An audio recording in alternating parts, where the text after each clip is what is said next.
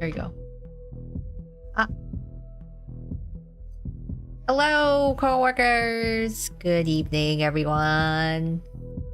How are we all doing today?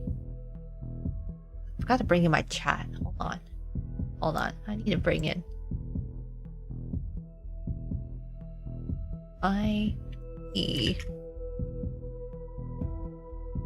Okay. Alright, chat box. Fine, be that way. Jeez. Okay. I have so many chat boxes here. Let's see if which one actually works. So, gotta give me... Nope, not that one. Okay, you know what? That one's close enough. Hi, Savon. How you doing, girl? Hello, everyone.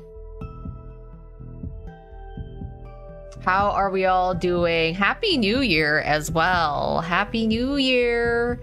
How did everyone spend their New Year's? Are you the type starting the New Year strong? Yes, you know. Ate too many desserts and food. Napped a little too much. And all my settings are going all over the place. Oh, good. Here, we'll put you in the top right corner, since the other one doesn't want to work for me. But it's all good. Hopefully the connection holds. Nothing like a little bit of scuff, you know? Nothing like a little bit of scuff.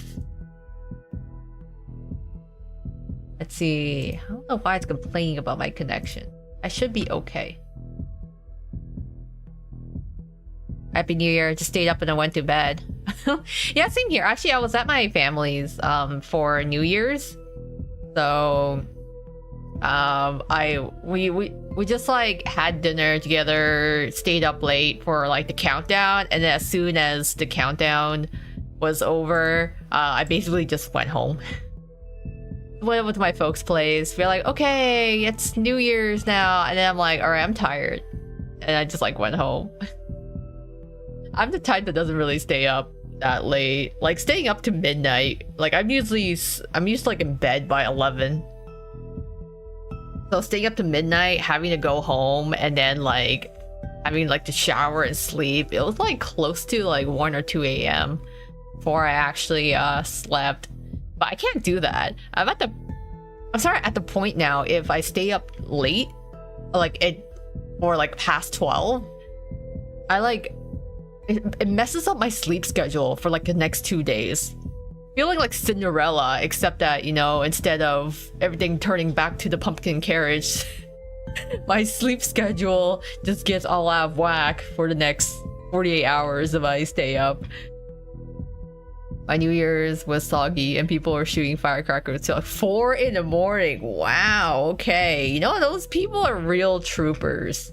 I cannot imagine staying up to 4 a.m. at this point. Maybe when I was like younger, like back in high school, I could do that. I used to be able to stay up till like 2 a.m. or 3 a.m. just gaming. But now if I stay up past 12, I can't.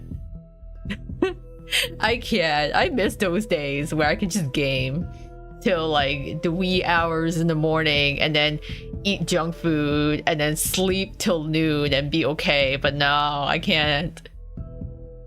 Now my body just like betrays me if I try. I was in rough shape after that. Yeah, it's like it'd be like if there's anything I miss about being a teenager, it would be that. Being able to stay up as late as I wanted to and just like eating like crap and being okay even after eating like crap.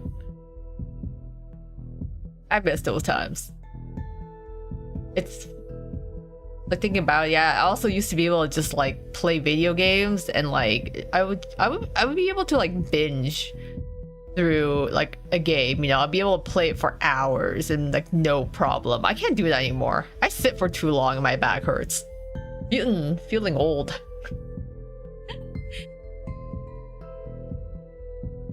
Plus my area was hit with rainstorms, so my holidays are soggy. Oh no. I'm sorry to hear. That sucks. Having rainstorms. I guess that would put a literal damper on your, like, holidays, and also in terms of fireworks as well. Fireworks going off. It was just cold. It was just cold during New Year's where I am. So I just didn't really go out. I just it's we have snow, but it's also like really cold here, so I don't really want to go outside necessarily. So I just stayed nice and toasty inside. Watched it on the TV, you know. Watched them wherever film all the festivities through the comforts of the living room and the screen. Yeah, me too. It's been raining for weeks here. Oh man.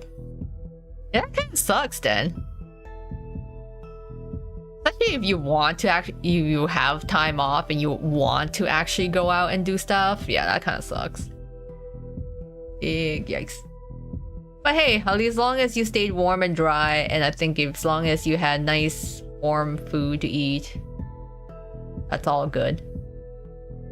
I think that's what, for me, at the end of the day, that's what matters. Eating tasty things. Okay, I'm just gonna quickly check. Why is my thingy? The backup one URL one.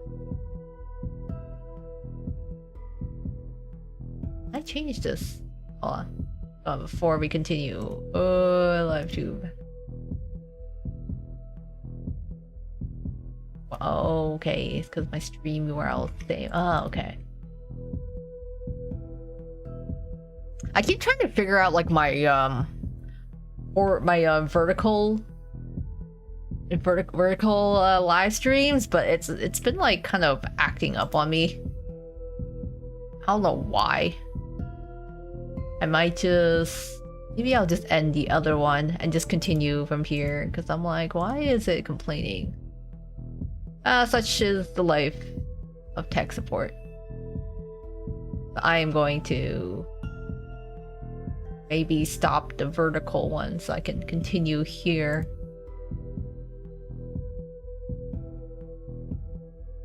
Okay, I'm gonna end that. And then I'm gonna go back here, and I hope the connection will improve, because I want the best for you guys. Hopefully it's all good. We'll see. So we're starting a Euro horror game. I guess it is kind of a horror game. It's also apparently like a dating sim as well. It's a combination of both, where we're gonna encounter some monstrous folks, and we'll see. Hopefully we get good endings. We'll flirt around with some monster men. We're gonna go right in there and see. Or I'm not surprised. Surprised at what? Playing horror games or dating monster men? Very pronouns. I'm gonna go with she, her, or pronouns. Oh, we could choose our body type. I would choose type 2. We'll go with type 2. You have a body type 2. Yes. We will go with that.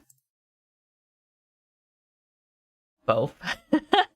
Nope. No, you got me there. It's not much of a surprise. I do like my dating sims, and I do like my monster men, so...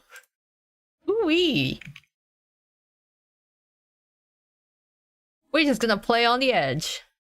Our name is Koa. Okay. You know, sometimes I really wonder, how did I end up here? Not that I dream of a career as a neurosurgeon or an astronaut, but for crying out loud, working at a gas station. On the other hand, money is money. I sent out resumes to every conceivable and inconceivable place, applying for every position where I could somehow use my degree in art. That sounds rough. That sounds too relatable. 0 responses. This is starting to hit a little too close to home. I had to swallow my pride and find at least something. Oh great, human organism, wanted for work at gas station. I'm getting flashbacks now to the villains cafe, where we literally also like took some minimum wage job serving villainous clients, but this time it looks like we're actually serving monsters. Organism's duties include selling food for mouth. It's better than selling food for any other orifice, I guess. Silence and obedience, household task. Obeying those who are more ancient. Okay, like respecting your elders. Friendly team offers. New and old faces of friends. Long and different life. Consumption of nourishment. Juicy juices. I know. I don't know what that means, but okay. Trips to human places. Okay. Very promising. I too like trips to human places. I found a note stuck to the glass of a bus stop. Yes, that's where we find the most promising job prospects. Oh, hi, medic! Hearing words, resume, and arts degree. Maybe I won't last. Oh no! Right off the bat, they're hitting us too way too close to home. An out-of-date monster make this job ad. Maybe he or she is just a little out of touch. I still don't know what juicy juices comprises of though.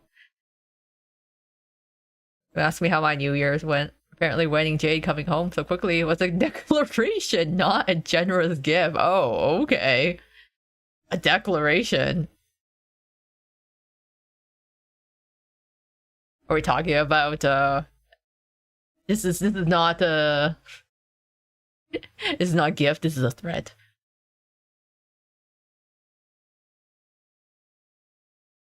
Food for mouth.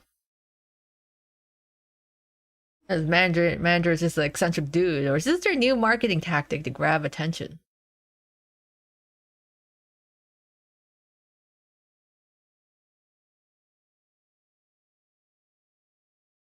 However, people told me that I have my quirks too. And that's even if they haven't seen my fursuit. Wait, we have a fursuit? What?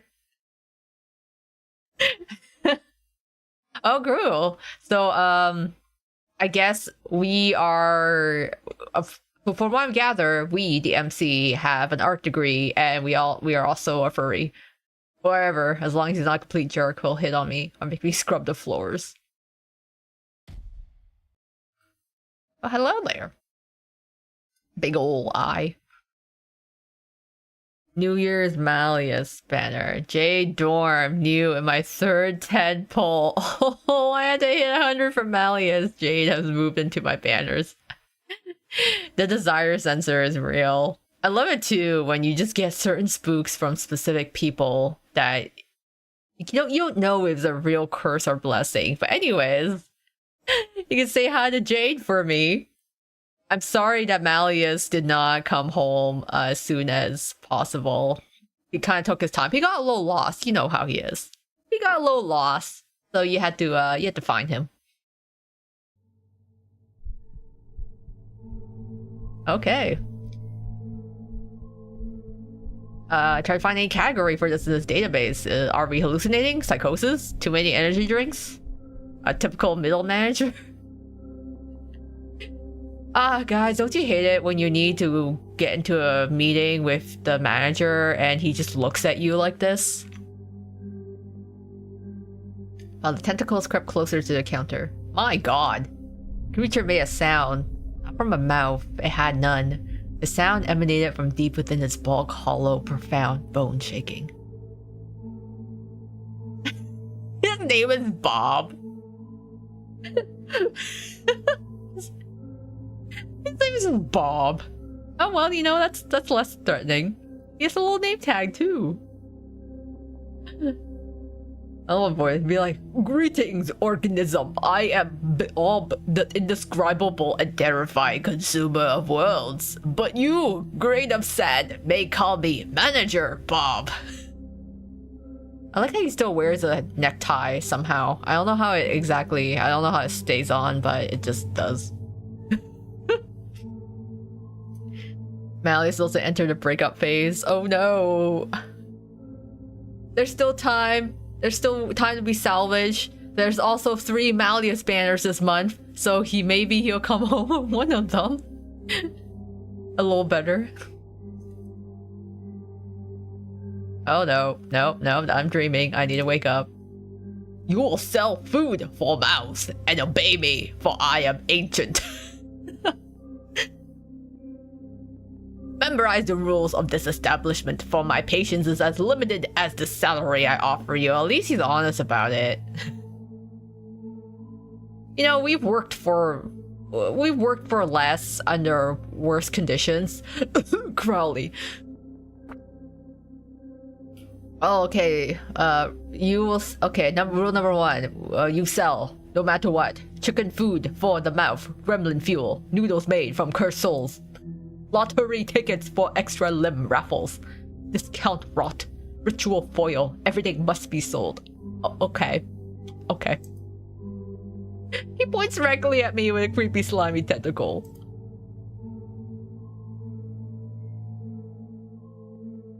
I think I'm good at Malia's pulls now. Hitting the hard pity is kind of rough that way. Okay, have a good night though. Have a good night, medic. Nice of you to still drop in. I hope you sleep well. Unless you're just sleeping on the gacha. Discount rot. Yeah, discount rot, you know. I love it when my rot is discounted. Oh, hi, Dragonheart. Welcome. What am I playing? We're playing Don't Eat the Cashier. We're gonna try to survive minimum wage and flirt with some monsters, I guess. Every miserable unit of currency brings me closer to my triumphant exit from this pitiful hole. Yeah, that's called corporate hell. I work there. Oh my god, I pretty much work there. Come on. Oh, you got New Year Malleus and 50 pulls. Oh, sleeping on the Malleus banners. Okay. You know, it's good to take a break. Reevaluate your gems, and then, you know, before the month is up, you might go for it again if you really want it. Otherwise, yeah, we save up for the future banners. Yeah, congrats, Dragon. You got your Dragon VF. And New Year Malleus is really nice. I have to admit, New Year Malleus is probably like, if I had to rank the Malleus banners this month, I would say like New Year Malleus, then Overblot Malleus, and then Birthday Malleus in order of banners that I would pull on, because I think New Year Malleus looks like amazing. I put that top tier. Dragon has declared war. We are so sorry for the amount of work that you had to put in on that banner, medic. I hope I get him on Mia Malleus' birthday. Yeah, I hope you get him on the other banners too. You know, both Malleus and Jack hated me on the first 10 pulls for each banner. Wow, crazy, you guys! I actually haven't pulled on a banner yet. I should give it a shot. Maybe like later this week. The art for 2025 cards in general really nice. Looking forward to 2026. Yeah, I want to see what the new birthday cards look like this year. But I do like the sleepwear set that's coming out, so I definitely need to save for that. Yeah, New Year card. Okay. Hopefully starting like the new year with some good luck. I haven't really done that many gacha pulls yet. I might do it on Thursday, so. Thursday I plan to stream the event, like the New Year's event for Twist, because I just wait until there's like a week pass so that I can get enough story. And so we're gonna, maybe I'll try to do some New Year polls then.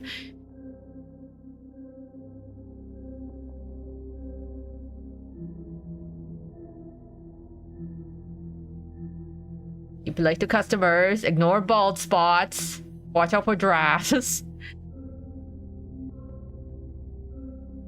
Customers are just walking containers for currency. Thank you, Bob. Payment in existential dread or hair of the dead is not accepted. Okay, noted. Your task is to make them part with their currency. We have to heal organisms if they're injured using special kits. If they die, they can't give us money.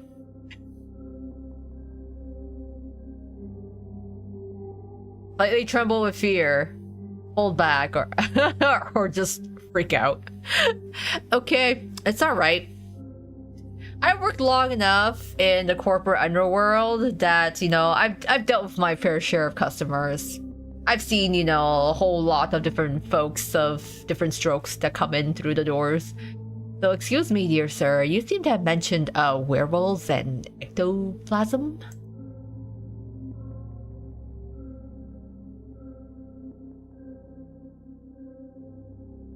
I'm gonna go with Sam for a doll. I'm sure he's got one. I'm sure he's got them in stock. Oh, hi, Lily. Welcome. I hope your new year is going well. It's like everyone else is here and talk of all the banners.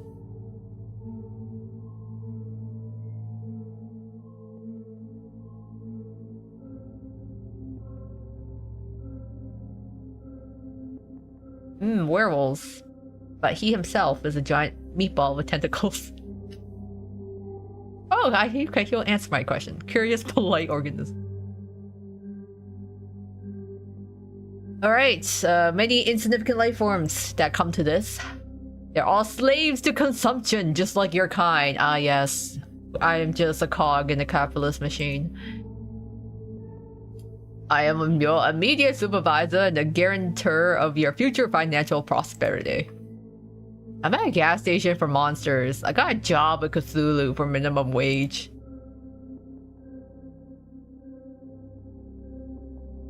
Okay, well, that really is all I need to know. I fear any more knowledge will surely drive me insane. Could be worse. We could be dealing with overblots. You know, a couple of monster customers. I'm sure it's fine.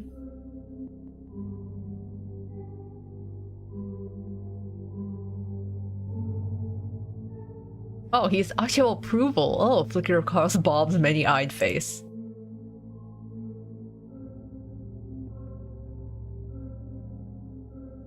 Ah, yes. We've become a direct path to we shall achieve the status of Human Employee of the Month. What does the Human Employee of the Month get? A cash bonus of 25 cents. Yay!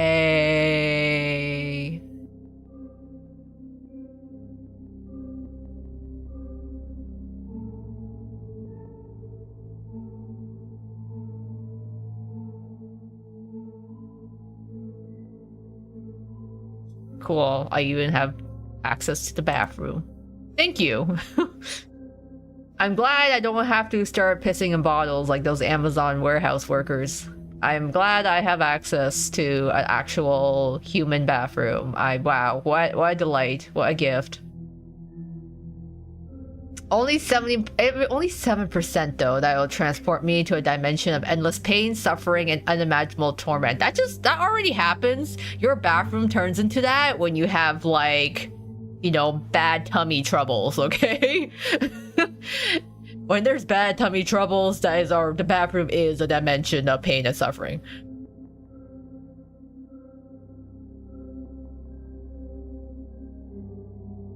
Really generous. Ah, so yeah, Sashi. So generous. Oh, a jar.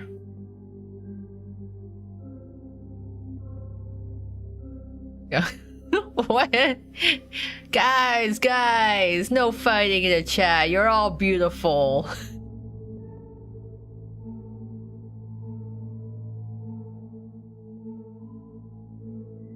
At the bottom of the jar is visible. You will clean the sanitary rooms with object in the dimensions of absolute horrors. Oh, 2,510 years.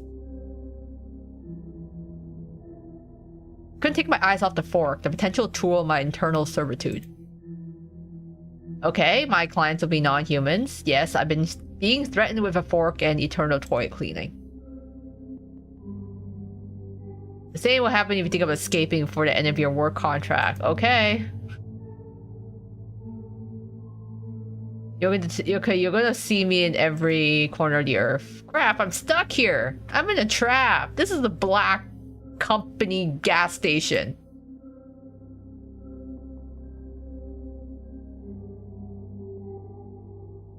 2,500. Why? Okay, yes, sir. Sure, buddy.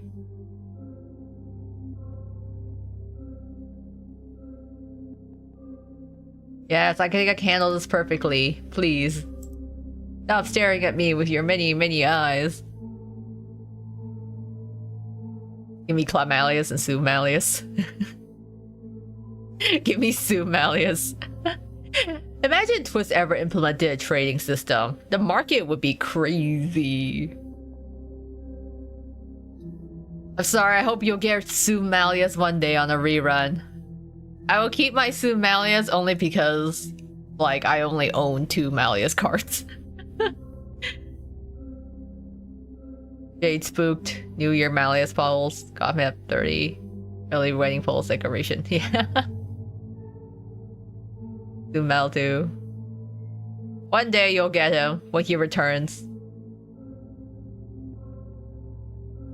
If you expect a monetary reward instead of an emotional one, you need to immediately reconsider your moral compass. Greed is a highly condemned trait for a human organism. Remain a polite as organism as you are. Well, he didn't turn as a human would. His tentacles simply shifted his entire mask in another direction with soft gurgling sounds. Okay, bye, Bob.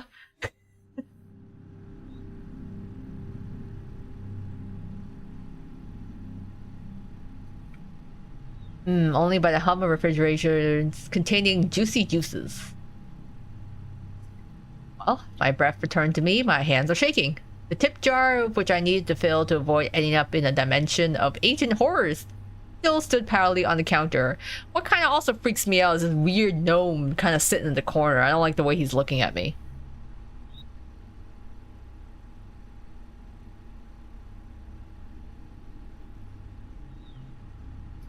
Water gun. He's just going psh, psh, psh.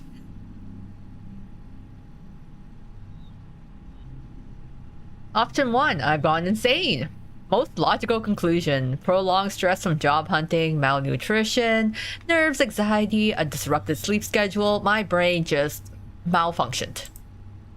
Yes, that's it. I'm going to wake up on my couch in my dingy rented apartment. I pinched myself again, and nothing. I scanned my room once more. It smelled of gasoline and old coffee. It was still absurdly real. And that meant everything he said was true. Werewolves, vampires, tips, the fork.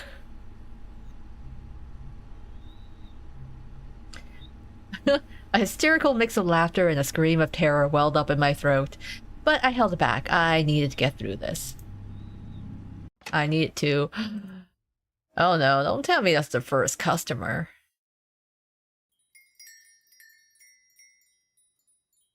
Bells? What the hell? Oh, hello there. Shit. Where the hell does this clown come from? It took great effort not to look away from those red eyes burning in the pitch black darkness. Is he amused? Is he wondering if I'm tasty? Bob didn't exactly give any guarantees that I wouldn't get devoured at work. My brain, still recovering from the encounter with Bob, was frantically trying to figure out how to break this ringing silence. I'm gonna save right here. You can't appear with the sound of a creepy piano, sir, or isn't it strange that I work at a gas station for a couple bucks, yet you are the one who wears the jester's hat? I am in a circus. I am the clown. I dance a little jig so that my customers can spare me some coin. Please don't eat me. I'm just a miserable, tasteless cashier. Maybe we should take this as calm as possible. Perhaps. Let's handle this calmly. Yeah. We put on our best customer service. Good evening, sir. What would you like to purchase? Purchase. Oh, okay, he has a face. Oh, hello there. I would like to purchase your attention. Okay, well, you have my attention.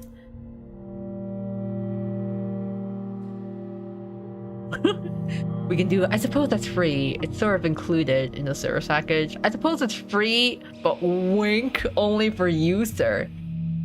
You're lucky, esteemed sir. My attention is on sale today. Or I'm not sure it's on the sales list. However, there's plenty of other things. What would you like to purchase? He's cute. What's the catch? The catch is that he's hiding something. He must be hiding something. What could he be hiding? Well, this is free. Wink, or we could be sarcastic, I guess. Wait, is this a dating game? Yes, I believe it is a dating game, but it does have good endings and bad endings. So I assume we just die in the bad endings.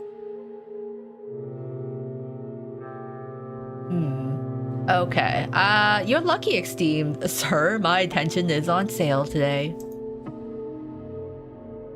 Apparently he liked that. Okay. Ah, a bargain. It's wise to put your best merchandise on discount. Anyway, I adore good bargains, especially when they're absolutely unfair.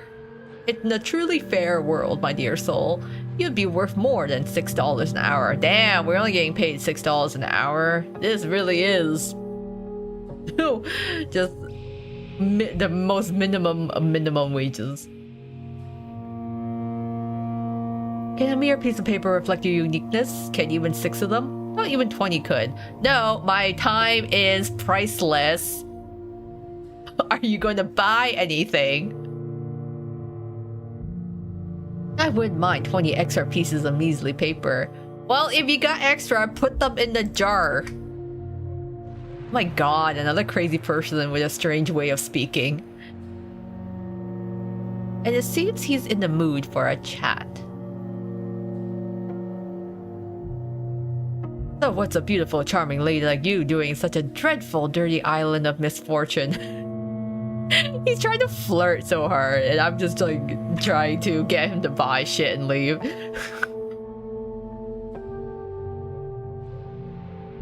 Of whether what is a place like this doing with such a charming lady as you? Oh wait, where are my manners? I suppose I must introduce myself. I have many names. The nicest I've heard is the Mad King.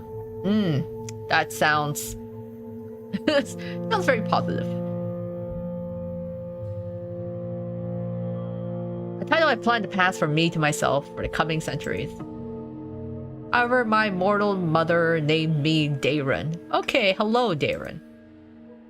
Now, may I have your hand? I don't trust. Offer him your hand. I don't know. I don't trust him. I don't trust.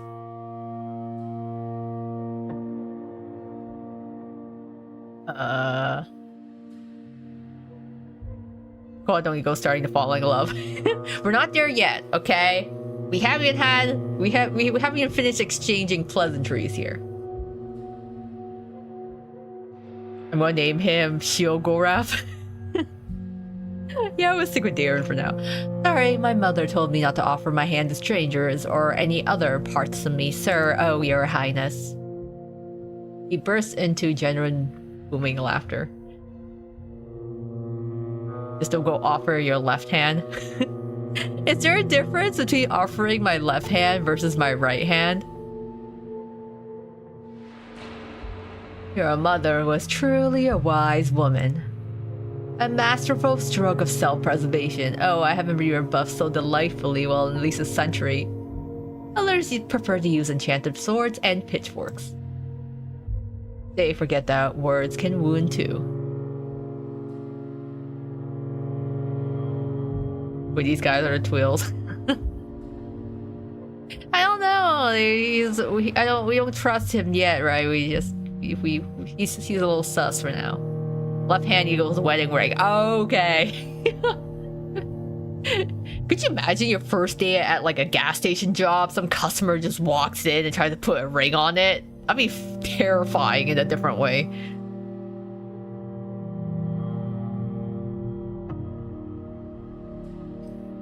Perhaps I can still melt your heart. I have an eternity for that, literally. I don't know why he's coming on to us so strongly.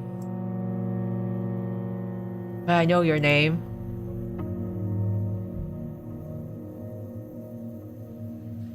My name is Koa, but my friends call me Big D. Or they would if I had any.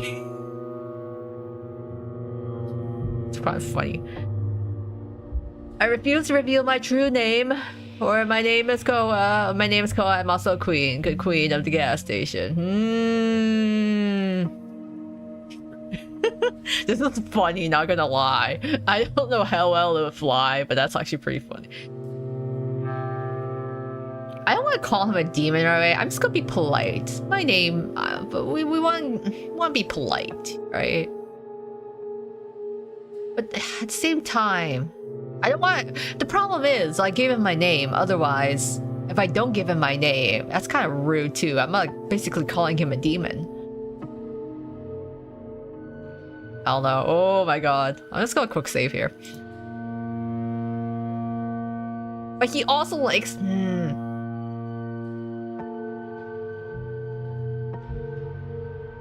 Let's pick a first one. I'm the queen of this gas station. I'm the queen of this gas station.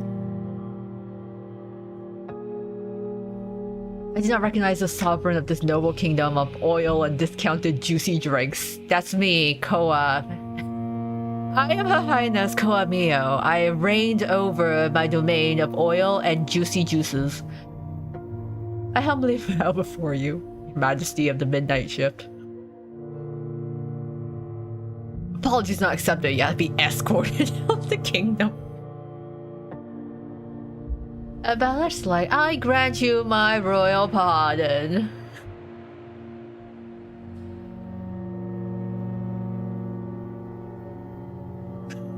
Somehow, okay, somehow we're progressing well. I don't think he, yeah, I don't know. He may be a demon, maybe he's not.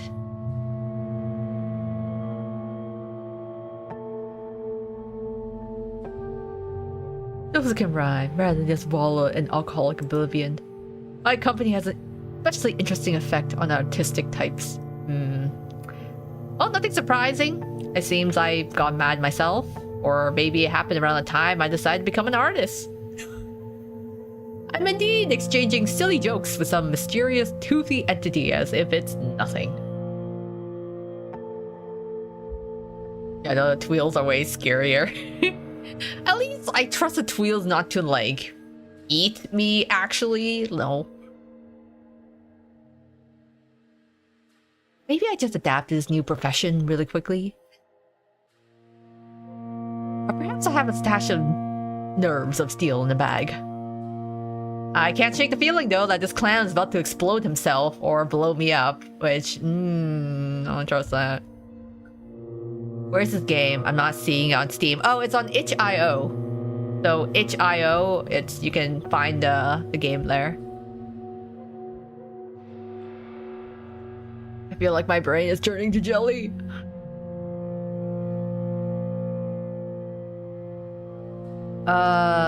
And I don't understand when we'll finally get to the point.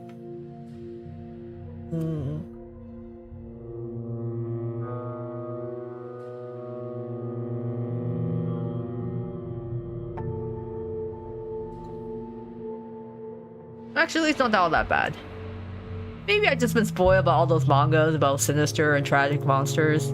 So the only tragic thing about this client so far is his tragic unwillingness to buy my discount rot. Let's finally get to the purpose of my visit. Oh, thank God.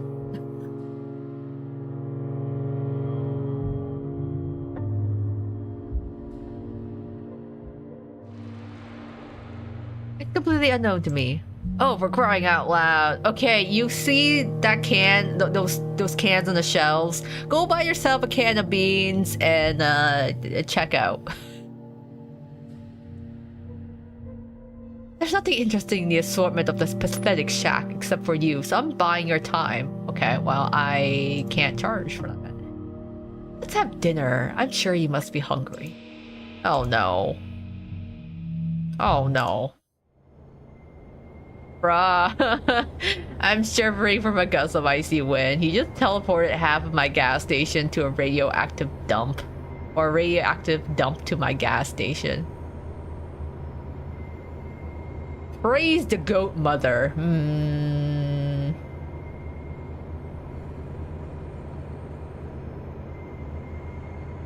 the jar is gone. My freaking jar. How am I gonna earn tips now?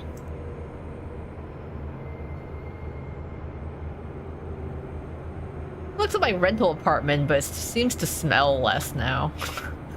What a wonderful place for dinner. Radioactive cockroaches on the menu. Local delicacy, pan-fried in its own radioactive juices to preserve the flavor. Yeah, I might have to skip out on the radioactive cockroaches. I don't want to start turning into like a ghoul, thank you. The radiation's gonna do me in. I don't want to become some walking zombie.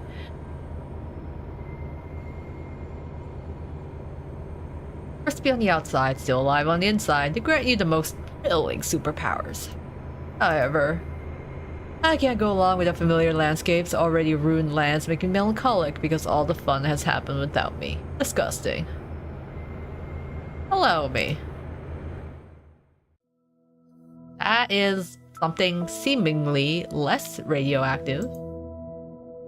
Amazingly, I haven't thrown up yet. It feels like I've been flushed twice through an interdimensional toilet. I clear my throat. Fucked up boys are fine. Just don't make deals with them. I'm a pro at hushing salesmen. Yeah, just don't listen to the sales pitches.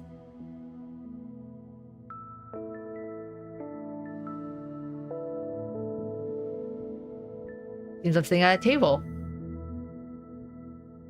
Well, it could be worse, you know.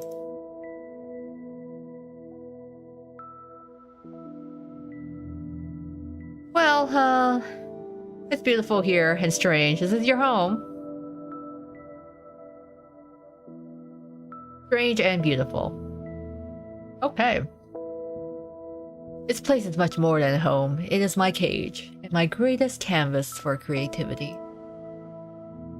Every ugly tree, every mad toe, every eye-bearing mushroom. It's all a piece of me, a marvelous place, except when the rocks grow legs and start running. Including those that people make their homes out of. And now you're part of this place too. Isn't that wonderful? I hope I don't have to stay here forever. I'm still getting used to the landscape. The fireflies here are quite charming. But it'd be better without that frog with a human face. Look at it. It's just a little angry thing. Urgh.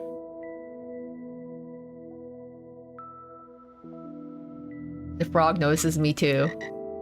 It lets out a sad croak and then looks at me with an expression of deep existential despair. Me too, little froggo. Me too. Who is that? That's Lore, one of the brave souls who dare to challenge my authority. My dear friend who once walked the path of adventure. However, he didn't see the possibility of being turned into a frog on a whim. He even tried to wield a sword with his tiny froggy legs. Fought to the end. A true warrior. Now, however, his foes are mosquitoes and bigger frogs. Tell me, dear, does he bother you? His little existential froggy crisis, I mean, is it ruining the ambiance? I don't know. Are we trying to set the mood here? There's a lot of things to say about this.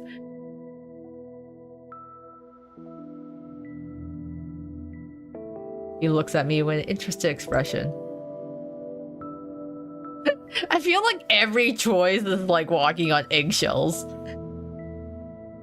I don't want to make a decision yet. What will exactly Lori do? Yes, please decorate him. Jeez.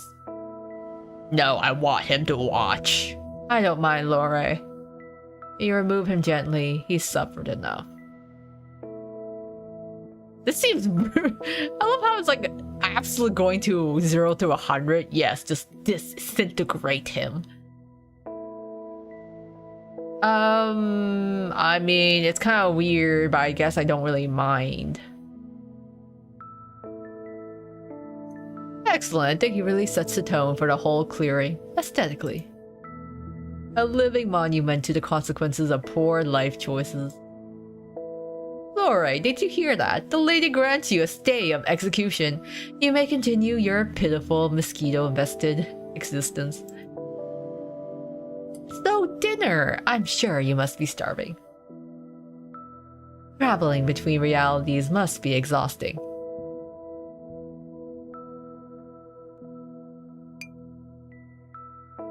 This looks strange. It smells delicious. Meat with honey. And next to a meat, a purple soup, probably made from a less fortunate cashier.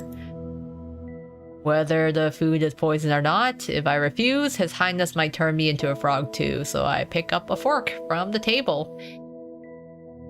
And this is the most delicious thing I've ever tasted. Wow, it's 100 times better than those cheap instant noodles I usually buy in supermarkets. But even the fact that I'm currently in some other universe surprisingly doesn't seem to harm my appetite. Seems you enjoy cuisine. My chefs have always managed to cook well on those occasions when I noticed it. I assure you, you won't regret this dinner, at least not for the first half hour after the meal. Oh god, am I going to have a trip to the bathroom for some pain and suffering time? This is the best purple goo in my miserable life as a miserable cashier. Why are you doing all this? The dinner, the teleports, all that? Thank you for the food on my plate. Not staring back at me.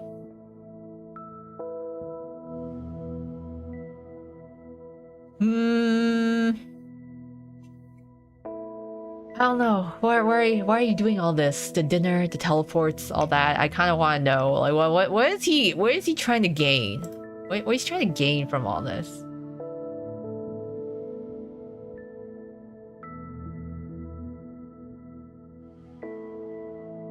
Why? What a delightfully pointless question, even by my standards. I do it because I can. I do it because the alternative is crushing gray, predictable boredom. Boredom. Okay. So kind of like the same thing with Floyd. Right? It's like, everything's boring.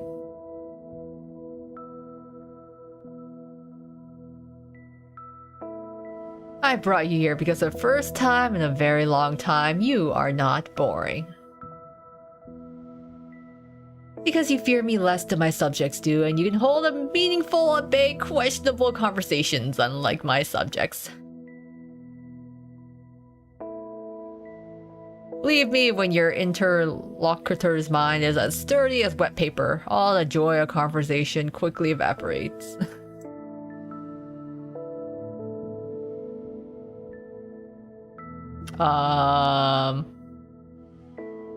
Maybe because you keep turning them into animals? That's exactly what I mean here. What an amazingly insightful observation. You are a thorn in my sinful side. I hope that's in a good way. However, it's only a punishment for the most audacious ones. Okay. Life is as good as the first side, conversely terrifying. I poked at the food with my fork and watched the particular scenery from the corner of my eye. A silence hangs between us that might even be called cozy, were I under heavy narcotics.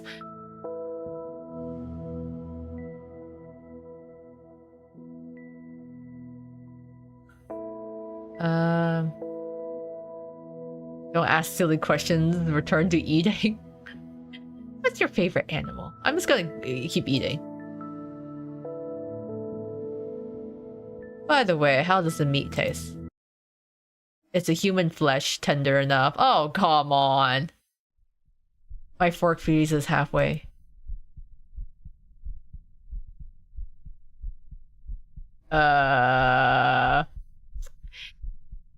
We just like, bleh. What the hell is there human flesh on my plate? Yeah, not as tasty as the one I had the day before yesterday. You are looking him in the eye. You're the law here. Um. I mean, yes, thank you. Quite tender. Well, most ladies will faint or have a fit. You mind your manners. Charming.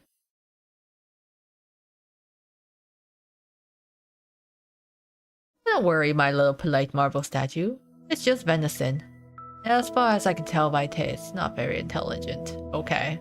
Okay, way to start messing with us. Jeez.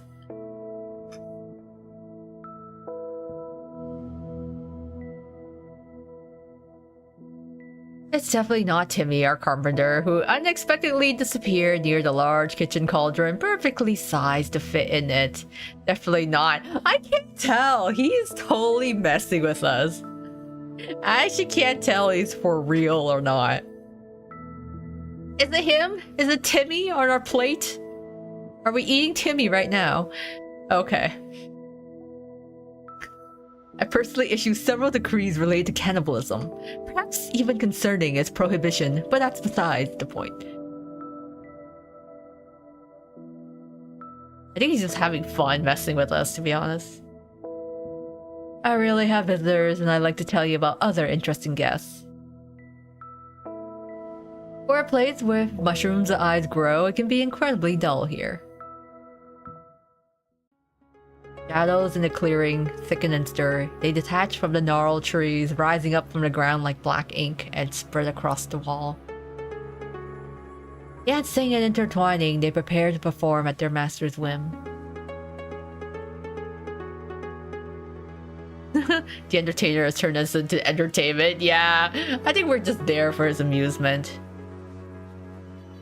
Maybe I'm a freak, but I'm loving how creepy he is. He's got that vibe of like, you can't quite trust him. He's been charming to an extent so far towards us. So you kind of let your guard down, but at the same time, we shouldn't let our guard down. So it's more like, I feel like I want to find out what his deal is, you know? What is he after? What is he trying to uncover?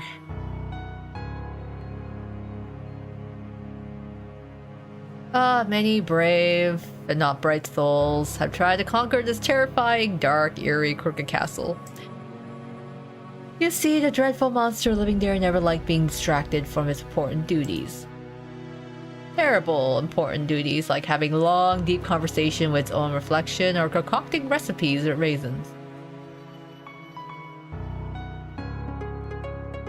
So far, the scariest thing in the story is the presence of raisins. I mean, I don't like raisins. Tiny shriveled bits of deception. They pretend to be sweet, but they're just made to ruin. They ruin lovely cookies, ruin family photos. They have no place in civilized society. Oh, how I understand them. Okay, you know what? We finally have a point we agree on. I don't like raisins. He doesn't like raisins. Wow, an actual common point. Yeah, I'm like, you know, respects to your taste, but if you oatmeal cookies with raisin is like bottom tier cookie for me. I'm sorry. If I had a choice of any other cookie, literally raisin oatmeal would be like the last type of cookie I'd go for. The monster was a tyrant, a menace. He sowed chaos and disorder, mostly on purpose. He made some people believe they were pigeons and others that they were grains. He wouldn't allow his best servants to have windows, fearing that the moon and both suns would get envious and want to take them away. And he demanded they seal the gaps in the door as well.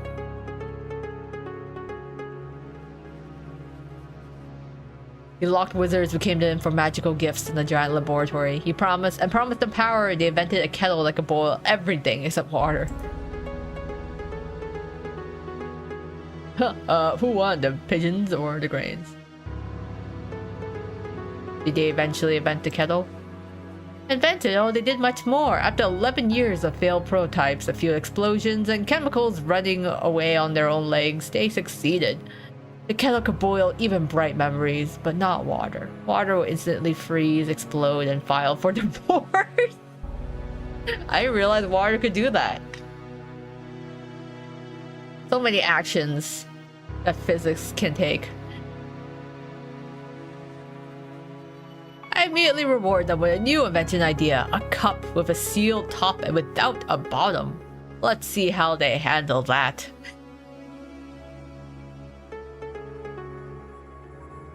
But I digress. But behold, a ray of light in the Dark Kingdom. The first hero, Sir Lorre the Righteous in all his clanging self-important glory. He took a need to rest briefly because the weight of his righteousness was too bad for the health of his poor back. He fought his way through Monster's loyal subjects.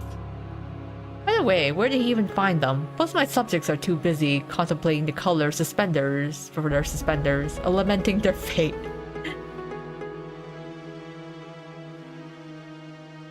Anyway, it doesn't matter. They were probably the most restless of them. Every story needs minions. So our hero descended into the Grotto of Despair. The Grotto of Tentacles. The Grotto of my parents' disappointment in me. The Grotto of Kidney Stones. The Grotto of Despair sounds about right. Yo, this is kind of funny. Why did I post this? Oh, they can see you now, your royal audience. Actually, they wouldn't be proud. They got to know me better. But in that case, it's good too. wait, I want a little quick load. I want to see, okay, the Grotto of Despair sounds about right.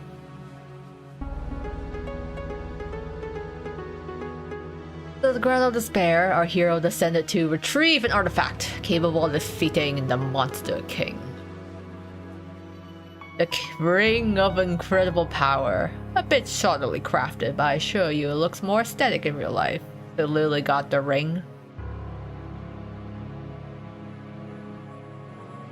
However, the brave knight didn't know the incredible power of the ring laid in his 440-pound weight. That was its only magical property. Yeah, it's got a smiley face. Look at that. A little two eyes, a little smile. The only incredible about this ring was its incredible stupidity and uselessness. Oh no, he has spent weeks of his life on divine heavenly paperweight and the sudden crushing thought that he should have become a baker instead of a hero just to get some sleep. Well, I broke his poor noble mind.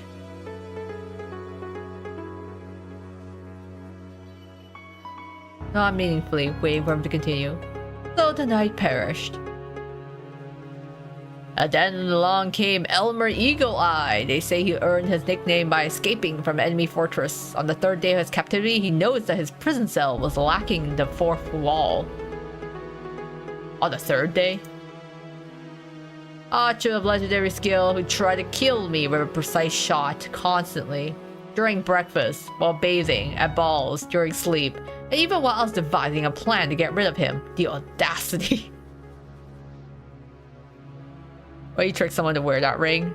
Make your getaway while they're way down? I guess if you can lift 440 pounds to begin with. I hate just killing them. Turning them into madmen is much more fun. And I bestowed a little curse upon the elf as well. I made it so that every time he drew his bowstring, he'd hear the most annoying melody to his ears. Elmer was a terrible racist. He hated dwarves, so naturally the melody became the national anthem of the dwarves, played in a loop by a bagpipe orchestra. The pure rage it provoked derailed his aim every time. He just like rage baited him.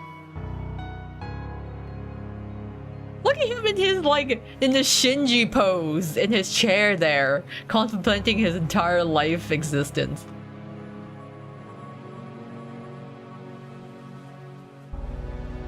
He stormed the castle, dropped his bow, and begged for a job in my court in exchange for changing the song to anything else.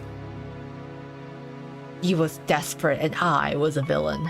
Everything aligned incredibly well. Now he is my royal huntsman. The dwarf march is replaced with a lively elven sea shanty. And let no one dare accuse me of being callous and heartless. Literally just rage baited him until, like, he just could not deal with it anymore. It's like, please, please, I'm tired of hearing this song on loop. Just change it. Now he has a salary, good food, clothing, entertainment, and a full guarantee of non-dismemberment. Oh, what perks.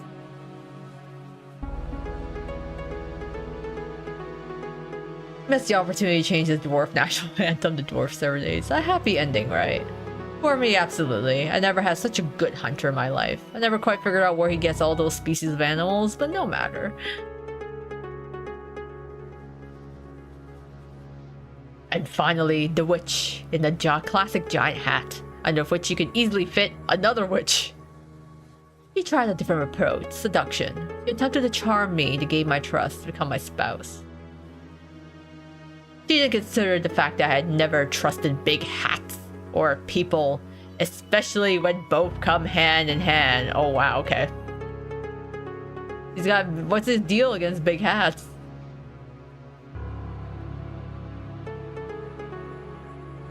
And those who wear suspenders and a chastity belt at the same the belt at the same time. A person who doesn't even trust their own pants certainly doesn't earn the trust of His Highness. Then again, I don't trust His Highness either. I don't trust myself, especially the left side of my brain, especially on Thursdays. But back to hats. Okay, are we following the story? Okay, so he's a jester, but he's not the Mad King, or he is the Mad King and also the jester?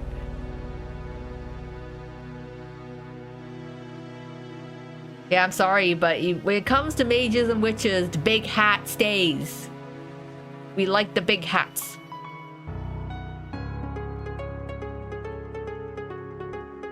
I hate big hats too, but I adore big hats.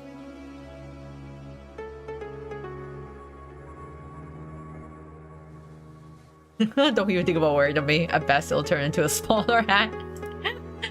Oh, I see. Oh, I hate big hats too. Those hats are so pretentious, so self-assured. They block the view, get stuck in doorways, always hint that the wearer is compensating for something. That's like me when I see big cars or trucks on the road. It's like, okay, we get it. You got a big car, you got a big truck. Where I'm sorry, you know, what are you trying to compensate for? Clearly, when you have a unnecessarily large vehicle for non-practical reasons.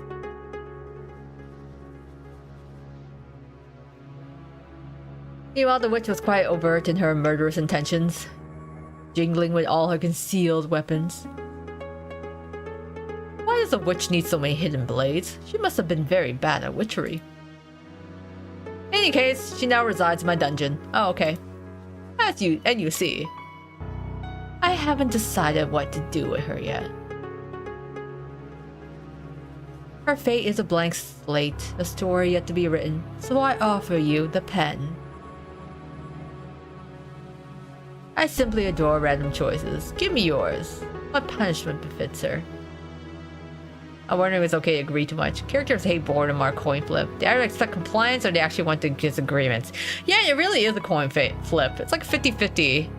It's like, see, so far he seems to like answering like the politeness and compliance, but can I even save her? Doesn't matter what I choose. Everything here follows his whims anyway. But as long as I play the circus monkey, I have a chance to get out here alive. Okay. So we comply in order to survive, or do we want to try to answer otherwise? Maybe I should just entertain him. Damn, what should I do?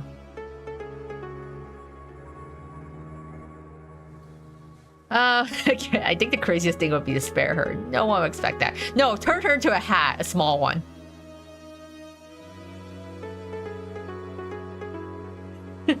Just turn her into a small hat.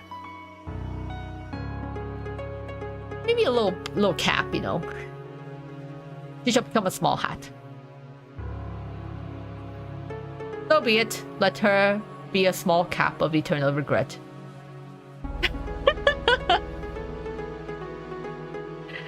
She tried to get into my head, and now she can barely cover it.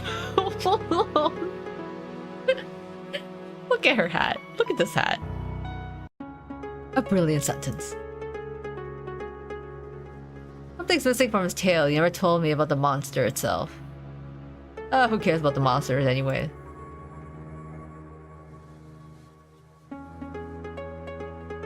I do. If the monsters are the muck, then I'm the pig, you see.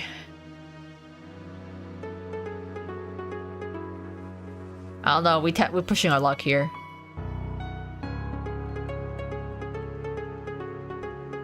Allow me to toss my mind up and see how it lands. You see, the monster was originally much more modest and less majestic, but we all had to start somewhere, right? Then my head suddenly became a bit crowded. First whispers and arguments, then full-fledged discussions that had to be participated in, and involved inanimate objects. Guests in the jar doors, closets, even in cookie jars. Every container a potential foe, and I was surrounded by containers. To be fair, sometimes they told funny stories. But why was I afflicted with this curse? Pondering it drives me mad, even more so. Seems the question is meant for me.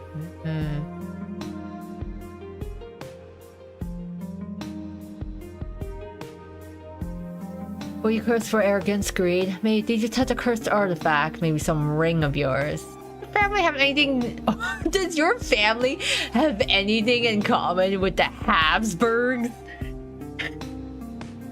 Wow. Okay. That's quite the historical reference to House of Habsburgs.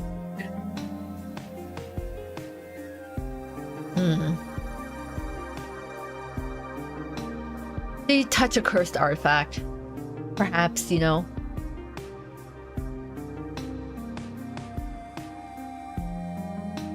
It's I who drive rings mad, not the other way around. Okay. Any poor instant artifact I happen to touch might start screaming uncontrollably or trying to ask those around it the meaning of their lives. No, I'm afraid it's a bit more banal. It's all about rotten blood. Too pure, I beg your pardon. Wait, are you just like literally the result of generations of inbreeding? My great-grandfather issued a decree forbidding death from old age, and a distant aunt believed a colony of sentient mold was living in her walls, claiming her inheritance. But I always thought I'd be spared this fate. Okay, so, just madness runs in the family. I had to be temporarily isolated to avoid embarrassing guests at royal balls, with the young prince pointing at noble lords and saying, "Haha, the nose finally got out from under my bed." What a misfortune for the entire family, except for those in line for the throne before me. My death would have solved many problems for my family, and indeed many of my own problems too. I made a decision. We made it, to be precise. There was already a whole council of us by then. Okay, so the voice is in his head then.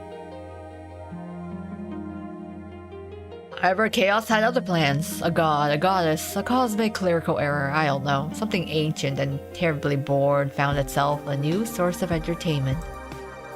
It offered me a throne, my own corner of reality to rule. No more restrictions or pants for my subjects, if I wished. My subjects at first they disagreed, but then they came to terms. Or their minds changed to fit the new realities. And here I am. A dramatic silence ensues. Perhaps I'm the first being to hear the story in the centuries of his existence. I must choose my next words carefully. That's rough, buddy. Will you give me a tip? Cool story, bro.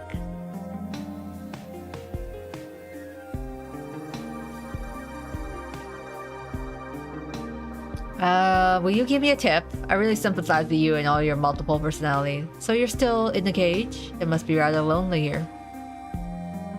How can you just lock a family member in a tower? It's unthinkable. Or thank you for the story. So HIO, it's a dating game. Oh yeah, okay, it's a dating sim. Good luck.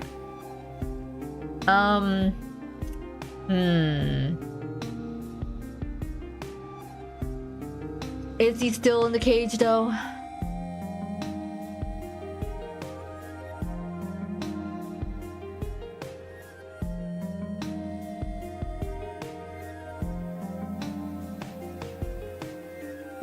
I don't know. I feel like none of these choices are really that good. Definitely not the first one, unless you might laugh at the audacity of it.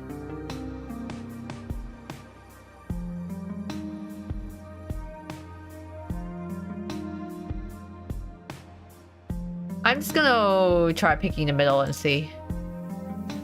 Oh no, no cages. More like a playground with a surprisingly silent infant. I don't blame them. I have the best shovel. It's no wonder I embarrassed them so much. Or maybe it's because I love to create explosions.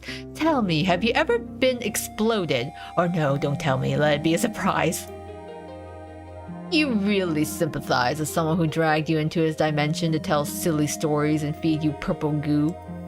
People never cease to amaze me.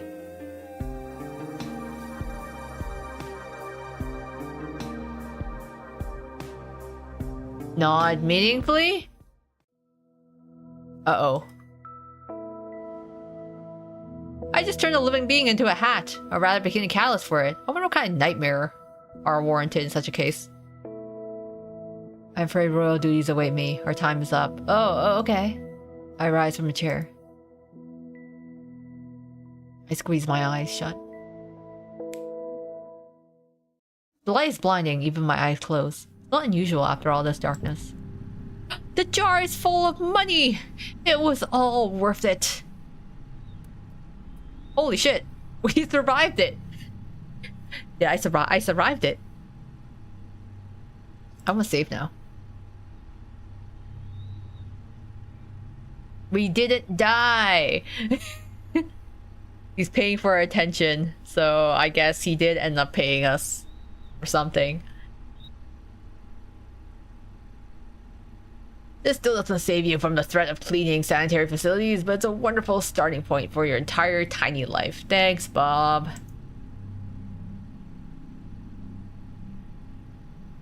Very first client sent me to another dimension and nearly turned me into a cash register. Not that he'll listen to my complaints. Interdimensional travel is an unconventional interaction with a client. But if it positively affects the profit per minute ratio, then it is within acceptable limits, of course. Especially if the client paid for the attempted transmutation. Okay, cool. Continue working. Alright, Bob. No biggie. I just got transported to another dimension. I could have died. I am proud of you and will be even prouder if you acquire even more currency.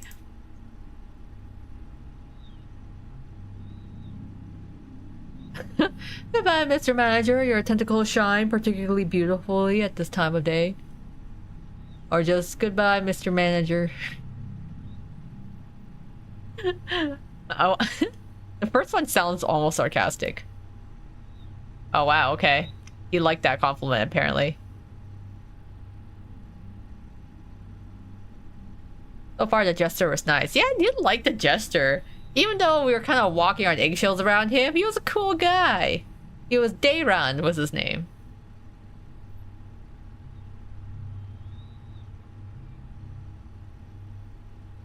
Oh boy. Okay, bye, Bob. He slaps across the floor to his office. As soon as Bob's rhythmic wet slaps fade away, a deep silence descends on the station. Careful complimenting a tentacle monster. So far, Bob seems harmless enough. As long as we keep making money for him, he seems like he'll be okay. Oh, one moment I'm in a surreal forest, dining on purple goop with a mad god, and the next morning I'm being praised by a multi-eyed tentacle monster. Maybe these are all just my deathbed hallucinations. If I'm hallucinating all these monsters on my deathbed, I'm like, just pull the plug already. Just end me. I'm going insane. Some parts of me enjoys these mad adventures. God, give me back my bills, my noodles, my arguments with strangers on the internet. You know what? I'm going insane. You know what? Hey. I enjoy part of these adventures. I'm an adrenaline junkie. Disgusting. Now I have to deal with that too. Serve up the next monster man. Terrifying sounds emanate from my boss's office. Unfair bills, unacceptably large numbers. Of course, what else could upset him if not that? He's kind of like Mr. Krabs in a way, if Mr. Krabs had tentacles and not claws. Oh, another visitor. This one decided to come in through the door for a change. He seems unwell. I hope he doesn't knock over my shelves of shampoo with jojoba oil and delicate lilies on his way. Oh, he's not just unwell. He looks like hell. Literally, all the skin on his left side is torn off from his jaw to his temple. I swallow nervously. What kind of meat grinder has this guy been through? He looks like someone that could rip me apart if he doesn't like what he hears. I need to be careful if I don't want to become the next victim. Dude, did you get run over by a truck on the way here? You look like a Terminator at the end of the second movie, buddy. The Terminator who just wrecked my entire floor. How's life, sir? Well, it's hard to imagine how the other fighter looks. When will the Lord take my sinful soul, break down in tears? You don't want to work here anymore?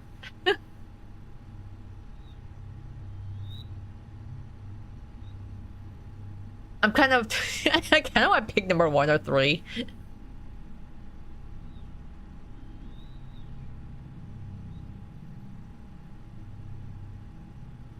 Like, buddy, yeah, sorry to imagine how the other fucker went. Give him a thumbs up and see. That thumb is going to end up in your ass. Okay, maybe that's not the proper choice to make. Well, it's hard to imagine how the other fire looks.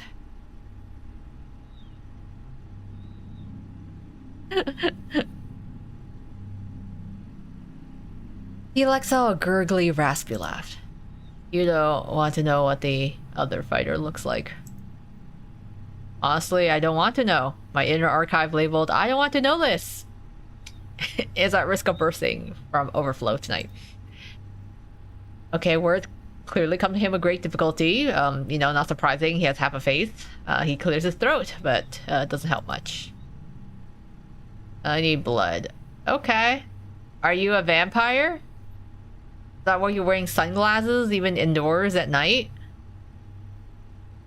He tried to smile. It'd be charming if he still had all the necessary muscles for that. Now it will haunt me in my nightmares, among other things. You know, like the whole dinner we had with the Mad Duke, and the fact that he's missing an eyeball.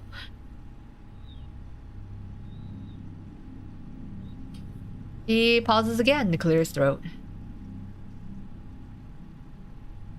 Don't kill me. I'm already having a bad streak in life.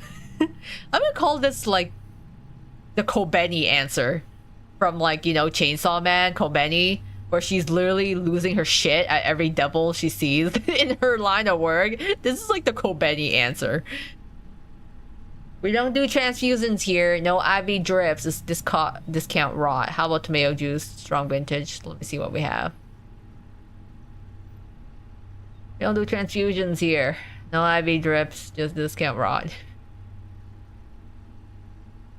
I mean, if you look at his left side, he's pretty handsome. If you don't mind him, you know, he's not quite all right. So you have to focus on his left. You don't stop annoying me. Okay, someone's cranky. Wow, are we actually gonna die here? Okay. Go and find the damn blood, go and find the damn blood. Or we go and find the damn blood, okay. A strange pressure builds in my head and the edges of my vision blur. An unyielding command blossoms in the center of my mind. I don't know why, but I feel an incredibly strong urge to find blood right now. My client is covered in blood but still hungry. Maybe he fought with something inedible, or is it his own? We find ourselves in the storeroom. Lots of mysterious cans. In a corner, something rustled and snored suspiciously. Where could the blood be? Right now, I'm at the very beginning of this crazy place. Bob! Where's the blood? Go to the food for mouse section. Go to the section supplies for self-propelling gearbox. Go to the section foaming body washes for leather bags. Go to the section items that inspire pensiveness. I'm gonna quick save and go to the food for mouth section. Lines are driving me insane. I hope my manager will eventually learn English properly. I'm surrounded by pure madness of anxious packaging, and even in front of the department entrances, there's some baby food for cyborgs piled up. In front of me are sections with food for mouth. Food afraid of heat. Energy blocks out. Infused nutritional flows. Here are the endless shelves of drinks, next to Coca-Cola are bottles labeled Liquid Regret and Primordial Broth. Now with nucleotides. Cans labeled Brapseed, Vodka, Stolneko. I'll love to meet the person who came up with these names. We check each shelf. Okay, essence of shits and giggles, nothing resembling blood. The closest thing is liquid hematogene in a giant wooden container. Smells worse than it looks. I go back. I hear knocking. Oh, he's not happy.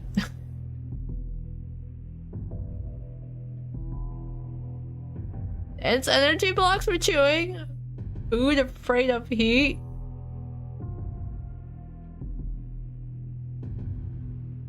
Oh god. I don't think so. Cans of peas. Nutritional bricks. I need to go back. Oh great, now he's fidgeting. He can't sit still anymore. I don't like where this anxiety could lead to him. I need to hurry. Oh god. Food afraid of heat. Glass doors covered in frost. We have gremlin cryo capsules. You can find flavors like minty, tritium, and liquid family. Oh my god. Matter of lesser life forms, spare parts of human organisms, product of animal fauna exploitation with fruit pieces. Okay, spare parts of human organisms. I don't know.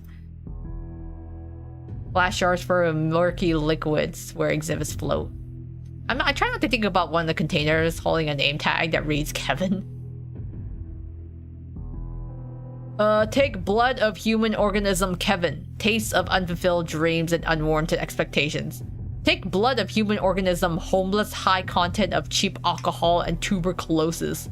Or take blood of human organism Michael. Taste of efficient resource and artifact accumulation. God, I don't know.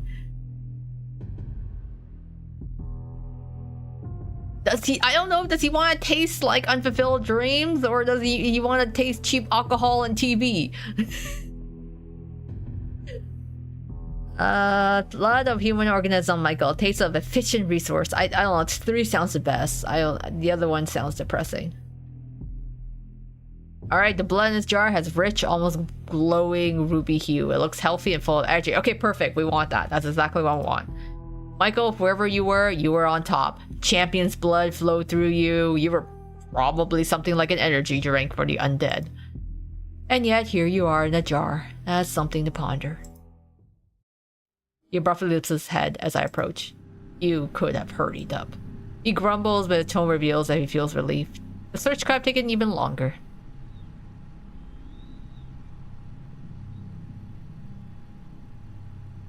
My client finishes the jar and then grimaces. Ugh, crying out loud. What the hell is this crap? He reads a note on the jar. Michael, well, you were a lucky guy, Michael. Too bad I can't kill him a second time. It's like happy family, a successful career, retirement account, and this jerk probably never even had cockroaches.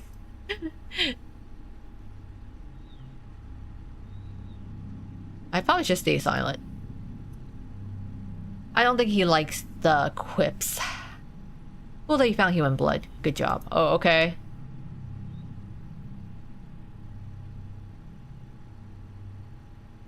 Glad to please you, sir. I'm glad you no longer want to eat me. Feel free to ask. Gave me a crooked smile from his newly restored roguelike face.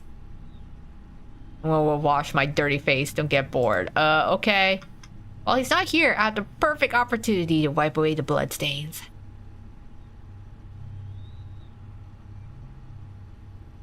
I'm just scrubbing a pool of blood on my first day of work. An interesting story for Reddit. A wonderful tale. I'm doing just fine. Nobody has eaten me. Okay. You know what? He's looking much fresher. You know what? He's pretty good. He looks pretty fine with the second half of his face. Although his expression still resembles that of the constipated owl. I can't believe I'm saying this, but I actually enjoy the company of Jester, the Mad King, so far. Better than this guy. He's been kind of snippy at me. Not really appreciated, you know. But maybe he was just hangry. I was thinking the same. I miss our Jester, yeah. I was like, you know what, maybe the Jester wasn't so bad after all. Take a little break. Besides, there's nobody with you right now. Oh, okay. And just so you know, if you try to contact the werewolves, I'll take your head and crush it like a walnut. Okay, very pleasant. You're David, a vampire, as yes, I've already guessed. What an incredibly interesting way to start an acquaintance. Especially that part about the walnut and like crushing my head. Yeah, that's totally how you start a conversation.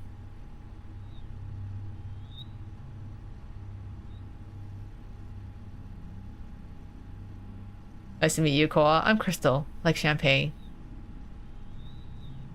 I think we just tell him our name, right?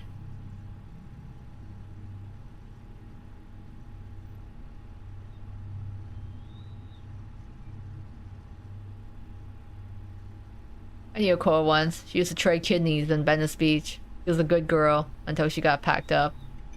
Okay, great. Trying to provoke me, deliberately sharing the dirty details of his life to see how uncomfortable I can get. Wow, this guy really likes to get under your skin, huh? Yeah, he's kind of a jackass. It's like, what a waste of a nice face, you know. Like, you have such fine features, yet you gotta go acting like a jerk.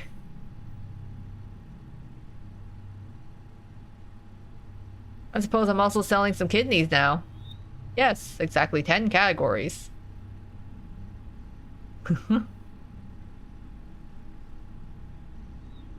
Catalog. Do you seriously have a catalog? He leans forward, genuinely intrigued, peering into the catalog. Gremlin kidneys? Is that a delicacy? Why does it say both delicacy and fuel and animal venom? I don't know. I really don't know anything. I'm scared. Because it's a universal product. Want some? Oh, okay, you do. Looks like I found my best customer for today. I now have a vampire here, and he's regenerating. Wonderful. And we also upsold him some kidneys. The main thing is not to accidentally blurt out something wrong. I need to be friendly, because he is quick to turn otherwise. Are you sure you're a vampire, not a chupacabra? Since when do vampires wear leather jackets? Don't you guys prefer capes and ruffles anymore? Thanks for not eating me, David. Say nothing. Silently wipe the camera. Immediately, the jester pulled some jerk moves on us too, like the cannibalism joke. Yeah, okay, he wasn't openly hostile. He just felt like you had to be on your toes, you know, around him. Well, this guy is like, okay, yeah, if we do say something wrong, he will just literally kill us.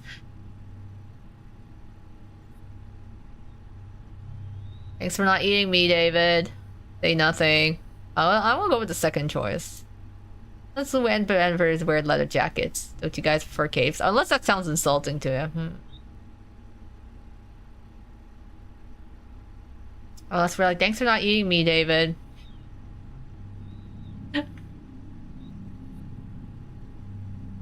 In reality, you're still a bit shaken from what just happened.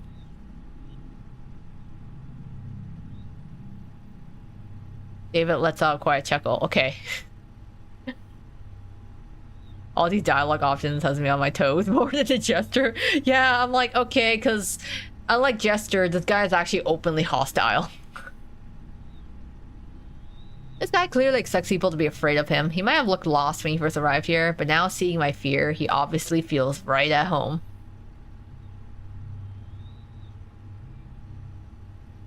Not over yet.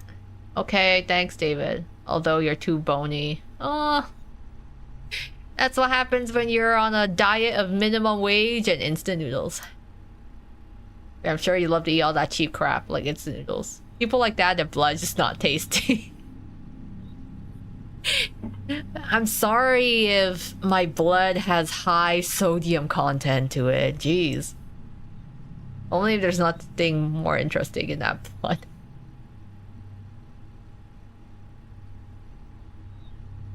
So you don't like the glutamate and cholesterol? They're the tastiest things in the world. So sir, let's get one thing straight. I'm not food and I'm not for sale. So does alcohol affect vampires too? And other things? What does that even mean? So he feels at ease because we're afraid of him? Yeah, it seems like he kind of... I think maybe he gets like a power trip from seeing us being scared, you know?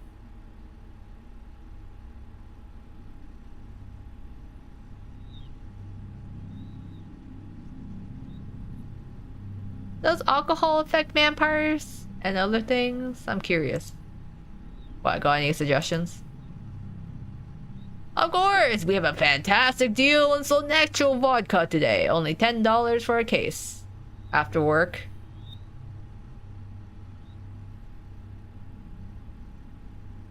Would you like the mouthwash? I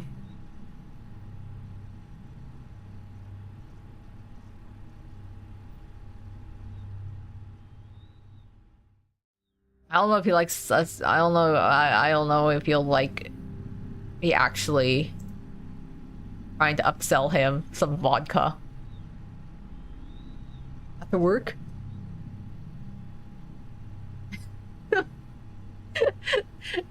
How often do you flirt people covered in blood? I mean, Jester wasn't really covered in blood, so I guess he doesn't really count.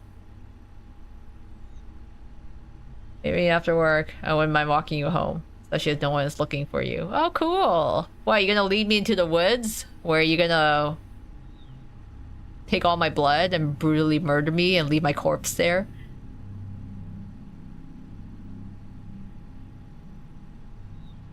Yes, to answer your question, alcohol affects us, but you need a middleman.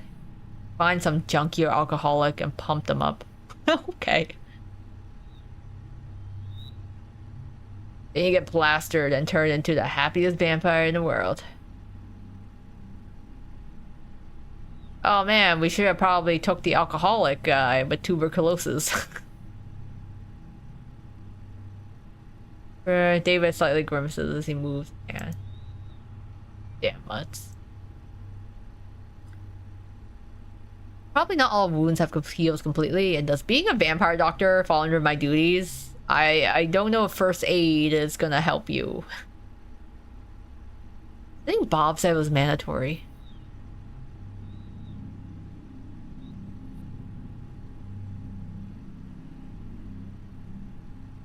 I don't want to help you, but my employment contract requires me to treat creatures that come here. Right at the point of the wound, let me help. He looks at me skeptically. The offer of help is probably so foreign and unexpected to him that it leaves him momentarily dumbfounded. Want to play nurse? Hey, Technically, is my job. Flicker confusion is placed by something more intense. There's a couple of scratches and a little piece of ass that will grow back on its own. I'm fine. If you don't let yourself be treated, my boss will lock us both in a dimension of horror while we clean toilets with a fork for 2,000 years. I see you're afraid of doctors, huh? Such a tough guy, yet scared of getting treated. Said conciliatorily. Wow, I have never seen this word before. Conciliatorily. This is the first. Conciliatory, which means intended or likely to placate or pacify. Wow, okay. Conciliatory. Learned a new word today.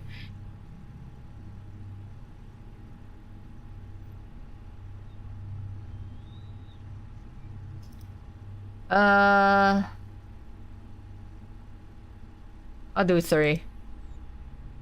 I gave him a chance to save face. Now we're treating him not because he's a wimp, but because he survived an epic battle. Direct blow to his ego. The guy immediately starts puffing up with pride. His eyes light up. I hope I didn't catch rabies. Okay.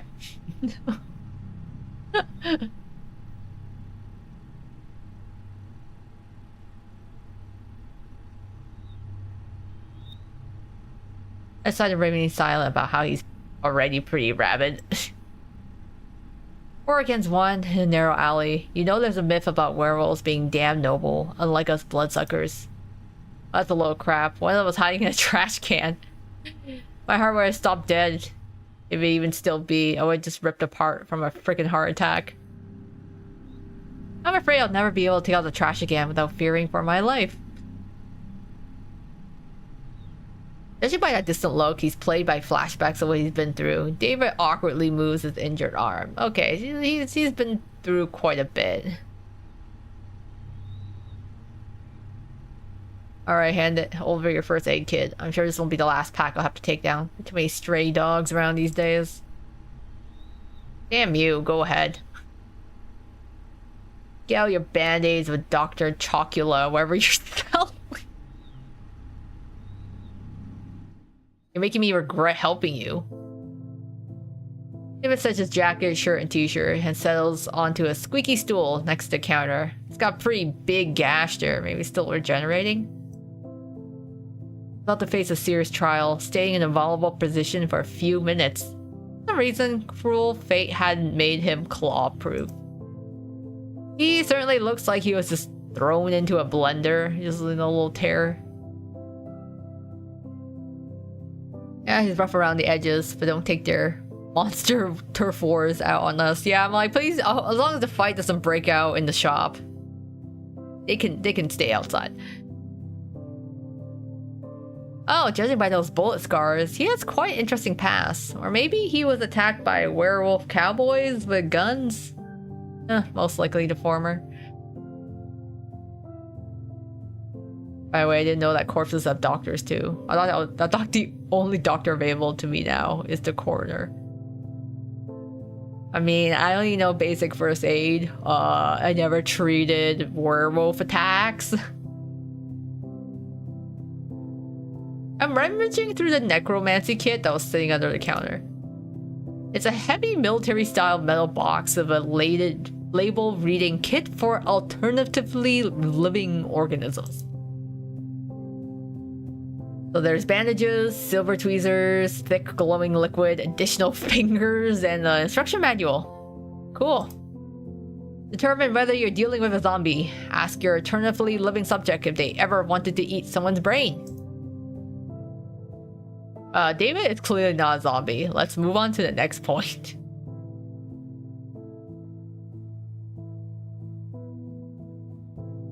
He glances skeptically at the pictures flashing at the instructions. I flipped it over. Don't hold on, David. We gotta find the right instructions here.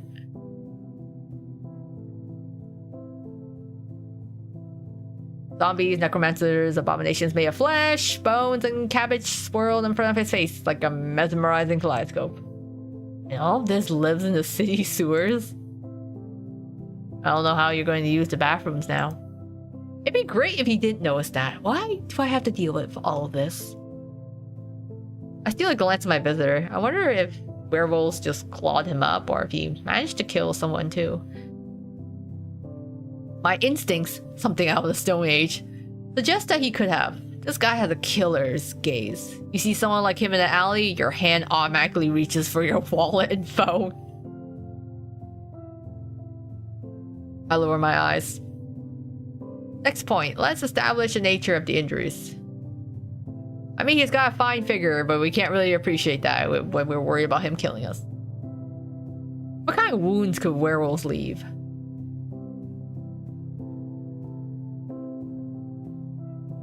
Seems the damage was psychological. Tell me about your tragic past. I don't think he will tell us.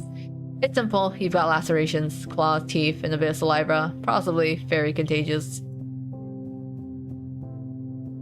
David listens with this with the pride of a true soldier. Every word feels like a medal for valor. Okay, so he's just big tough guy that just wants to be praised for how cool and tough he is.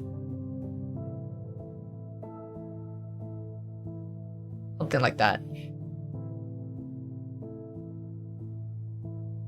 He said it as if he didn't care, but I know better. Shake your head, you really need to stop these fights. Don't lead to anything good. Stroke his ego, add at the end. Wounds from a real rabid beast, buddy. We just keep stroking his ego. Okay, apparently stroking his ego is the way to go in this case. I missed a gesture, whose name I can't spell, so I'm tempted to call him Darian. Close, his name is Dayran, so D-E-I-R-A-N if I recall, Dayran. He chuckles happily, trying to hide a glimmer of pride behind humor, but I won't be fooled. David is no longer just a wounded sucker, he's a true gladiator, having survived a battle with rabid beasts. Absolutely epic. So we go to the medication and grab the regenerating extract for alternatively living life forms. So I put my fingers in the jar and he grabs my hand. Do something wrong, I'll rip your tonsils out through your ass. What happens if my tonsils are already gone?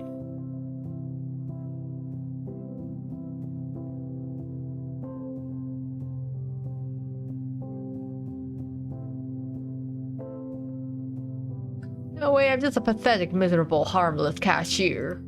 You know you have this fantastic talent for coming up with threats. You should write scripts out of your movies. If you touch me, my boss will rip your soul out through your ass. Say in calm, icy tone, allow me to do my job, sir. I'll be extremely careful.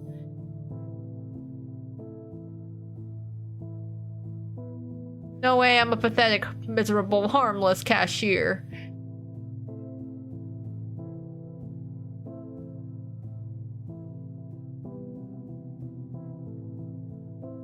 Expect to pretty much a purchase certificate. I'm curious about the other ones. I may do the job.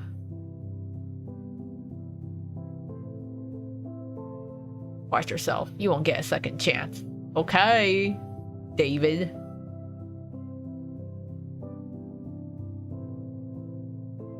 No, not my vampire doctor's license. I apply this black goo to the wound. A puff of steam rises from the wound and the air starts to smell like something is frying. It's probably very painful, but David remains calm. Not a single complaint, which is surprising. I hope it's not from your squid manager. Well, we all hope for that, buddy. Let's hope this goop does not come from Bob.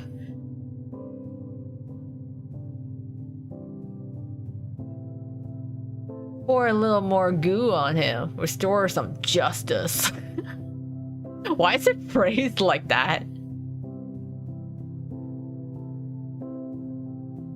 Sure, more goo.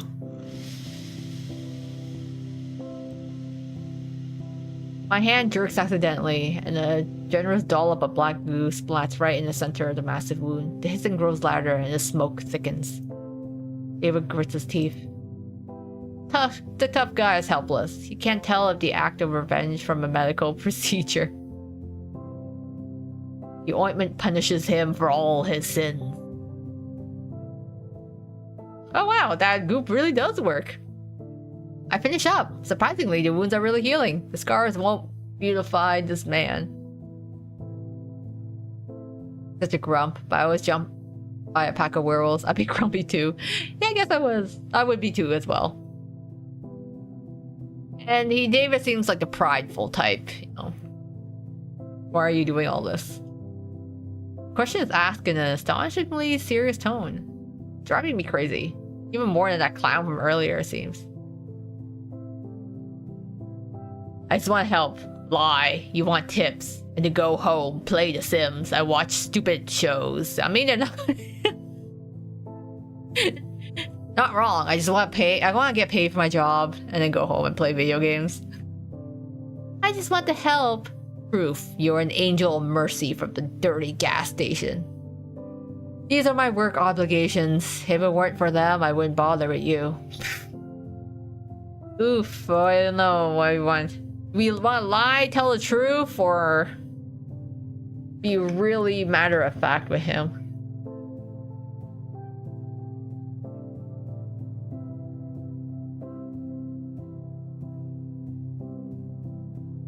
We want to play the part of an angel of mercy. Or lie. Or we need to be honest with him. Besides in relief.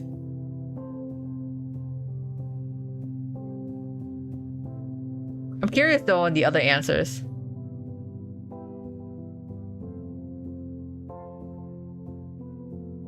What happens if I'm an angel of mercy?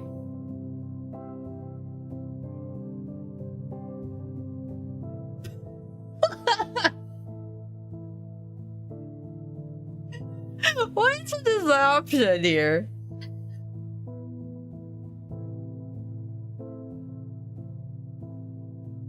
I feel like you'll kill me for this, but I just want to pick this for the sake of picking this.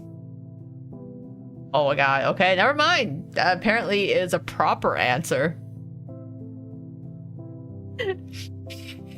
That was the correct answer?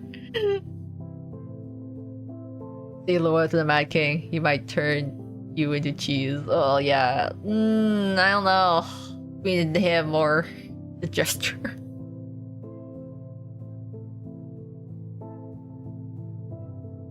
I knew it from the very beginning. Clear the fruit loose in your head if you get pleasure from this. I won't even bother asking what those sessions are. Oh god. He's on to me. I just want to sleep in my coffin without any nightmares. Alright, moving on. Screw this. I honestly don't care what's going on in your head. Okay, cool. Stay out of it. That's the most unconvincing lie I ever heard in my life. Clear his throat. What? Am I hearing things? I didn't know. He didn't know such words. I'm even afraid to breathe so I don't scare off this rare, exotic display of politeness. Is it the first time he's saying thank you? Just a couple more seconds and he's back in front of the counter. The client is fed, cleaned, and healed, and yet he's still here not putting any money on the counter and the tip jar is lacking.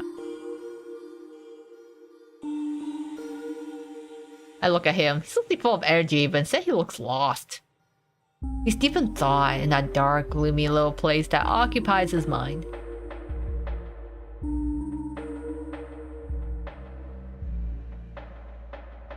Can't do anything else for you, sir? Have you decided to eat me after all? This isn't the best place to crash, buddy, but there's a vampire hotel 2 blocks down.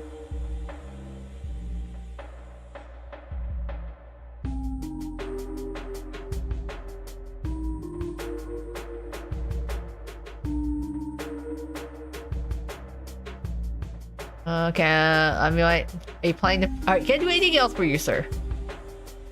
The seemingly simple question stumps him. He even frowns and looks past me for a while before responding. Yeah, you can do something. Curious about one thing. I haven't talked to a regular human in a long time. Oh, okay. I wonder by regular human, does he mean my extremely natural essence? A no vampire, werewolf, or thieving gnome? Or does he mean my lack of a criminal record and absence of drug or alcohol dependency? Maybe he's looking for the perspective of an ordinary worker, a working class person, a gray collar. Does your face always look that funny when you're thinking about something? Oh my god, this guy, what a jerk! We can't really hate him. I don't even get a chance to respond to his jab before he follows up. Let's conduct an experiment. Suppose you're now a free vampire, able to go wherever you want, do whatever you want. Where would you go? David looks at me expectantly. Oh my god. Why are there so many options? What kind of superpowers vampires have? What weakness will I have? Who are you before the bite? Can you find everyone who wronged you in life and get revenge? A lot of things depend on exactly who exactly turned me into a vampire. Who vamped you? Who were you before the bite?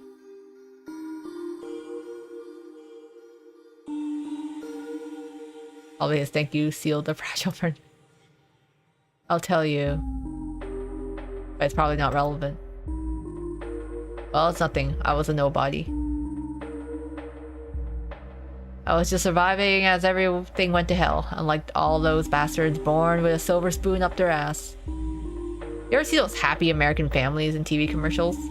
They sit at the table with a bowl of salad, smiling at idiots, and they always have a dog. Well, that wasn't my case. I'm sorry, you didn't have a dog. My stepdad was a crazy guy who thought the best birthday gift was a smack on the head. He did teach me how to shoot properly, though. I left my family dump early. I thought I'd start a band and become a rock star. As they say, wish one hand, shit in the other. See which one fills faster. Wow. At first, I worked wherever I could. Then I found some guys to do some shady stuff with. There aren't many ways to make a living in the Los Angeles area. I can't exactly work the cash register right. David jabs again, but without malice. The antisocial environment made him resentful of the middle and upper class, but it hasn't affected me yet. I wonder why. Yeah, being a gangster would be cool, doing gangster things, riding motorcycles. Hey, working with cash register isn't so bad. It would be even better without customers like you. Well,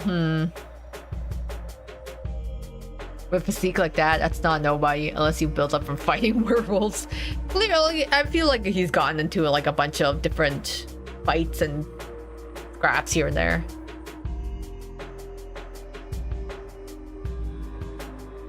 So he's John Bender. Got it. I gotta remember who John Bender is.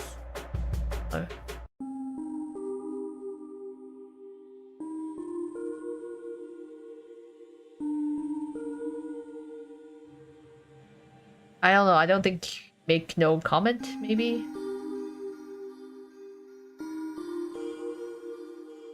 Breakfast Club. Okay. I never actually saw the movie Breakfast Club before. Even though I know it's like super popular and a classic, I never actually got around to watching the Breakfast Club. I will make no comment. I don't know. I don't really want to be a gangster, but I don't want to tell him it'd be better without customers like you. That's it. That's the whole story. What about you? Oh lord, this is my chance to make up something cool, or just tell it like it is. I'm a criminal too, the best sniper in my gang. I'm now hiding in the fake name and everything. I feel like lying to him is not really works. I have a single parent family and an art degree and no dog. You listen to how I ended up in this dump. How about my job search and everything else? I didn't sell drugs in alleys, but it seems we still find some common ground. Got it, you're not in our element. David truly understands. Neither he nor I wanted to end up where we are. Neither of us knows what to do next.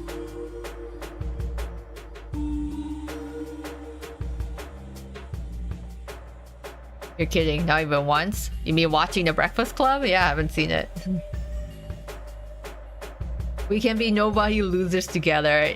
Yeah, common ground. We can both be loser bums in this world. And we both love cheap noodles, but he can't eat them anymore, so I win. I get to still experience the deliciousness of MSG. You must be tired of those draw me requests, huh?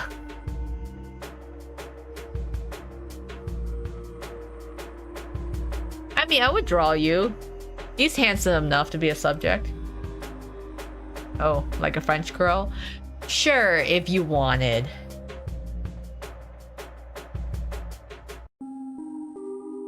He tries to look nonchalant, but his eyes show he's interested.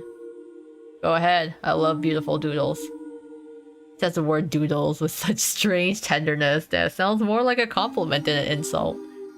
I pick up a pencil. Unless he turns you, then say goodbye to those noodles. Yeah, that's a sad thing. If I had to become a vampire, I don't want to give up all my junk food. I love my junk food. And food in general, of course. And drinks.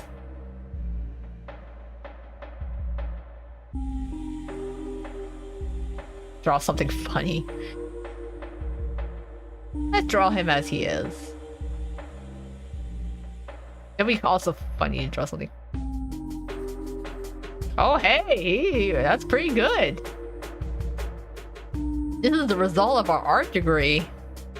He looks good in that drawing.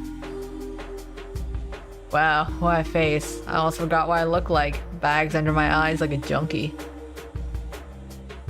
Lila hangs in the air while David examines the drawing. He clearly doesn't know how to react to this unexpected little act of normalcy.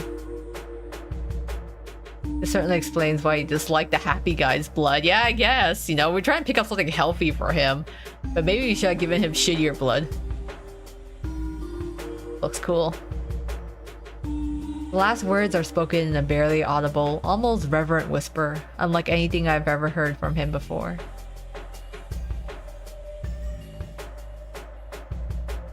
Two simple words, said with all the sincerity this guy can muster.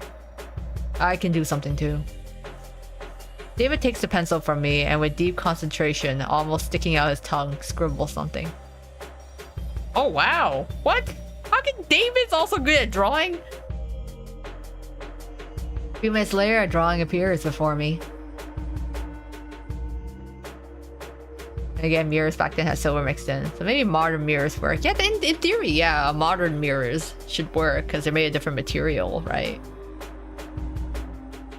I never have thought this guy was capable of that. Despite everything, David's art skills are actually pretty good.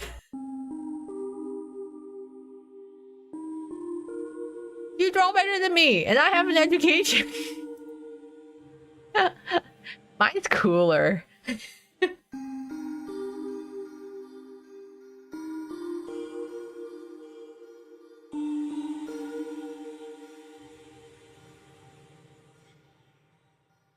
I think it would be funny to pick a second. Come on, it's nothing. I'm not much of an artist. I was into it a bit when I was a kid. Comics, all that stuff. Nothing serious. I take the drawing for myself. Alright, where were we? David looks at me expectantly. Oh wow! I forgot we were still on this line of questions. What kind of superpowers do vampires have? Yeah, nothing serious, my ass. He's like, oh, you know those artists, the Japanese artists on like Twitter that have like an account handle name that's just like a bunch of user IDs, and then they're like, this is my like rakugaki, you know, this is my doodle, the RGRK hashtag, and then it's like a freaking Mona Lisa painting. Yeah, just a doodle, just an illustration, and then it's so fascinating to me when I follow those accounts. Like, it's just account of nothing but cat pictures, like photos of food that they took, and the occasional like gorgeous piece of fan art.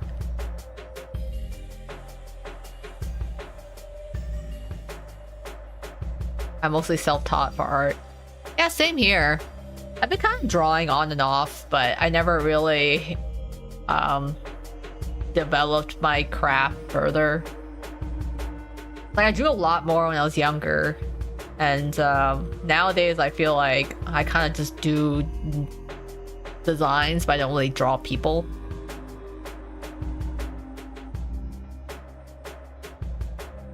Blood Suckers to be way scarier than in sappy movies for girls. Looks like he watched Twilight. Interesting. Okay, so it's a bit of a reference.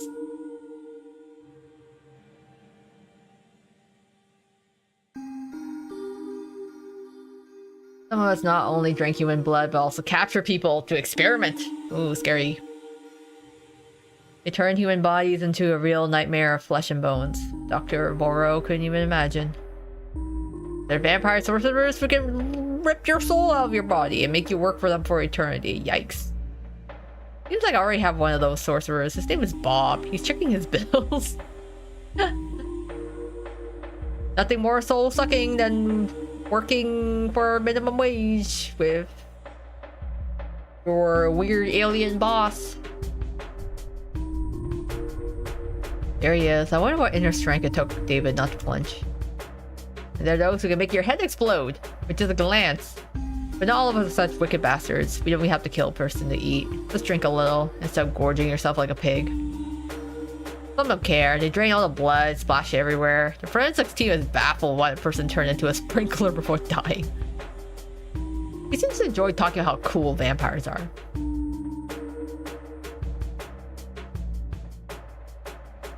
Vampires open beer cans with their minds. And which one of these do you have? Got a decent list. You never get tired, you can party all night long. Okay, literally. You are stronger than 10 thugs combined. Well, except for 10 werewolf thugs. That might take some effort. If you want to shrink down and fly somewhere, you can turn into a tiny bat. Your reflexes become 100 times sharper. You feel everything. You see everything. You can hear a rat piss a block away.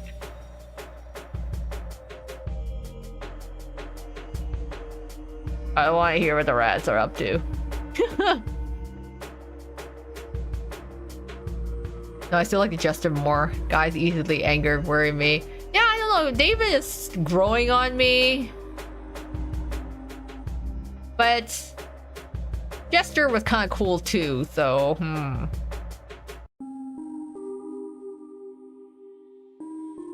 I want to hear the rats up too. Oh, good Lord, Koa, that's just I in them. You can ignore if you want. All vampires will go and say that's true. Do I look like a madman? No, I just talked to a madman, don't worry. Finally, you can make people do anything you want. Absolutely anything.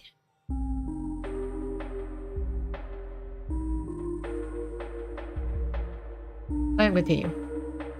It's one thing to scare someone shitless to give in to avoid being harmed. It's another one to act with full confidence that it's what they want. You don't even realize they're just vampire pawns now. Okay. David smiles, but this time the smile is strained. These are the words of someone stuck in a web of artificial connections and ass-related threats.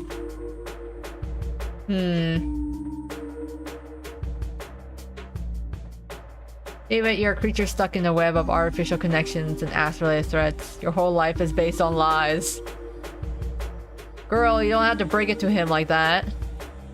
Well, I can enchant friends for myself. Wonderful. I'll make someone give me their wallet.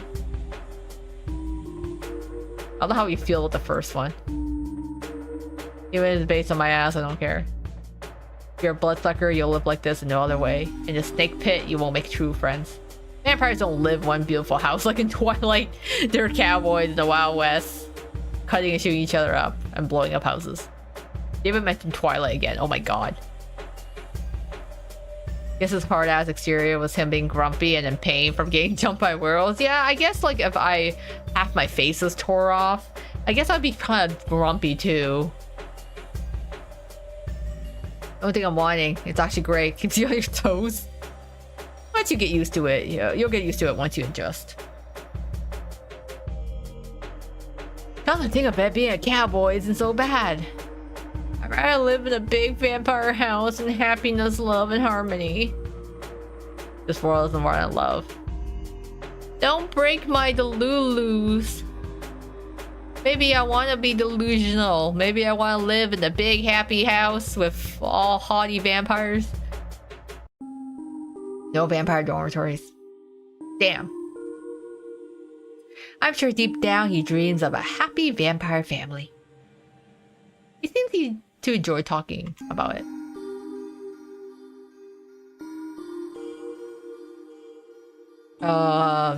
Why did you watch Twilight? You find everyone who wronged you in life get revenge. A lot of things depend on who's actually turned me into a vampire. Who vamped you? I mean, I don't want to be a vampire. That's my decision. My decision is don't turn me into a vampire.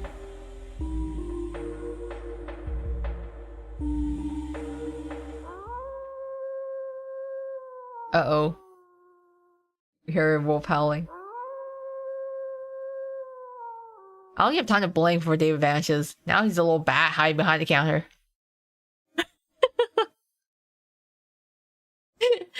Look at him. He's just there. Just chilling there on the wall. Listen up, don't say anything about me. Sit tight and behave or you'll feel incredibly shitty.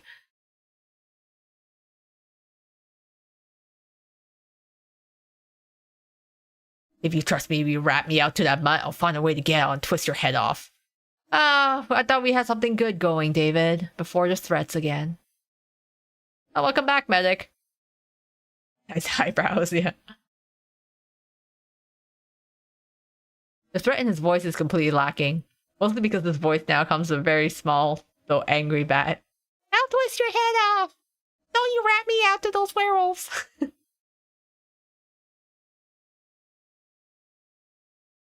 Oh, those are glasses. Oh, yeah, yes. Those are his glasses that he was wearing. A werewolf's about to come here now. Oh, God. The creature steps inside. Oh. Good evening, ma'am. A low, rumbling bass, surprisingly calm and friendly. Yeah, he's a big boy.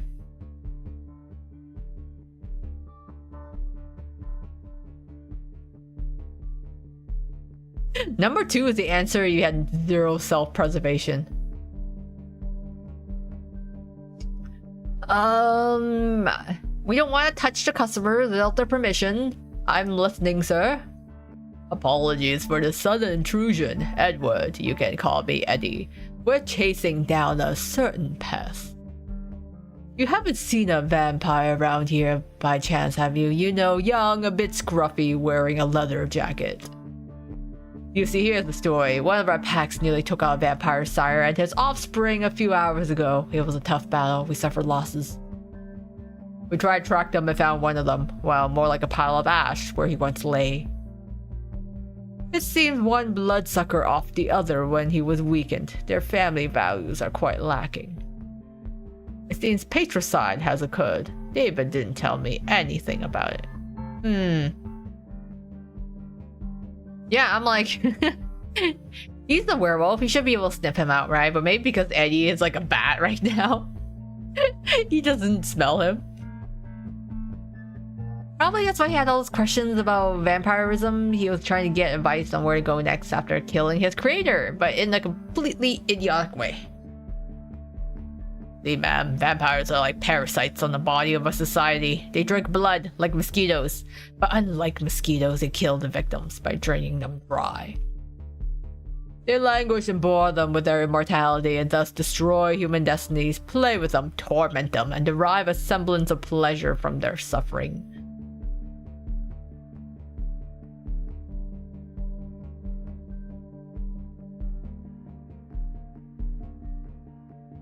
They're devoid of true feelings. Look at his face. He totally wants to be like, that's not true, but he can't say anything. Yeah, I guess he wanted ideas of what to do. I suppose, like, he was like, well, he's been a vampire for a long time. He killed his creator, so he's technically free. But what he's gonna do with that newfound freedom?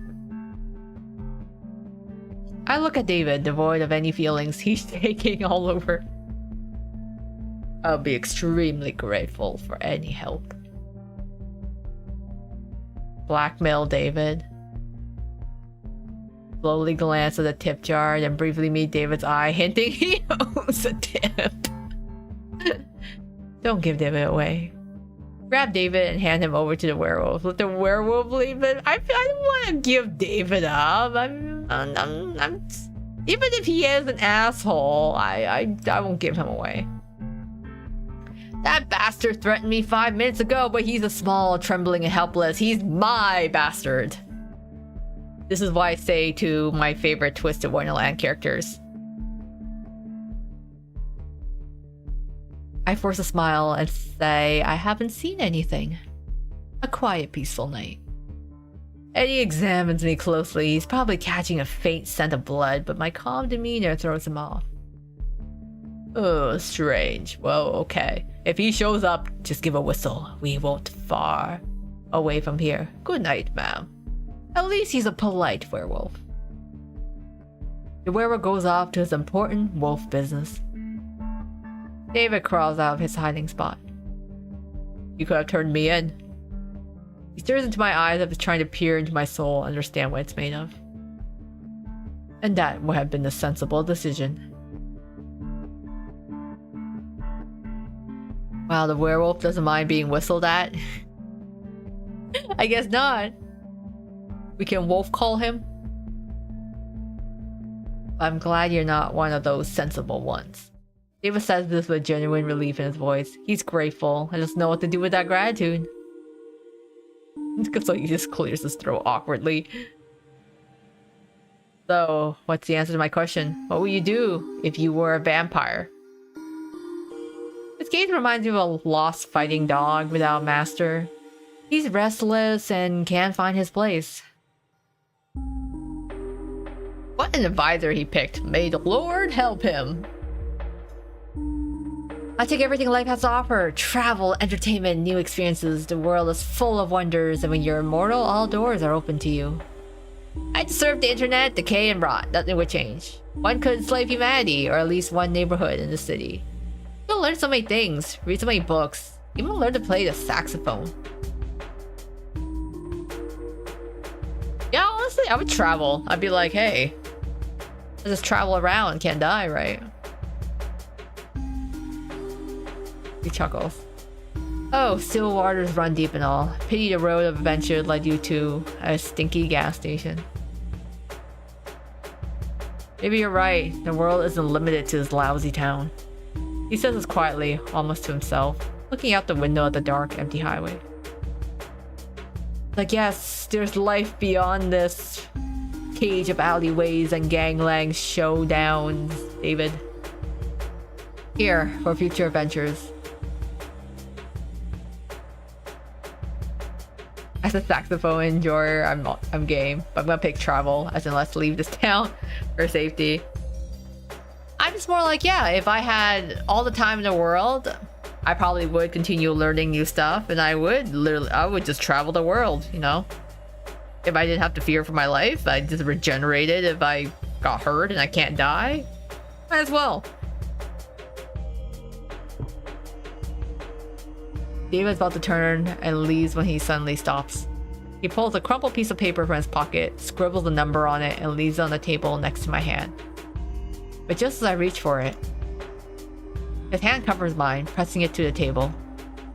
His skin feels cold, rough from barely visible scars and blisters. This grave-like chill sharply contrasts with the warmth of my own hand. I feel a slight tingling, like static electricity. Call me if you need a ride from work. I got a couple ideas for what we could do before dawn. See you. David says goodbye and leaves. The gas station sinks into absolute silence. Well, that was quite an interesting encounter.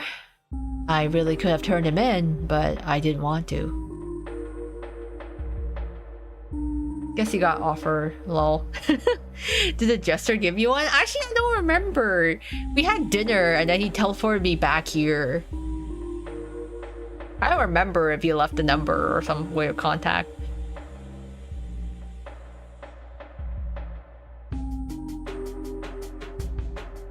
Maybe we should hang the drawing on the wall. It's a nice drawing. Like, I want to keep the drawing.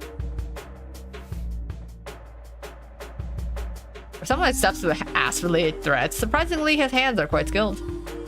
Now I also have a date invitation from a guy who wanted to make me his dinner half an hour ago. Oh, okay, cool.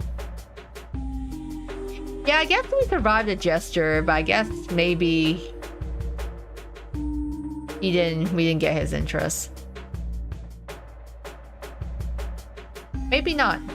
Maybe that's what we're missing. Maybe we're missing, yeah, like something else from the jester.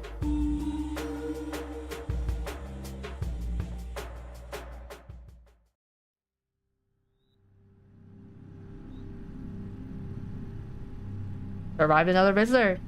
Seems I'm starting to get used to this job. Wiping off the sticky residue, hoping it was just spilled soda from the counter, I suddenly hear the crunch of gravel outside. Oops. Oh. Hello.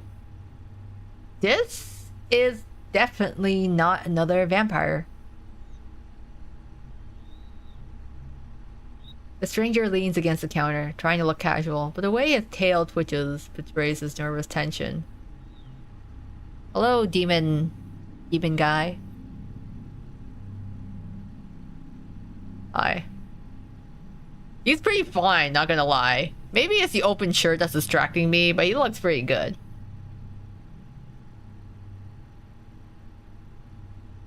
Demons, a dime a dozen. No, I know there's a lot of demons, but it can't be helped. We need a lot of demons to help run the underworld.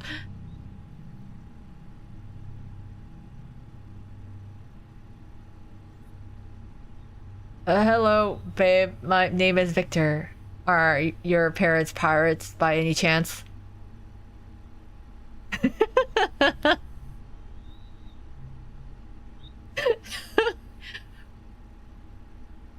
Is he gonna make a booty joke? I swear to God, this is a booty joke. Frown at him, waiting for him to finally say what he's going to buy.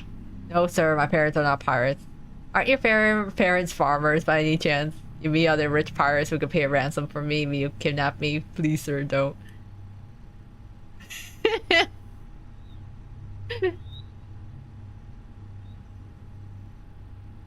Yeah, aren't your parents farmers by any chance? I took his awkward attempt at flirting and made it my own. Now I'm the captain of the ship, since I am a true descendant of pirates. Victor nervously taps his hoof on the floor. No? Not your farmer? Are your parents farmers by any chance? Then where did they get such a sweet peach? His face instantly lights up, so much so that even his ears are smoking.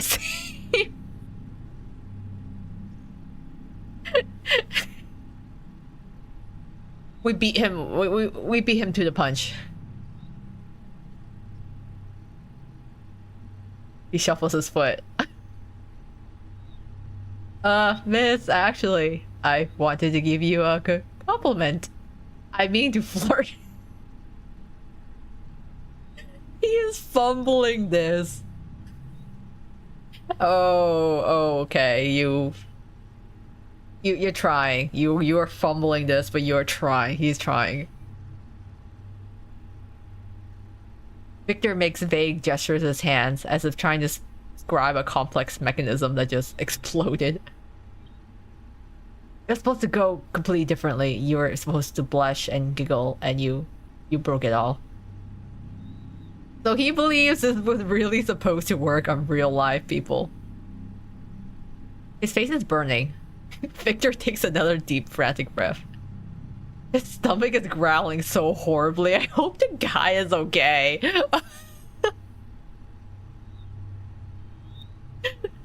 Oh, he is trying to cook. and he is not getting that meal. Is it really that bad? I mean, is my flirting technique really that terrible? This was the worst day of my life to have ears. Well, it could have been better. Awkwardness is a great style. I liked it.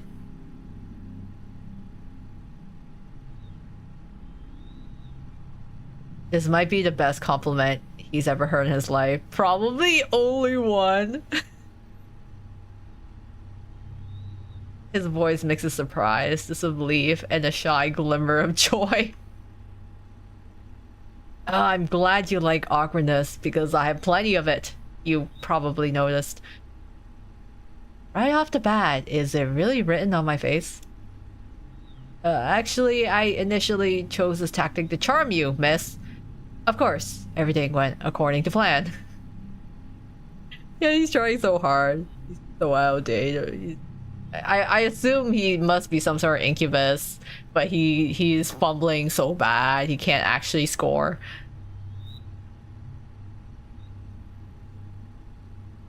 He coughs shyly and mumbles something to himself. Then he shifts his gaze back to me. Actually, miss, I'm here to acquire. He doesn't get to finish. We have a visitor. She stands next to the counter, clicking her mandibles impatiently. Oh, packs of Brapsy, a pack of screaming cheese, and a bag of fairy fingers, darling. By the way, your gas attendant is a real sweetheart. It's frightening to imagine what my invisible colleague looks like. He hasn't even bothered to say hello. We have colleagues?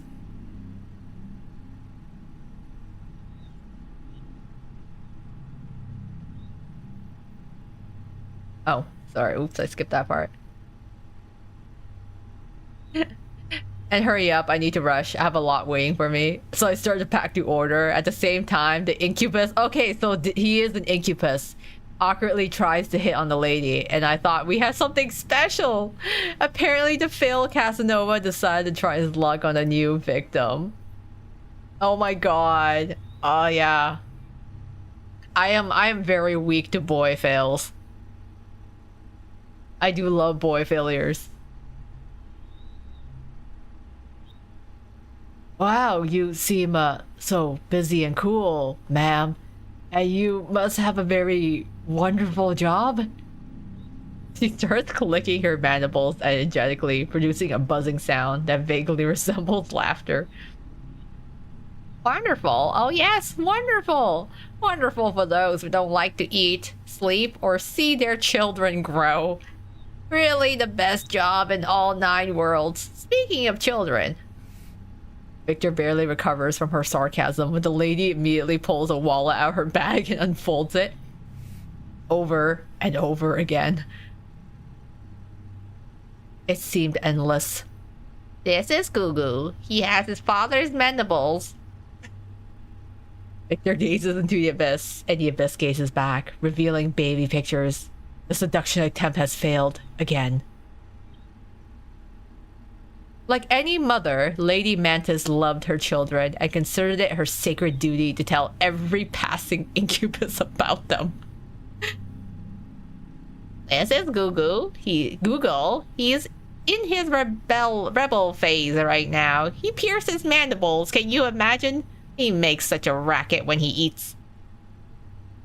The image of a larva in a biker jacket made me snort. It reminds me of David. And this is Gigi and Gaga. They're still larval, but already so talented.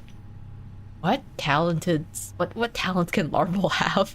They just lie there and eat. I mean, I do too, though. Wait, don't think about that. You have very beautiful children, ma'am. All 20 of them. Incredibly cute. That's just their first wallet. Help him hand the lady her order. Okay, here's your order, lady. I don't want to see another wallet of 20 more children. MC remembering David, but not Gesture. I know. I'm like, what happened to Gesture? Is he already chopped liver to us? Now I got a bit carried away. I really am in a hurry. Here, your money, darling. Victor watches her disappear into the night, then turns to me with a grateful look. Thank you, miss. I couldn't handle 20 more kids. To be honest, I already broke down at the 8th. And I thought looking after a cat was hard. The lady left very little in tips. Probably all her money went to her children. Victor suddenly remembers he came here to buy something. However, my visitors rarely recall that. Everyone just gets distracted talking to me and doesn't actually buy stuff until the very end. I need a book. Victor scans my stinking supernatural realm of discount rot and chocolate bars. It's a guide for, well, you know, succubi and incubi. I can't remember what it's called, but I've definitely heard something about it. Could you take a look? It's definitely not for me. It's for my less experienced friend, because I'm, you know, employee of the month in my lair. She's sweet. She seems sweet though, yeah. If I had to look at that many photos, I'd forget too. But this guy did well. He did. You know what's funny too? I'm like, technically, if some guy came up to you and started hitting on you, but you weren't into that guy, it would actually be a deterrent if you pulled out your wallet and showed off your 20 kids. He's trying to get self-help. He's like for a friend, and it's like, oh, Victor, you're not fooling anyone. He didn't specify whether he was the worst or best employee of the month.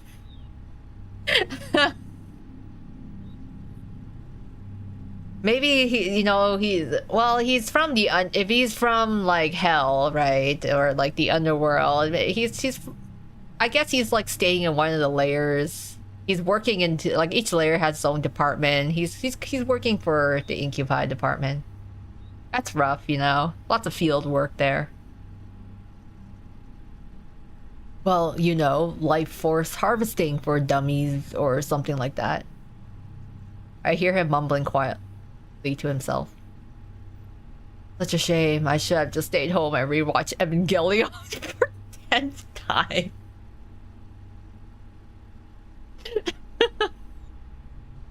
I'm sorry to say, Victor, you are not scoring anyone, not because you are bad at flirting, but because you do nothing but watch Evangelion.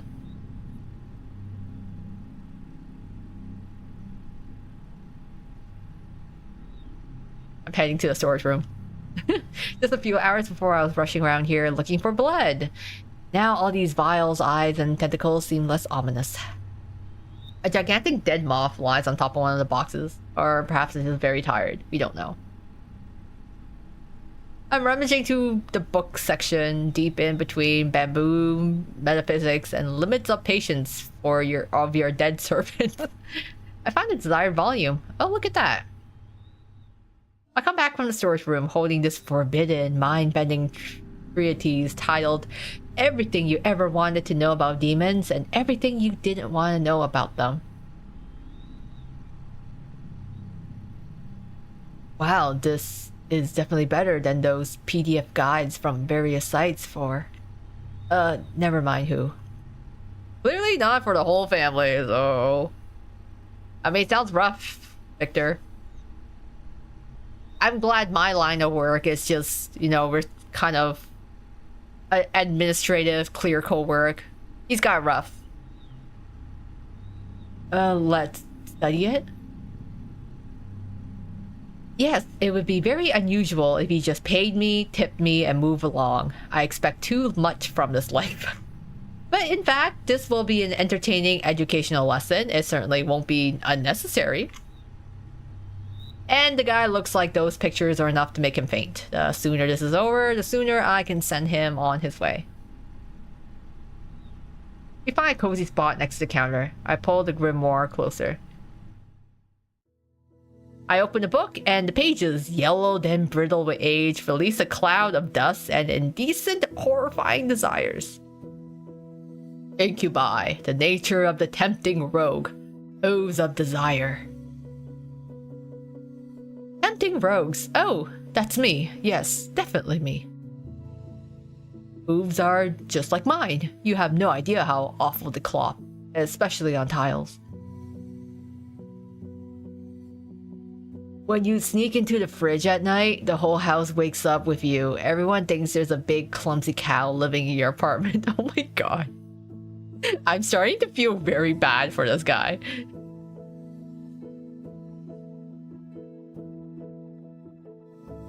Yeah, I think you really are an incubus. They're all purple. I mean, I'm purple too, but I'm not a succubi.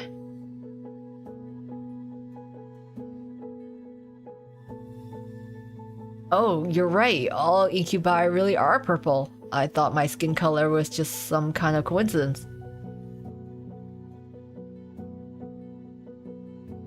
You know, like when you create a character in a video game and just spin the color wheel until you stumble upon something weird. He gives me a cautious look, as if not entirely sure about the coolness of his purple hue. Hey, purple is cool! Purple is cool. I endorse it.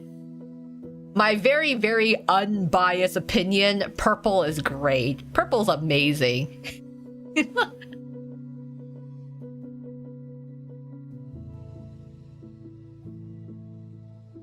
Victor, be careful how you phrase things. Yeah. I guess he's purple. Thought he was on the pinkish side. I feel like his skin is more of like a very light pink purple hue, but his hair is purple. Purple is lame color. I hate eggplants. I love the color purple. Too bad I'm not purple. Shakes head sadly. I know what you mean. When I was created, someone also spun the wheel. By the way, I was created Spore. Wow, that's a long. It's been a long time since I've heard of that game. Spore. That was a while back. I love the color purple. I'm kind of purple too.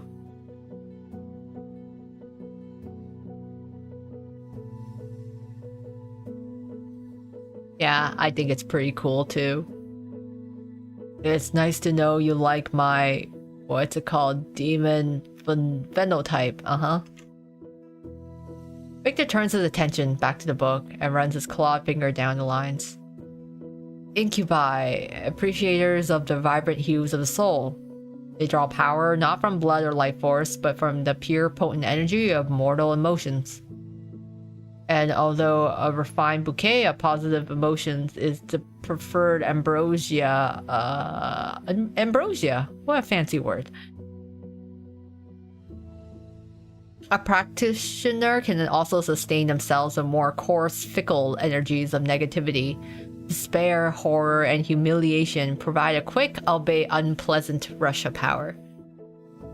It's no wonder that now, after an argument with someone in the comments, I feel like I've eaten a few raisins. Aha! Another raisin hater.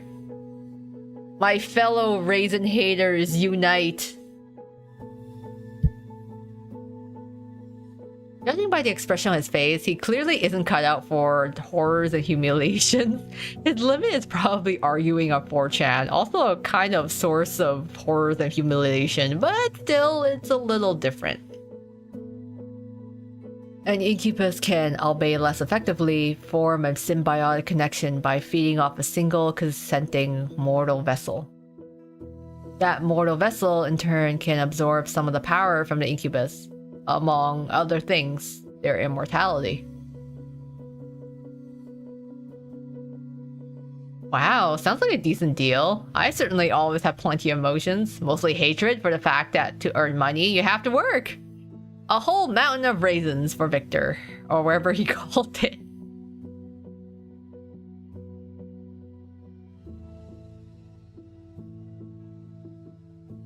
What a relief. Just one person. The thought of having to chase after a whole bunch of strangers makes me feel sick.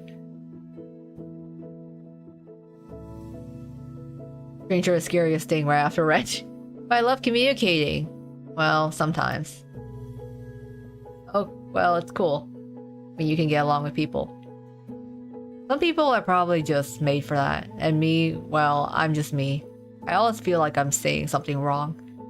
Because I usually do say something wrong. Like, seems like I'm doing it right now too. So, yeah, getting attached to one person, you don't have to try to constantly impress strangers. That's just a dream. Victor flips through the grimoire, reading the chapter titles. Techniques of rogue seduction. Juicy emotional juices. Using lascivious... What? Lascivious energies for thaumaturgical purposes. I don't even want to know. I just want to not starve without energy and maybe pay my rent. I don't need to be the lusty cousin of Dr. Stray. His finger finally jabs at random chapter titles somewhere in the middle. Love letters. It seems completely and irrevocably outdated, especially that part about carrier pigeon colors. Love letters? Who writes love letters anymore? They should apply to text messages now, right? But, it's a good start. Let's work on this before moving on to more complex seduction methods. He pulls out a pen from somewhere, a cheap ballpoint with a little anime cat charm on the end. I hand him a grease-stained napkin, like everything in this rotten place. The book says to convey aching adoration and a hint of forbidden desire. Victor starts scribbling something on the napkin. Oh god! No, Victor! Not the soy and woy jacks! No! I don't draw the soy jacks. Maybe it's something like this. Oh god, please, no. This book is pretty old, sadly. Yeah, you know what? I mean, like, text messages are great and all, but I think, you know, there's something flattering about, or something just nice about receiving a letter from someone.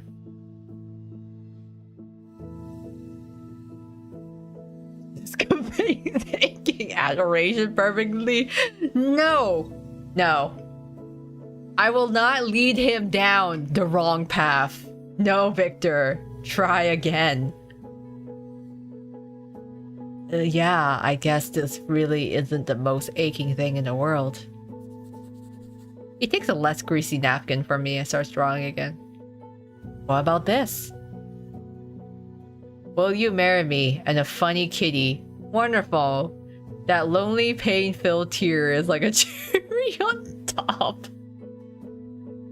Oh my god, Victor, it's very clear which parts of the internet you're spending time on.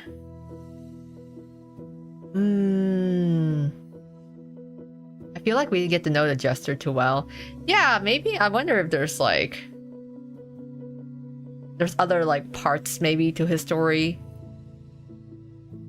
He's probably got layers to his story, which I have to think about later. David and Victor are more foreign. It was interesting because Jester did actually feel like unnerving. Like he actually felt like a monster in terms of like, oh, he's just unnerving to talk to. But David is like, he starts off rough, but then actually ends up being a softie. And then poor Victor is just, he's a sweetheart. He's really, really trying.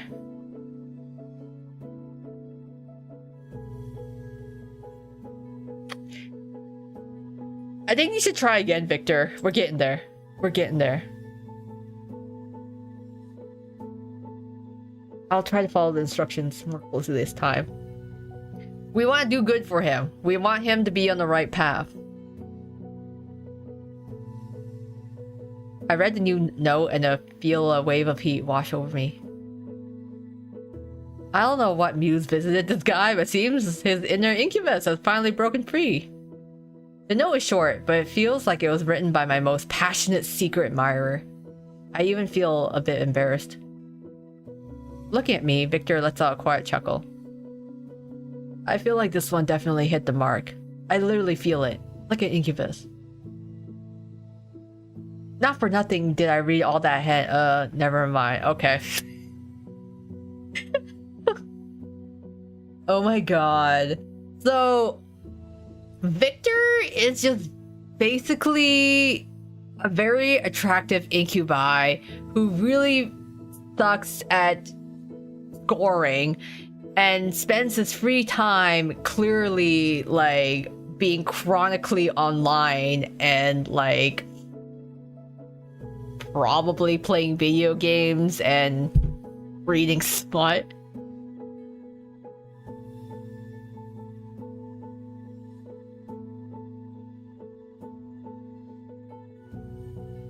Victor continues to flip through the book.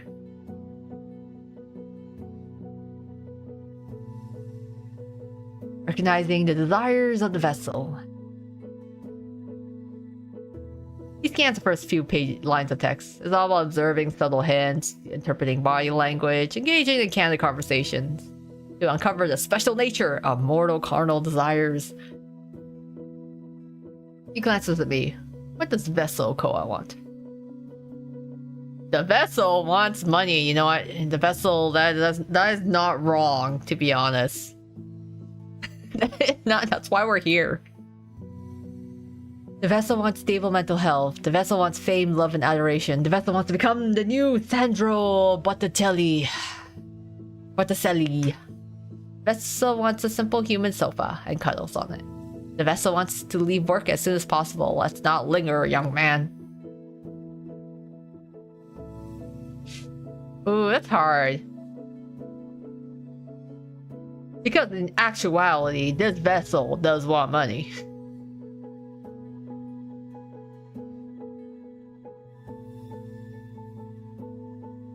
Traditionally, succubi and incubi need to feed, so why has he lived on till now if he's this shy?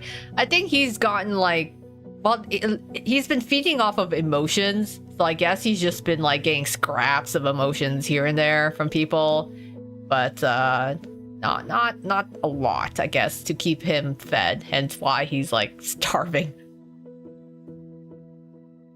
Stable mental health lets you save money, no need for therapy. Also true. Why can't I be rich and sane? Why can't I have stable mental health and monies?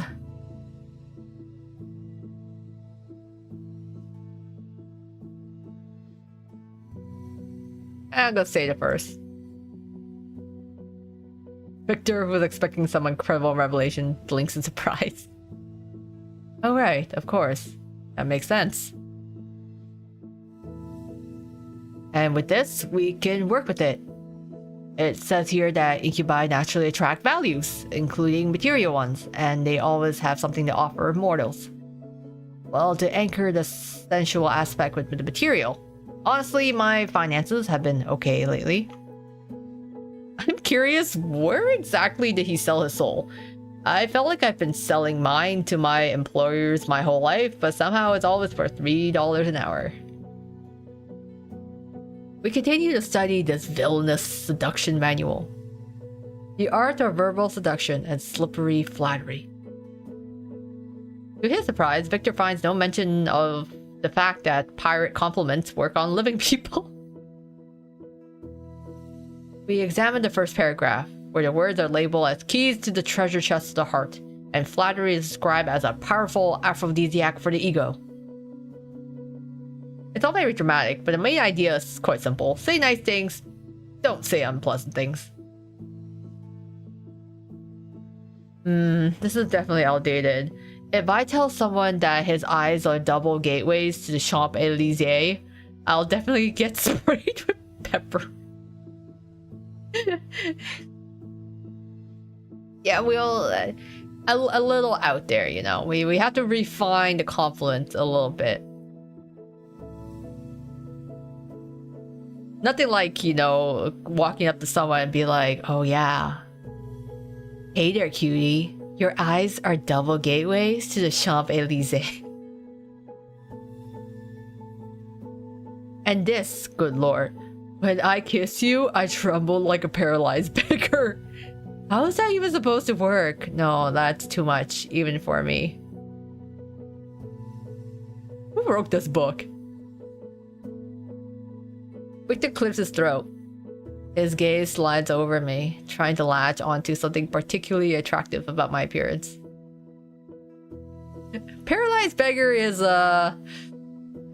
it needs to be worked on. You have very elegant ear shape. God, why me? You know what? Sure, he's trying. We'll give him that one. But thank you, Victor. No problem. I mean, they really are. They have a very elegant curve, aesthetically pleasing. 11 out of 10 on the ear attractiveness scale. Like, oh, thank you. Your ears are very nice as well. I like the pointed edge to them, a little pointed tips to them. Ears on my head, or 11 out of 10. Will there ever be a happier day in my life? He takes a deep breath, gathering his courage for another compliment. For a while, he tries to find some foothold to latch onto, but he can't seem to find the words. You are a very multifaceted person. You combine so much. I don't know how exactly to describe it. He lets out a quiet chuckle. But I like that you're so unpredictable. A lot of stress, of course, but it's incredibly fun. Now my unpredictability is a source of stress for someone else. How wonderful.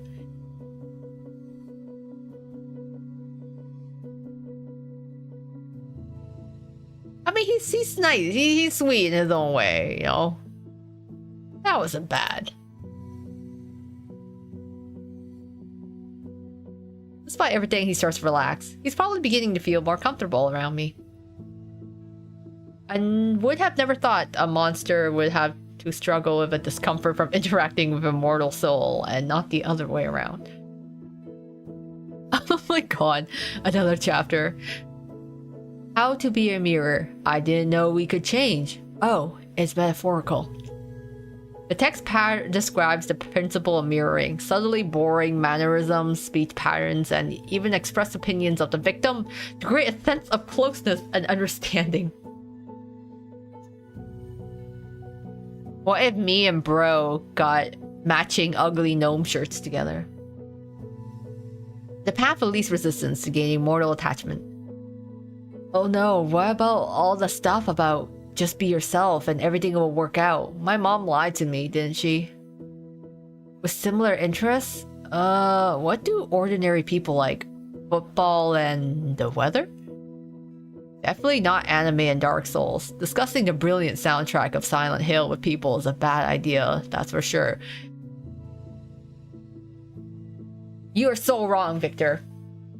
We are here to discuss anime and the amazing soundtrack of Silent Hill, guys. Come on, Silent Hill ambiance, 5 hours playlist. Let's go. It's some good shit. I was actually listening to the Silent Hill F soundtrack. Like, after I finished playing the game, I really enjoyed Silent Hill F. So, and then, like, I listened to the soundtrack for it after, and I love how unnerving some of the tracks were. It just fit the scene so well. I'm like, no, actually, I would like to discuss the Silent Hill soundtrack. It is a really good soundtrack. I love the uneasiness of the ambiance.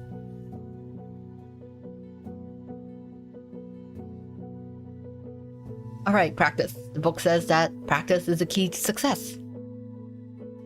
Victor lifts his gaze to me. Play along with me, please, like we just met. Beautiful mortal soul, I have appeared to you in half-dreams so many times, but I finally decided to find you in reality. I won't let you go so easily again. Not bad. Even though the words aren't the most elegant, there's something supernatural about them. I still begin to feel a pull. This guy likes a ton of titles I enjoy. Not sure how to feel though.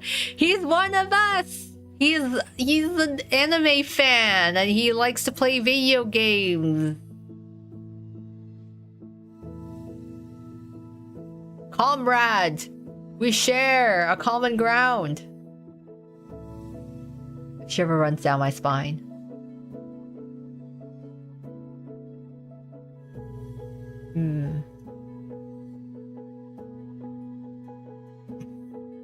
Come on, you don't have to pretend to get close to someone or to make friends. I'd love to talk about the Silent Hill soundtrack.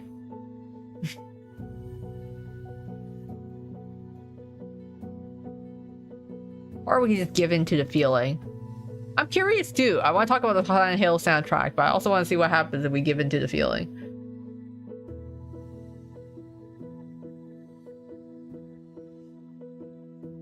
He's trying so hard. It's such a adorable nerd. I love him. We appreciate him, honestly. I appreciate him. It's like he's trying. He's trying his bestest, and he is actually a big, yeah, adorable nerd. He moves closer. His movements suddenly become smooth and eerily graceful. The words this creature now speaks bypass my mind and penetrate straight into some primal parts of my brain. Okay.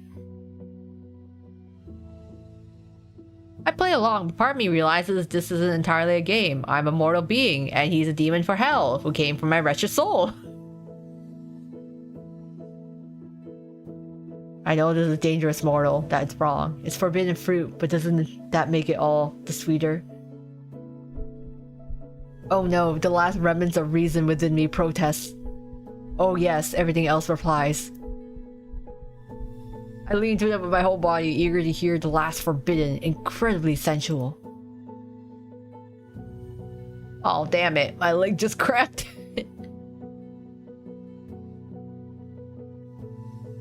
The resonant hum abruptly cuts off. We're back in that little gas station. Sorry, I couldn't hold that seductive pose for more than 10 minutes. But it seemed like we were doing pretty well, right? He was onto something. He was getting there. You know, he's doing well. What even was that thing? He's slipping through the treaties a bit longer before letting out a sigh. His stomach growls again. It seems he could use an emotional snack.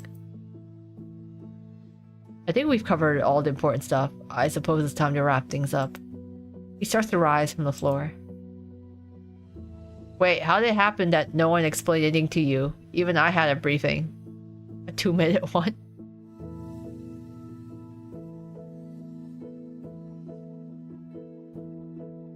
I'll tell you, but promise you won't laugh. I promise. I accidentally sold my soul on the darknet. Oh wow, okay. He holds a dramatic pause. Go on. Oh, what an idiot I was. I dropped out of college back then because of constant stress, moved into a tiny dump, and barely left my apartment. I was scraping by with some freelance work. I talked, well, sometimes I chatted with various anonymous folks from 4chan. People without names, gender, or age. Oh no! No, not on 4chan! And then I stumbled upon a stupid ad. What did I have to lose? Definitely not a demon! 7566 in the chat offered me a chance to escape loneliness. After I turned into this creature, he told me he did it for laughs.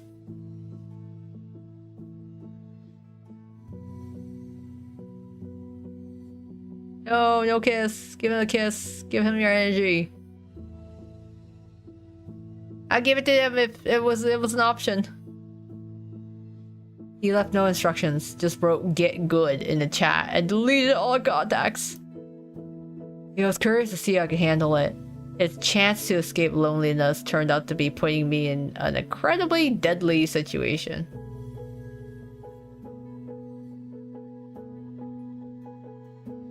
He lifted his eyes to me. The memory is a fresh wound for him. Before I can even respond, he jumps up from the floor. But I've already wasted enough of your time. He clops his way to the counter. Well, to be honest, I didn't really understand much. Those chapters are so strange. He lets out a quiet chuckle. Got a little fangy. I like his little fangy.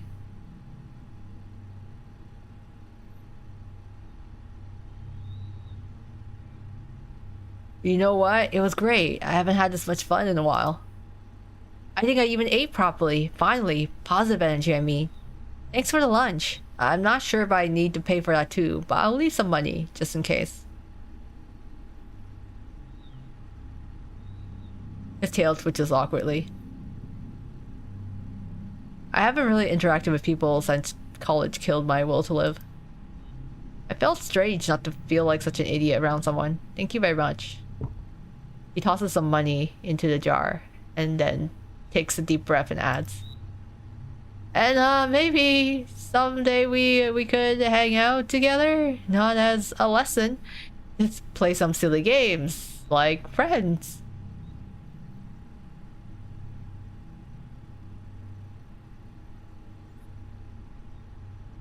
College killed the soul. I felt that.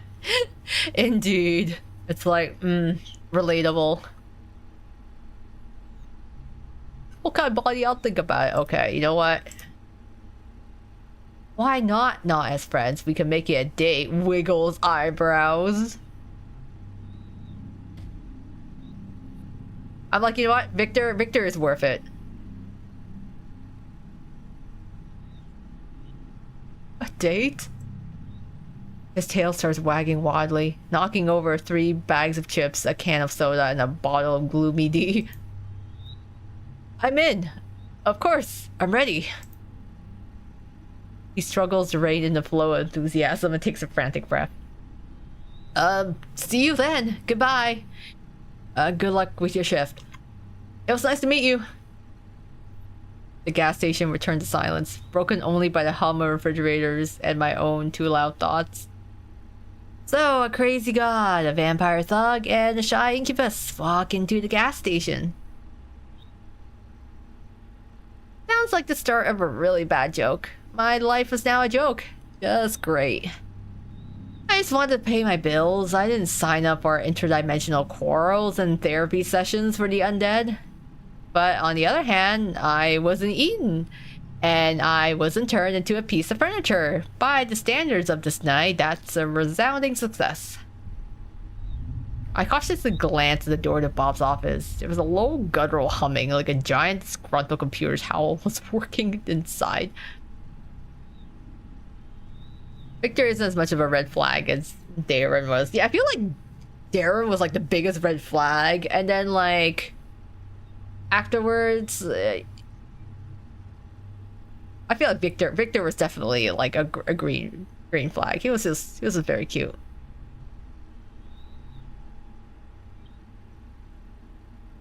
Sweethearts are not off to turn out to be yanderes. I wanna hope he isn't one, but who knows.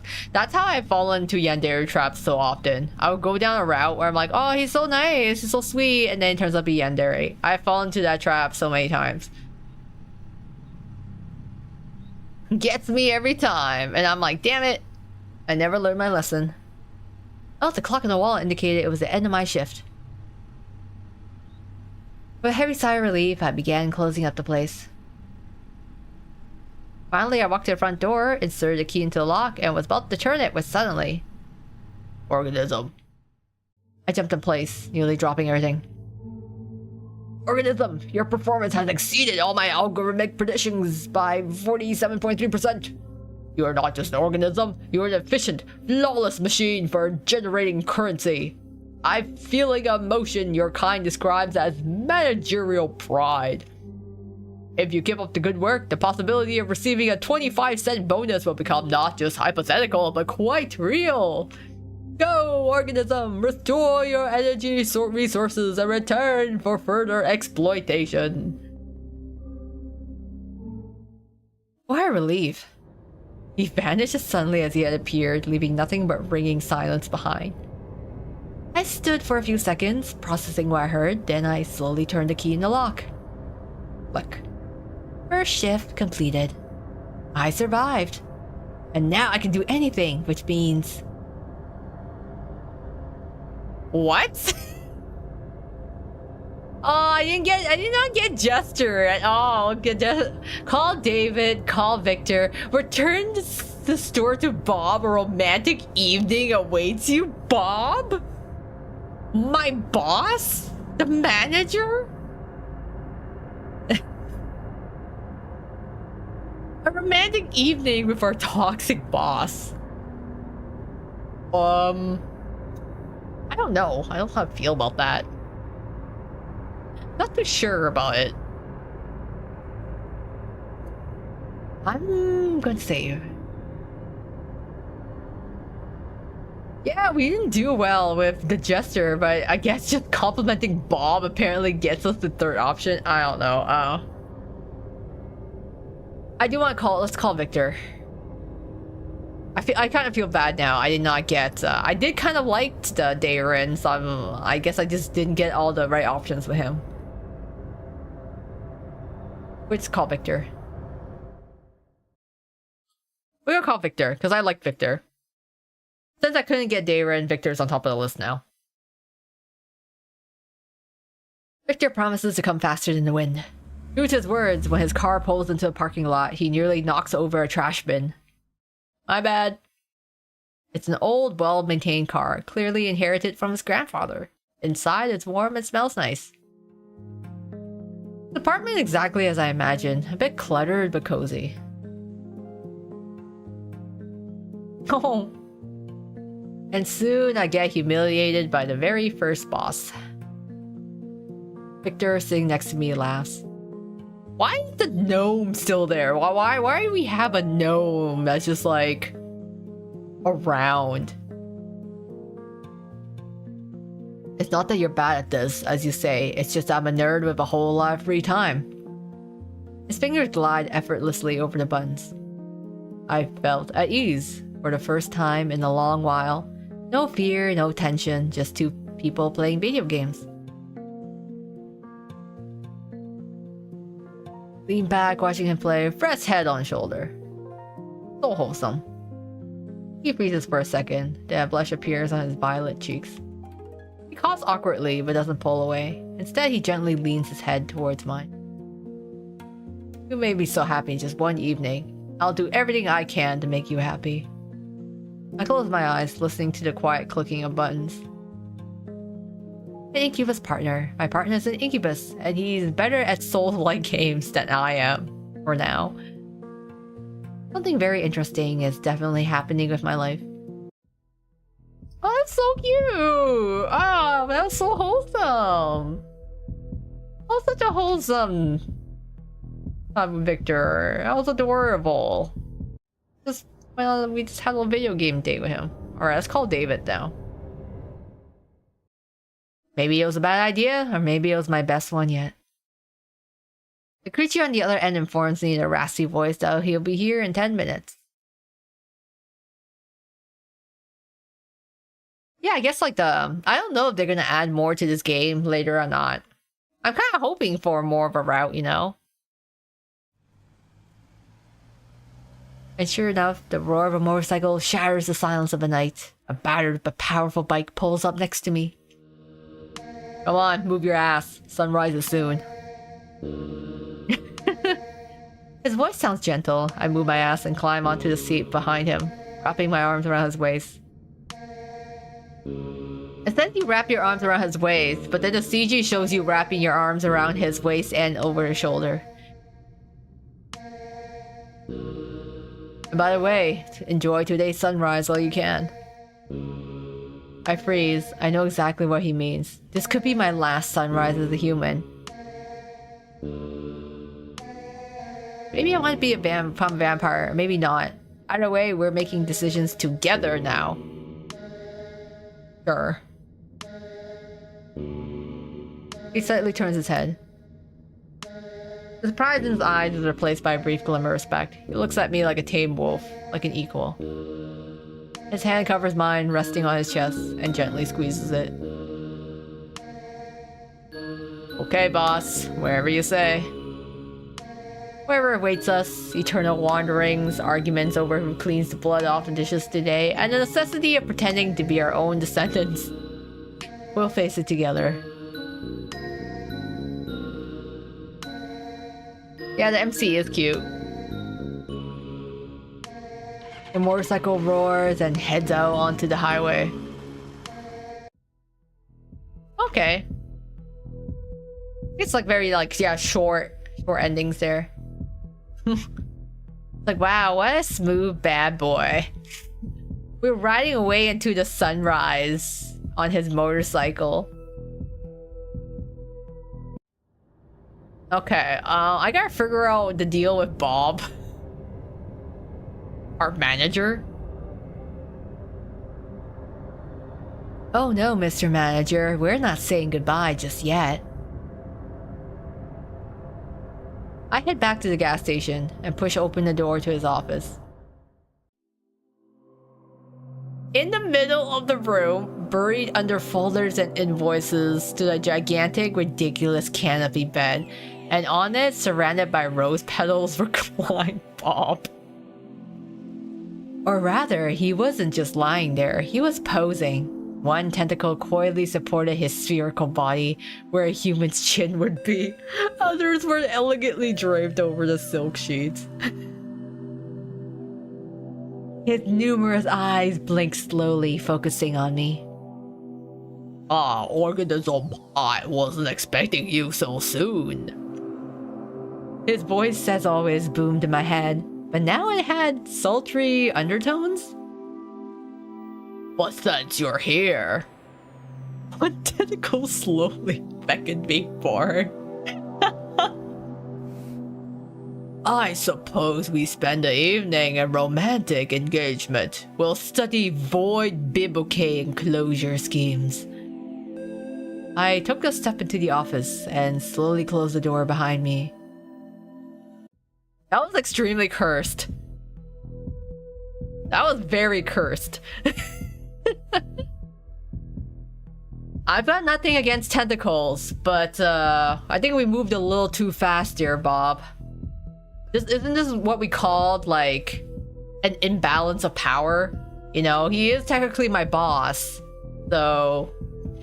Not like there's any HR to report to. But I'm like, damn, Bob. Could at least, you know, paid for dinner.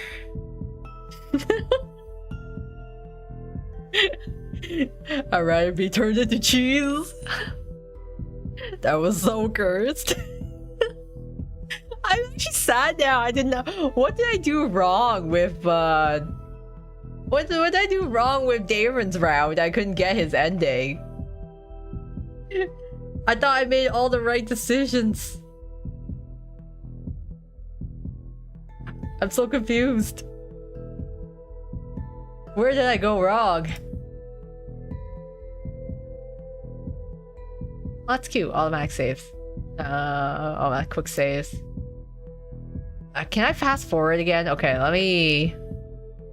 Can we just do his whole route again? Or maybe I could load from somewhere here. Okay. I actually don't know. Let's see. Oh, wait. Turn. Okay, let's see if we can try this again.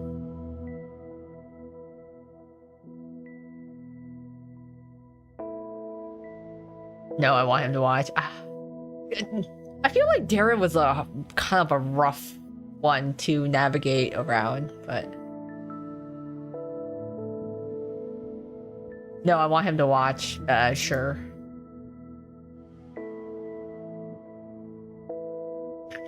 Delightfully dark little surprises. Alright, let's skip the auction.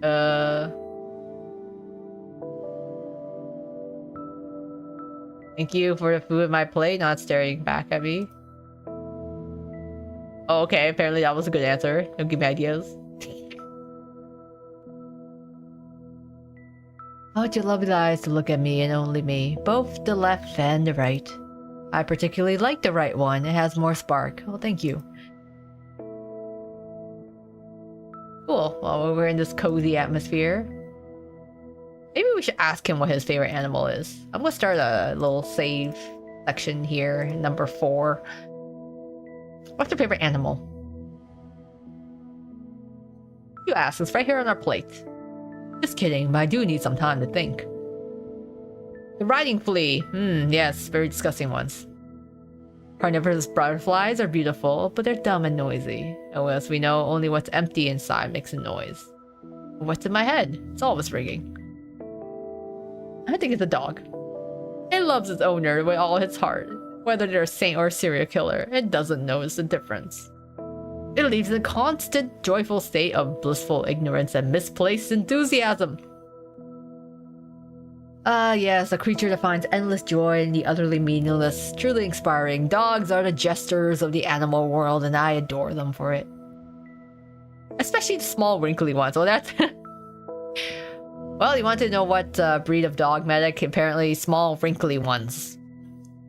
I'm like pugs? Pugs are small and winkly. Well, except for the really fat pugs, I guess. Or like chihuahuas.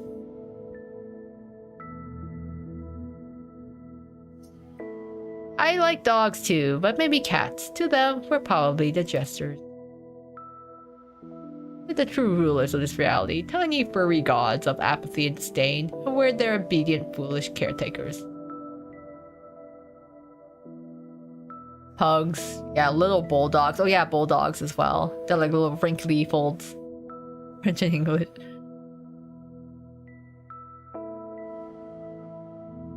Oh yeah, then he asked us how the meat tastes.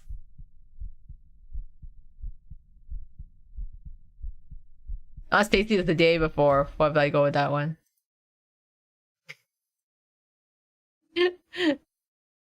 Uh-oh. Oh, okay. Apparently that was a good answer. Of choosing, we just shocked him by telling him, you know, yeah, we've not as bad as the human flesh before. He didn't just call my bluff, he raised the stakes to the sky. Oh no, certainly not human.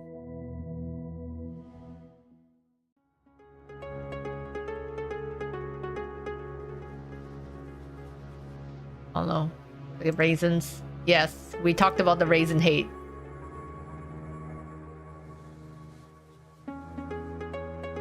Who won? The pigeons and the grain. It wasn't a war, but a true paranoid masterpiece. Battle, survival. Pigeons flocked in huge, proud groups, occupying high places on chandeliers. Grains learned to hide under rugs, pretending to be lifeless. Nothing topped the story that year. No more thinking worse. Grotto kidney stones. Sure. The dreadful and perfect human body. The worst affliction is having them in your kidneys. What a joy now that I can choose how many I have. I prefer a negative number of kidney stones. Like, sure.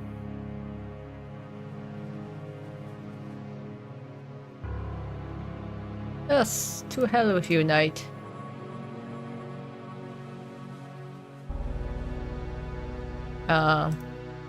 So the knight perished.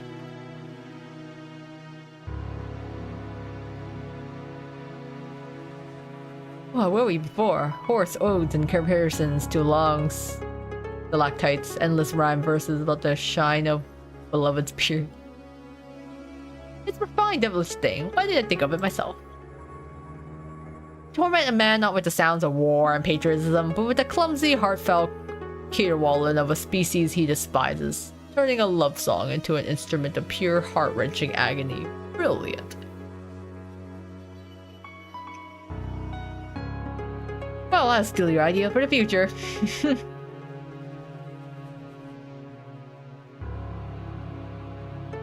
We're gonna hate big hats. We're gonna be a big hat hater. Oh yeah, do we want to save her? I wonder that's...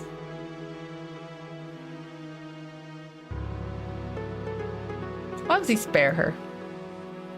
Using mercy as a weapon of chaos. Forgive her not out of kindness, but because it's the most illogical, unpredictable, therefore maddening thing. She'll spend her life waiting for me to change my mind, waiting for me to jump out from behind a tree and send her back to the dungeon. Wonderful. Such incredible psychological torment. So be it. At least she'll be alive.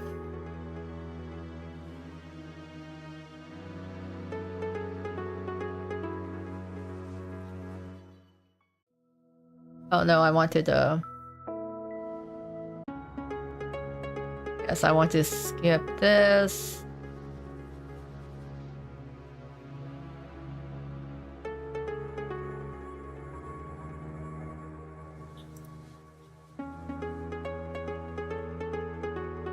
Then we learn about the past. Oh, well, apparently that was exactly what happened. All rotten blood. Okay, so he's the result of like a lot of inbreeding, basically.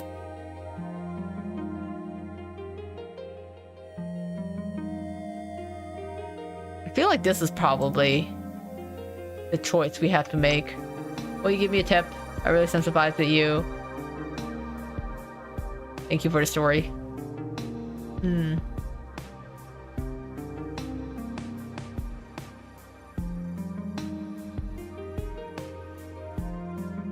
Why was it just like, hey, can you give me a tip?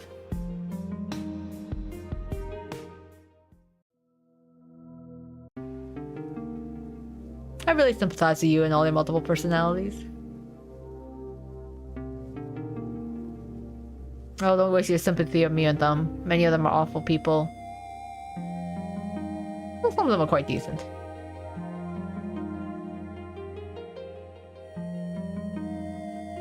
Only I decide who I can sympathize with. Right now, I choose you.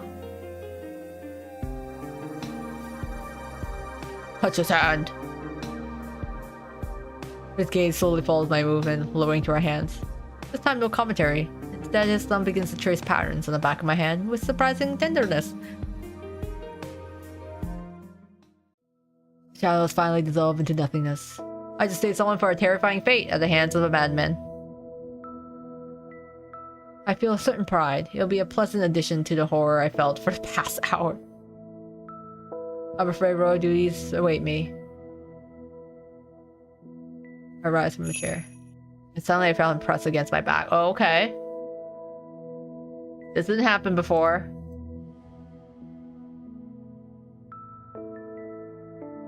One of his hands grips me just above the crook of my elbow, while the other gently rests under my chin, tilting my head back until my ears is a couple of centimeters from his lips. But don't think for a second that this is goodbye. It was merely an overture. His voice, usually so mocking and calm, now sounds eerily sinister. Old thumb lightly strokes the line on my jaw. I try to suppress a shiver. You were a very interesting, incredibly curious guest. Possibly the most curious one I've had in centuries. And I've found that I don't want our acquaintance to end here. It's terribly unfair that you've learned a couple of my secrets and revealed so few of yours, isn't it? I can't tell whether he's flirting or threatening. Both, perhaps? No, yeah, both. Both. A bird trapped in a cage of bills, failures, and endless anxiety. How high could you fly once the cage is opened? Your shift will end, the sun will rise, and you'll want to head home. Perhaps on something more elegant than a bus. Maybe in a carriage of polished bones. Oh, how lovely. We will meet again very, very soon. And next time, I won't let you go so quickly. Oh my. Excuse my eyes shut. Like, was that an invitation or a threat?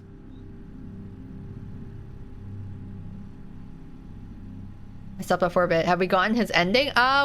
So for K Dayren, we got a little extra scene with him because I guess I picked more the correct options, but we're still. Problem is, he was the first guy, so I think I have to skip through everyone to get the CD epilogue. The first time we did technically survive because we bored him. Yeah, we survived, but he wasn't really interested in us.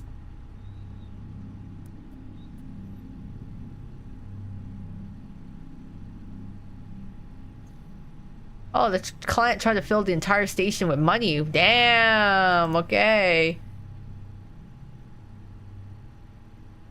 So, apparently he really likes us and he tried to give us lots of money.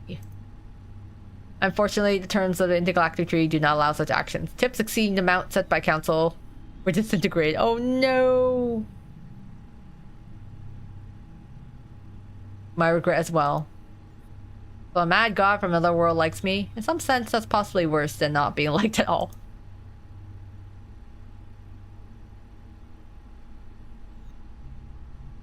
Cool. The tactic of a jesting carefree organism is clearly paying off. Goodbye, Mr. Manager.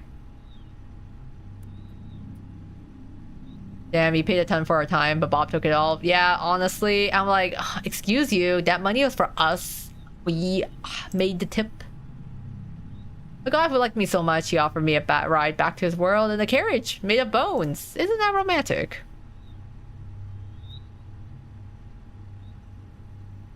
Turn him to takoyaki. Yeah, we're gonna make some barbecue out, Bob.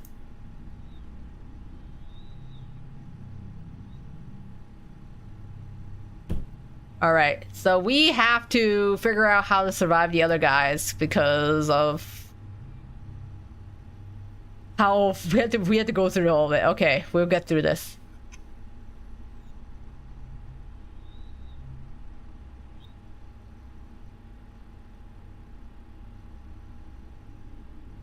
What, can we actually die?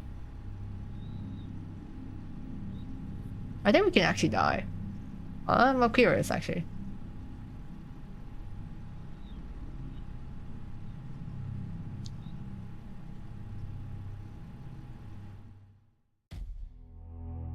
Gotta go find the damn blood.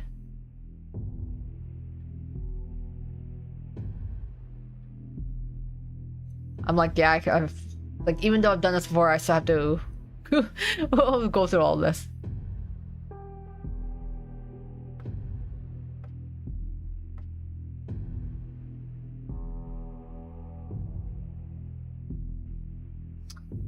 Let's do the tuberculosis. Keep alcohol.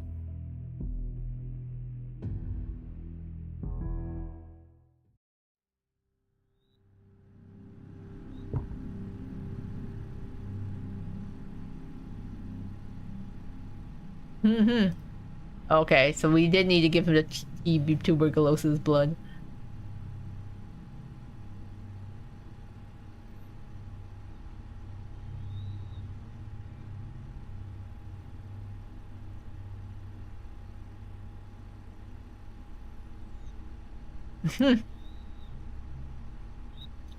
Wait, what do you pick? I saw hearts for David. Oh yeah, I gave him basically the alcoholic tuberculosis blood, basically. Yeah, he liked that one, but not the guy who washed up dreams. So he wasn't into, or maybe, I don't know. He liked the alcohol, basically.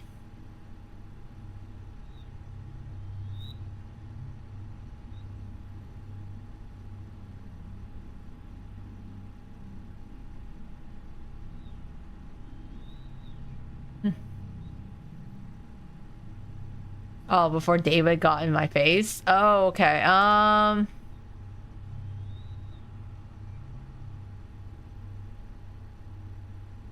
Let me go back and remember.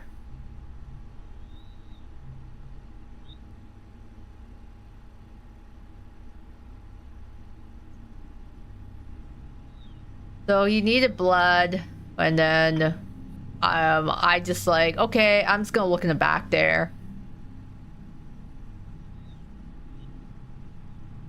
I think he just liked the fact that I'm like, okay, I'm just gonna go look for blood now, I'm not gonna question it. And then we found the actual liquid. Then he basically drinks the whole thing. And it was the best thing he ever drank. And then I basically said nothing, and then he was like, cool, they found human blood, good job. So at one point I literally said nothing and it raised hearts for him.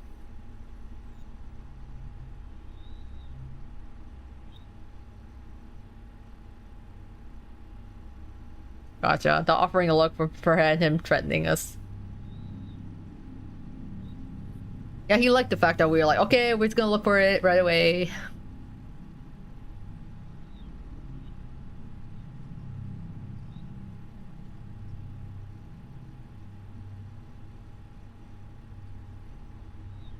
Not food, I'm not for sale.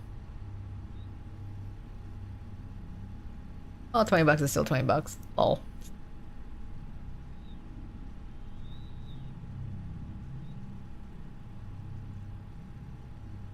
Sure, let's go heal him again. We'll go through the whole song and dance.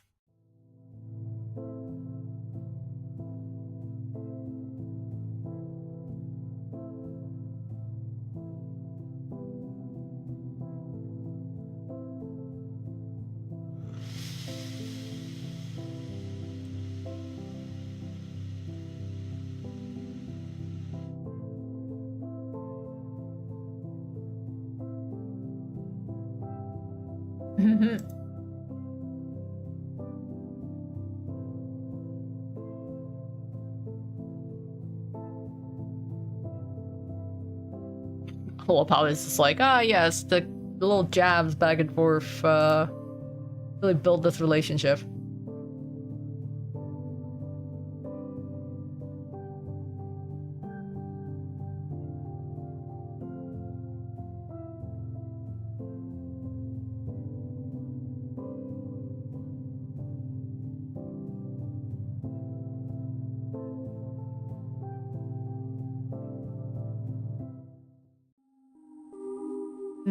Let's see. We decided to eat meat after all. Can't do anything else. Vampire Hotel. Yes, you know the Hotel Transylvania. You've not heard of it.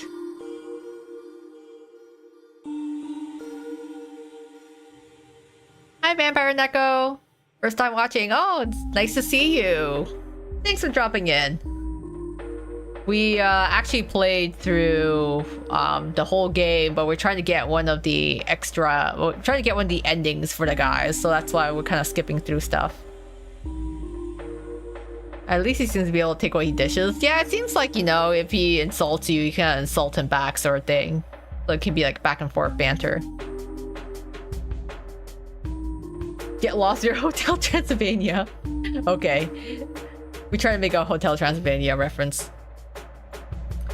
But yeah, so we're kind of skipping through a lot of dialogue because we did go through most of it already. I'm like, man, David's got so much dialogue and like different options. But I'm just gonna skip because we want Darren's ending.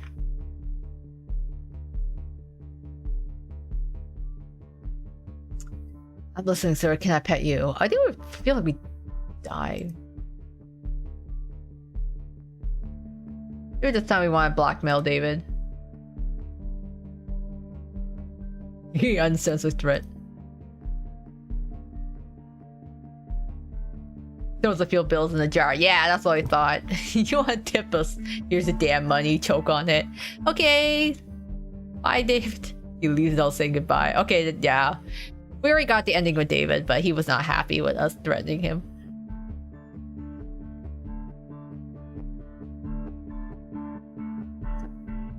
Will his fragile ego survive this blow? Oh well. Never satisfied customer. Okay. Oh yeah, then we're on to the last guy.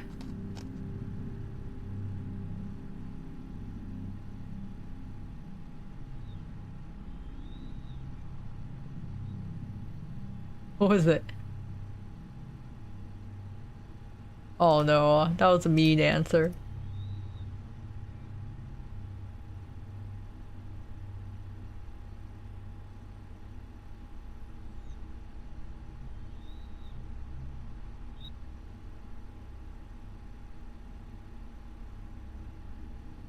Fire story. I wonder how you react to agreeing to be a vampire. Seems you like you being strong-willed. Yeah, I guess blackmailing did kill the romance over there. But it's okay. Well, this time we don't need David's ending. We're just going to see Darren's ending. But I guess he likes to have a little. I guess he doesn't really want a doormat. He wants someone who can like bite back. Are you a VTuber? Because he's like one. Yes, I am. I am a VTuber. This is me. I'm Koa Miyo. I'm a VTuber. I play basically. I do let's plays of a lot of like Twisted Wonderland, a lot of mobile games and visual novels, dating sims, some casual cozy games, and also horror games as well. And I also do voice acting and singing on my other channel. That's a little introduction of me. Wait, I feel like I can't be mean to Victor. Because he was such a sweetheart. I don't want to be mean to him.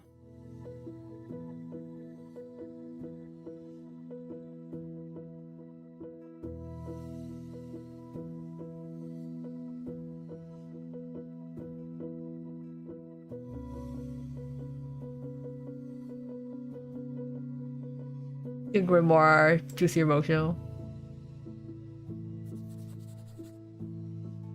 And no Victor. I do not want him drawing soy jacks in here. This vessel wants stable mental health this time.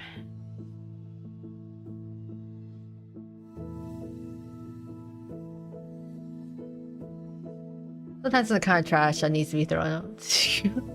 Oh. Yeah, then you are like Sen. Second or third VTuber I'm following. Oh, okay, cool. Yeah, I know. There's like a couple. I mean, there's quite a lot of YouTubers that are also like VTubers as well. I actually started off as like a VTuber when I created this channel, but I see myself more of a like a general YouTuber. I just use a VTuber model. I'm like, what kind of games are you into? I'm curious. Or any types of content that you enjoy watching particularly. Oh yeah, we read this book. You, Vector, I don't want to be mean to you. Oh, no, but this time I want to talk about the Silent Hill soundtrack. You really want to talk about Akira Yamaoka's industrial soundscapes? Yes. How they create an all-encompassing sense of psychological horror that reflect the protagonist's inner turmoil? Yes! Silent Hill soundtrack, really good stuff. Use of trip-hop and Element Silent 3. Oh, I'm not familiar with too much with Silent Hill 3. To be honest, I only really know Silent Hill 2 and Silent Hill F. Oh yeah, Vampire Neko. It's out of curiosity, you know.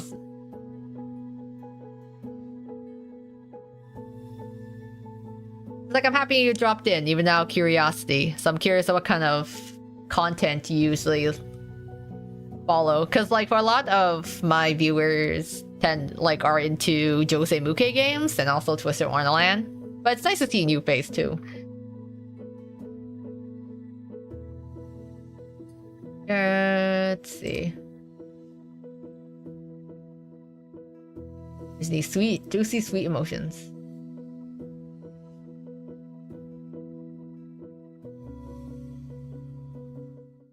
I'll skip that.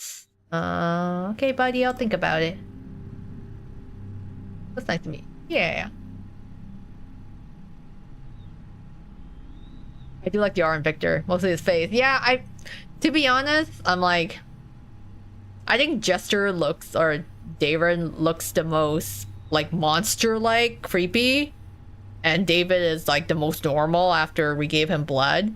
But Victor, I like Victor. Like, in terms of appearance-wise, he looks good.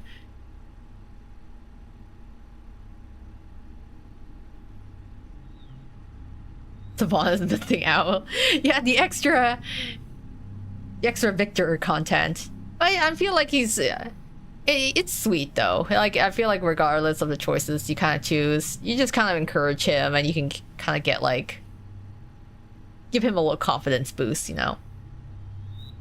That's a good question, because my things are all over the place and what I like, which is normal for a person. I think a lot of people have multi-interest things, essentially, because I like mobile games and gacha and otome games and like handsome anime men, which is why I'm playing games like this.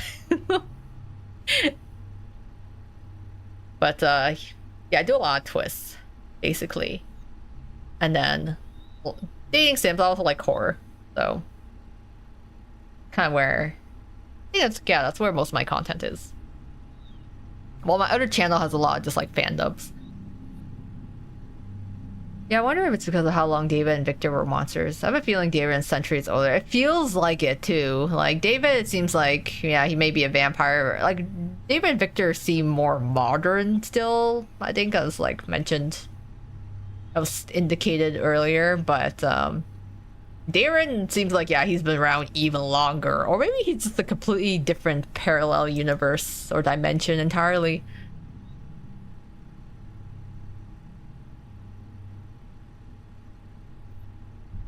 Yeah. Alright, it's my shift, so...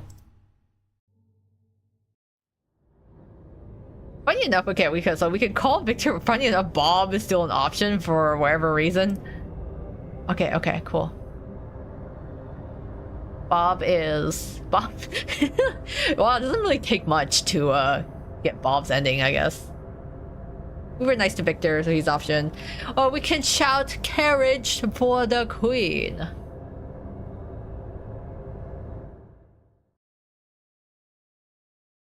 I know Saban stepped out for a bit. Saban, if you're still there, we are going go now to the end. Oh, Darren's route. Oh, we are queen now. Yeah, we're the queen of this gas station.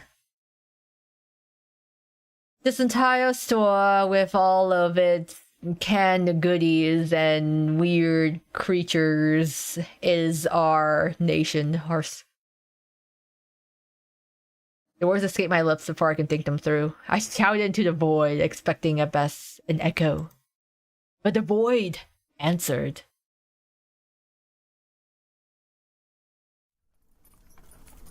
From around the corner, with a quiet clatter of hooves on asphalt, it appeared. A carriage crafted from bones polished to a shine, drawn by a pair of horses woven from pure shadows. The carriage door swung open by itself, inviting me inside. How mysterious. I stepped over the threshold and the world spun into a kaleidoscope of mad colors and sentient frogs. When the whirlwind subsided, I felt myself falling, but instead of a hard landing, I found myself in someone's embrace. Oh, wow. Okay. This is his face? I just realized I was like a little confused for a moment because I realized that we never actually saw him outside of his jester outfit, so his actual hair and stuff took me by surprise. He looks good. Yeah, he cleaned up nicely. Oh, he looks good without the extra face makeup and the jester outfit. I also like MC's outfit too. You know, I kind of like her. She's got a nice dress with her hair done up nicely. I knew you would come, my dear. Darren's voice was velvety and sly. I looked down and realized that my t-shirt and jeans had been replaced by some elegant attire. How old-fashioned of him. It's like we're starring in our own romantasy novel.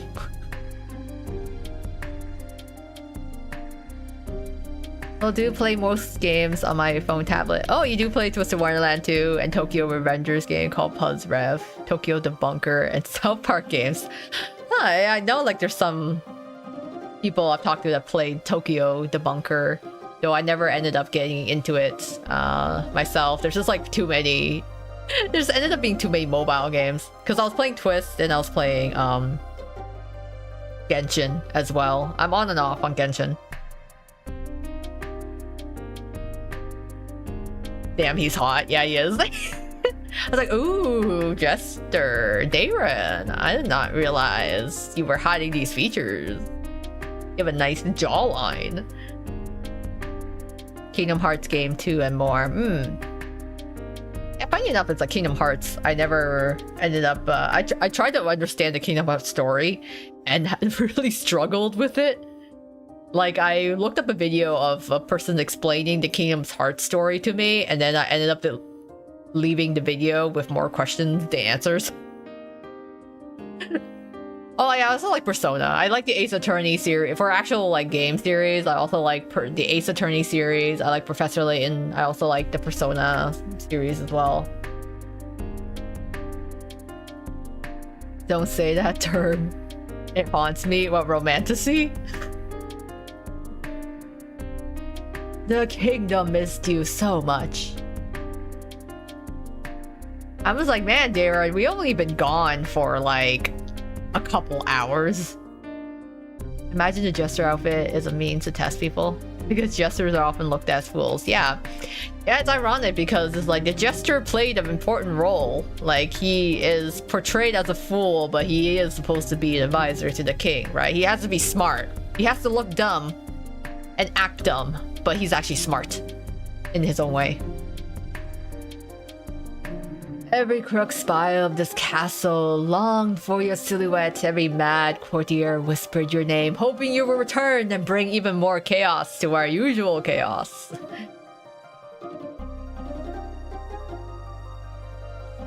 He looked into my eyes, and his gaze was a mix of madness, adoration, and a promise of the most unpredictable eternity. Everything. I will give you everything. How about a pet? I can bring you the most beautiful griffin. Or better yet, two, so they won't be bored when I take you for rides around our lands. If one moon bores you, we'll have three. Or I could get a few garden gnomes. And, I'm getting ahead of myself. Let it be a surprise. He pulls me closer by the waist. His lips almost touch the shell of my ear as he speaks the next words. You will never be sad again. From this moment, sadness for you is just a word in a foreign language, my dear. My queen. And all it took was one night shift at the gas station. Damn! Only things are so easy, eh? It's so funny because it's like, yes, he literally came into the gas station, chatted us up, and then I guess we had a very nice date, and he just fell head over heels for us and whisked us away in his bone carriage into the whatever realm of madness where we can now roll over as royalty.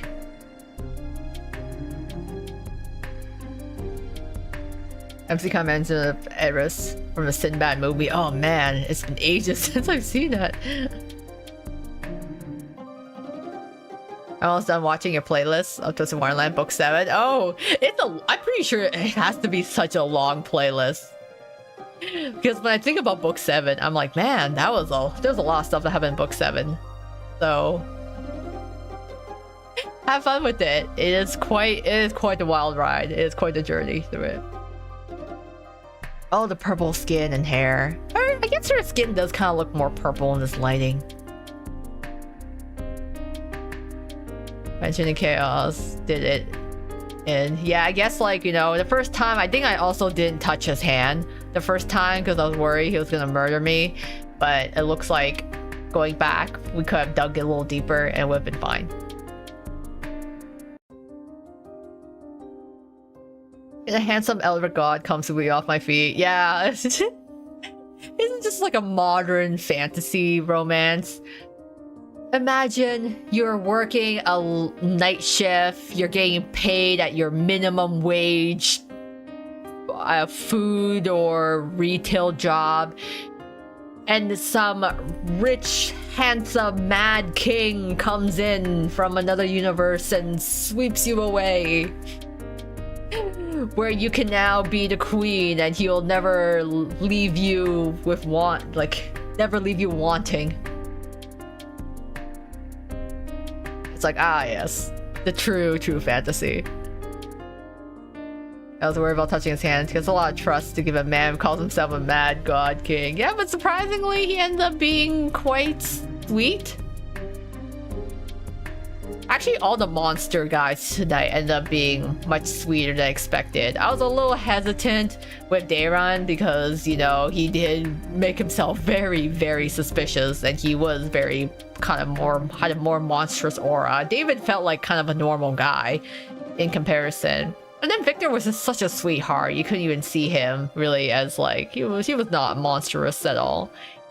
He was just a sweetheart. So really, I feel like out of all the guys, Dayron was the most kind of monstrous. But then he was like, oh, this ending was very sweet of him. And we were kind of hesitant, we didn't know whether to trust him. But then, oh look, I guess when we do trust him, we can become literally the queen.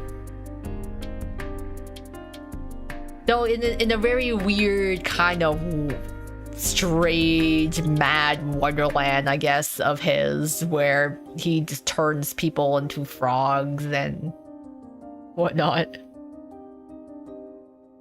At least the I guess we didn't turn the witch lady into a hat this time, so she's free somewhere. As long as we keep him like entertained, I suppose. As long as we never become boring, then we can live our lives like this. Yeah, oh, just one night at the gas station.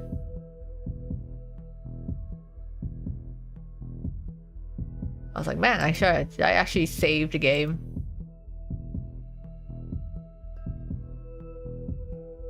Yeah, okay, I did save it just before. So I could go back to it anytime. She's free to never learn her lesson. And so she's free entertainment, yeah. I mean, when he has his own weird wonderland, right? There's gotta be like weird crap that's like in this world that she's gonna discover, but then, you know, MC is just kind of rolls the punches and has her own element of chaos. So I'm sure, you know, they're basically gonna match each other's freak. So good for them. They're matching each other's freak now. I have a question. Why does Sebek always say human when he's half human himself? I think he just doesn't address that part of him. I think he's embarrassed to be half human, so he thinks of himself as like Fae and kind of calls other humans. I think he's like, he just doesn't want to address the human side, like the human blood side of him, I suppose.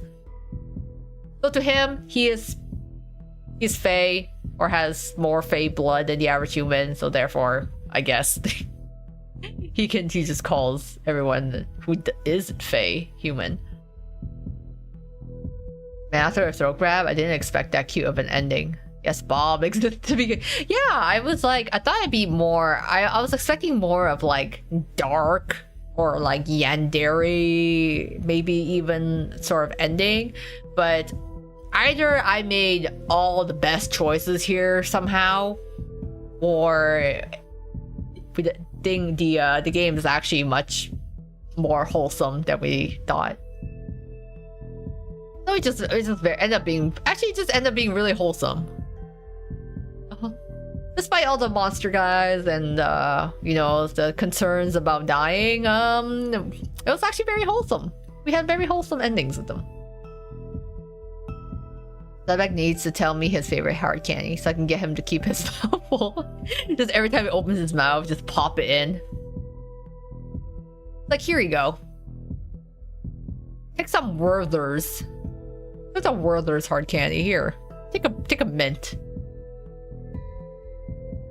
Yeah, Sebek's grandpa hates humans, so he kind of rejects that part himself.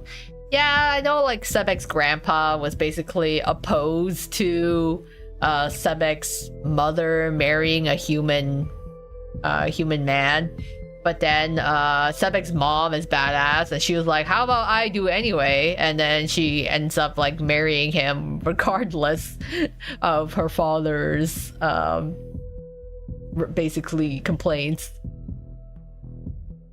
And I know like Sebek respects his grandpa quite a bit, spends a lot of time with him, so I guess he's probably picked up on his grandfather's views and tendencies. But I still really want to meet Sebek's parents. I'm really curious on what his family is like, especially when his father is just some normal human dentist living in Briar Valley. Like, he's just hanging there, especially when Briar Valley is full of Fae and magic. Here he is, some like magicless human hanging out in Briar Valley with his like big Fae wife and their 3 children. Because I also curious, like, yeah, Sebek's dad. Because Sebek's dad, I'm like, you know what? Props to him. He probably faced a lot of obstacles on the way, but he still ended up having a very happy family.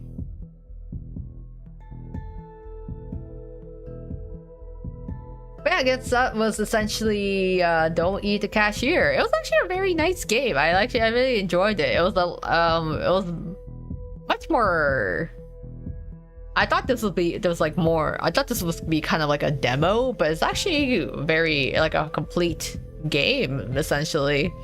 I don't know if they're going to add any additional content to it, but apparently there are 9 endings apparently. So I did not, I feel like I caught like this more wholesome endings, but apparently there are actually 9 endings. So we got 3 monsters, 9 endings. And I'm like, oh, I don't even know how to get the other endings. I'm just more happy that like I actually just got a proper ending. So now I'm like curious. I'm like, oh, what are the other endings going to be? But it was a fun game. It was very charming. It was very sweet. I really enjoyed the art and all the characters, and like it was surprisingly robust like choice options and dialogue. Like there was usually it's like, oh yeah, you pick, you know, 1 dialogue out of 3, but we got like a long list of dialogue. Like a lot of it, so it was nice. I'm trying to see though if there's actually any other additional details on it.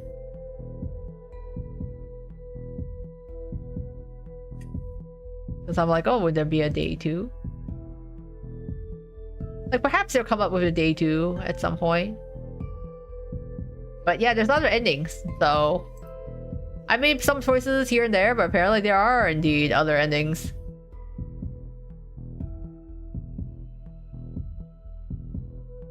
I have to wonder how that's working out for them, how Faye aged. I wonder if father passed away from old age before his kids fully reach adulthood. I think it's very sad, but also very... I think that is very likely. Because, like... yeah, considering the dad is fully human, it might be very possible that the dad passed away before his wife and kids do. I assume we all got some good ending. Hi, welcome back, Savon. Yeah, we got I feel like we got actually good endings. So I don't know what the other endings are like, if there are like other alternate endings, or if the bad endings are all yandere. That'd be interesting too. Parents I want to see more as the Shroud brothers because I want to see them without their helmets. Oh yeah, I want to see a face reveal Shroud parents when.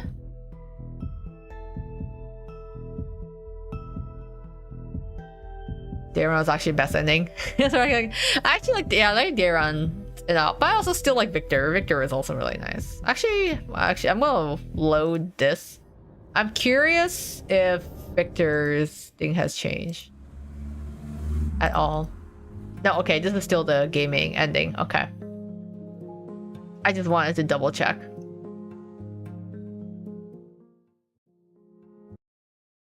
Oh, I can actually go backwards.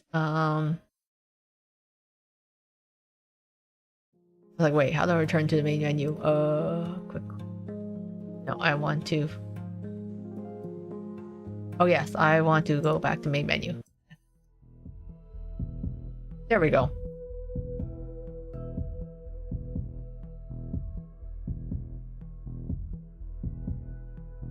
You go get the OB animations on EN this year. Oh right, I almost forgot about them. I guess like maybe with the, yeah, it makes sense to implement them in the anniversary update, but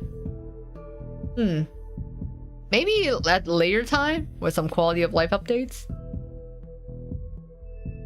Victor is cute too though. David's probably my second, third pick. Bob is not even a ranking, Lord save me. I don't know anyone who would have Bob in a ranking. I feel like he was kind of like a joke ending, but it was kind of funny. It was actually pretty funny to have Bob as the ending, even though I'm like, that was kind of disturbing, kind of, yeah, just cursed.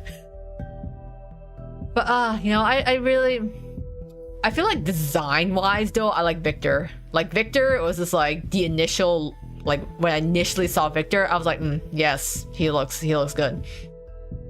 So I would say like Victor, and then I like Daron, and then David would be like third. Yeah, Bob's not on the list.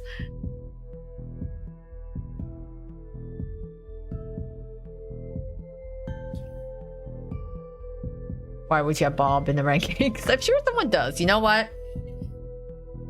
To be fair, all of the guys, even though they are monster guys or wherever, they're all fairly humanoid, right? Like David just looks like a human. Victor has humanoid qualities, even though he is also an incubus. And then Dayron, I mean, aside from, yeah, like he's still human features, and then especially at the ending there, you know, he just looks like a human. So at least what I can vouch for Bob is at least he is like full monster, you know. We're instead of like going with humanoid, he's for the real like monster lovers out there, the real monster fuckers who are like, forget the humanoids, I just want like pure monster qualities. I'm like, you know what, Bob's your guy, go for him. You want tentacles, you want nothing but tentacles, just go for Bob. I'll give Bob that much at the very least. Because that's my complaint. Funny enough, that is my complaint with, like, you know how there's so many monster girls out there? Like, I feel like the amount of monster girls that exist outnumber the amount of monster guys. But the monster girls that exist out there, they all feel kind of like... It almost feels like they're like cheating, you know? It's cheaping out, essentially. Because...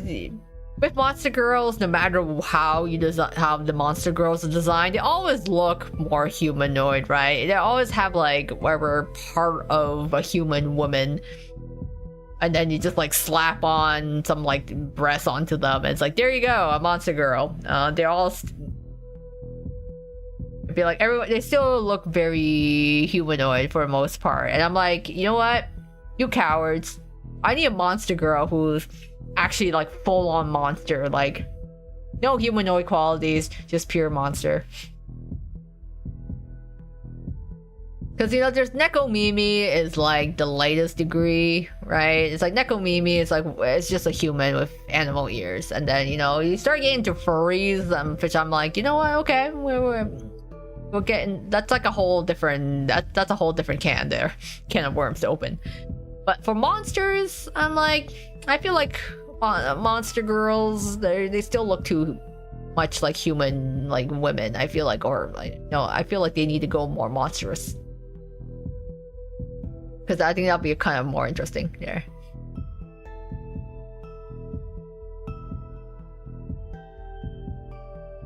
Their designs remind me of a group called Daft Punk. Yeah.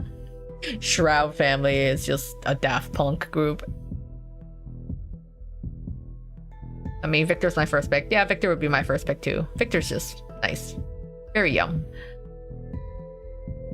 Dayron and Victor may tie for me, with Dayron being close to number 1. David's number 2 dead. Yeah, I feel like for me, it's definitely like Victor or Dayron, and then you know, David after. David is like, he's not really the type I'm interested in, but he kind of did warm up to him in the very short time we had with him. So I'm like, you know what? Yeah, he's not bad. Considering the monster girl concept, it's around since ancient Greece. Yeah, it was like Medusa, dude. It's like Medusa's a monster woman, but again, she's got, aside from the snakes in her hair, she's basically just like humanoid. I wonder if the visible coworker is an option. Yeah, I've never even seen our coworker. They only were mentioned in passing. I was like, it makes me think, I'm like, has there ever been a dating sim where like an invisible man or woman was the option? Because I'm like, how would that go? Are you just like talking to like thin air with the sprite? Maybe like that they're wearing clothes or just floating? I'm curious about that. I'm like, I don't think I've ever seen an invisible man. I've seen like headless, like someone who was headless, but not like a option that was, you know, completely invisible.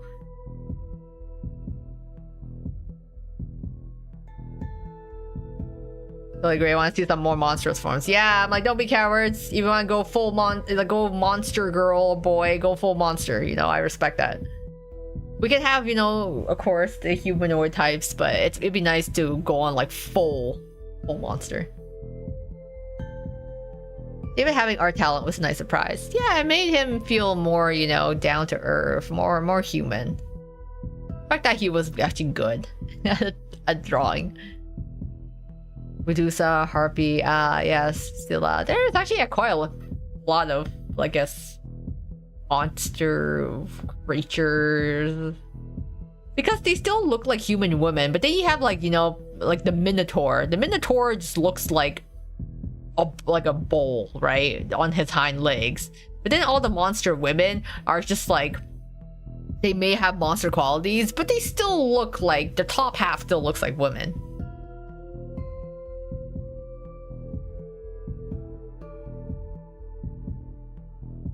Oh my goodness, I hope he's wearing clothes. It's just, when you think about it, you know, if you were an invisible person, would you even bother wearing clothes? I feel like you just wear clothes because you don't want people bumping into you, so you want a way for people to realize you're there, but they can't see you, so you gotta wear something to make it seem like you're there. But otherwise, I'm like, if you're invisible and you're in your own house, I don't like, you wouldn't wear clothes. I would think. I think you just like wear clothes just to state your presence in like society.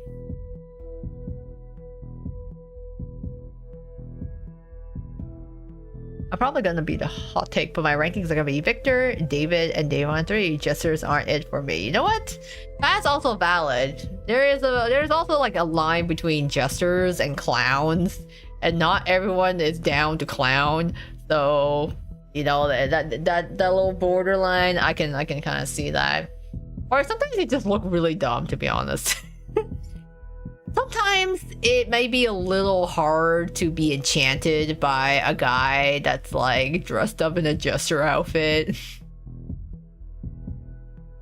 just a bit, you know. Clothes do make the man sometimes. If he's not wearing the most flattering outfit that you find appealing, it may be downside to it.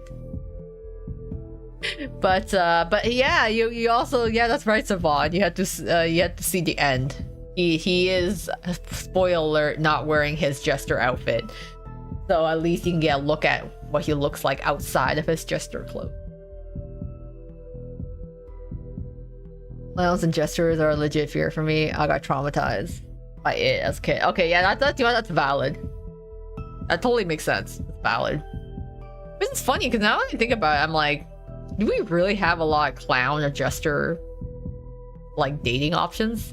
There's actually I think there is another dating sim on itch.io called like Trapped with Jester or something. So there is an actual other game that like has one love interest that is a jester. But aside from that, I actually don't really see it happen in like other works where, whether like dating sim or even like romance novels, like the jester is never a love option. So I mean, then again, I'm like, I'm not really surprised. I don't think many people are like, you know, clamoring over each other to get a taste of like love story of just like main heroine ex jester. But that Freak Circus or something game has jesters. I think they're meant to be clowns, but they're jester outfits. Oh, but they're yandere. Okay.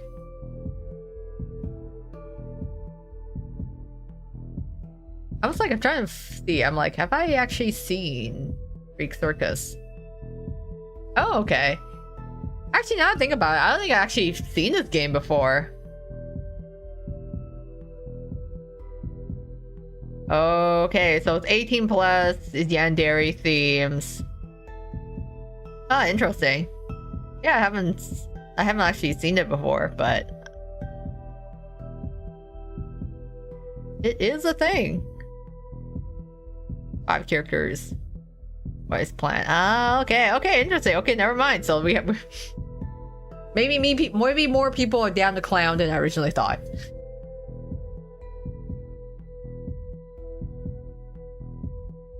And they're clowns. No, that's a no for me. No. I'm okay. There's I'm not surprised. There's probably like a section of the internet, whether on like AO3 or hidden, tucked away somewhere on Tumblr or wherever, who are into like Pennywise from like it. I'm sure it's out there.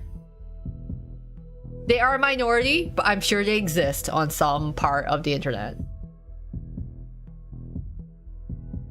Yeah, don't look far into it. My feed sometimes picking up fan art though. Oh, okay. Safe for work. Fan art, thankfully.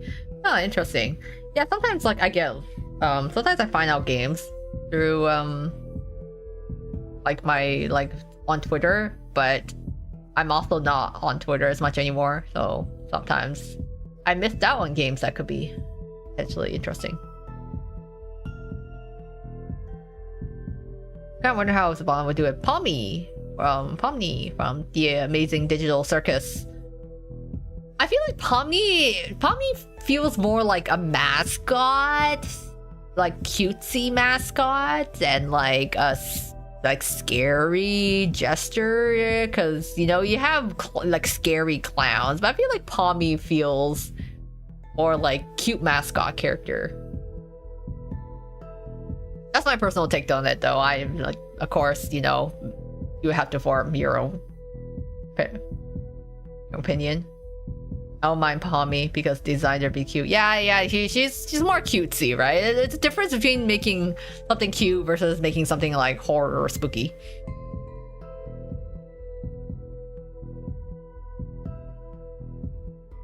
People have the hots for Pennywise. I'm saying they have to exist. They have to exist somewhere. Like,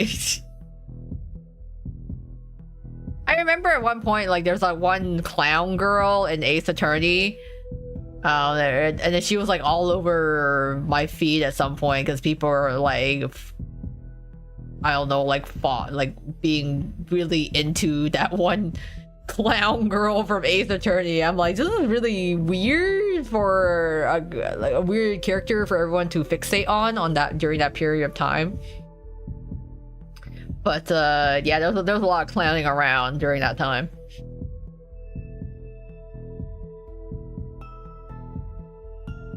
Pennywise isn't even truly a clown. He's a massive spider, so I do raise an eyebrow to them. I mean, well, you kind of every promotional material and clip you kind of see of Pennywise, though he's in his like his whatever bipedal form. So I would say not many people know or think of Pennywise as a spider when they recall him.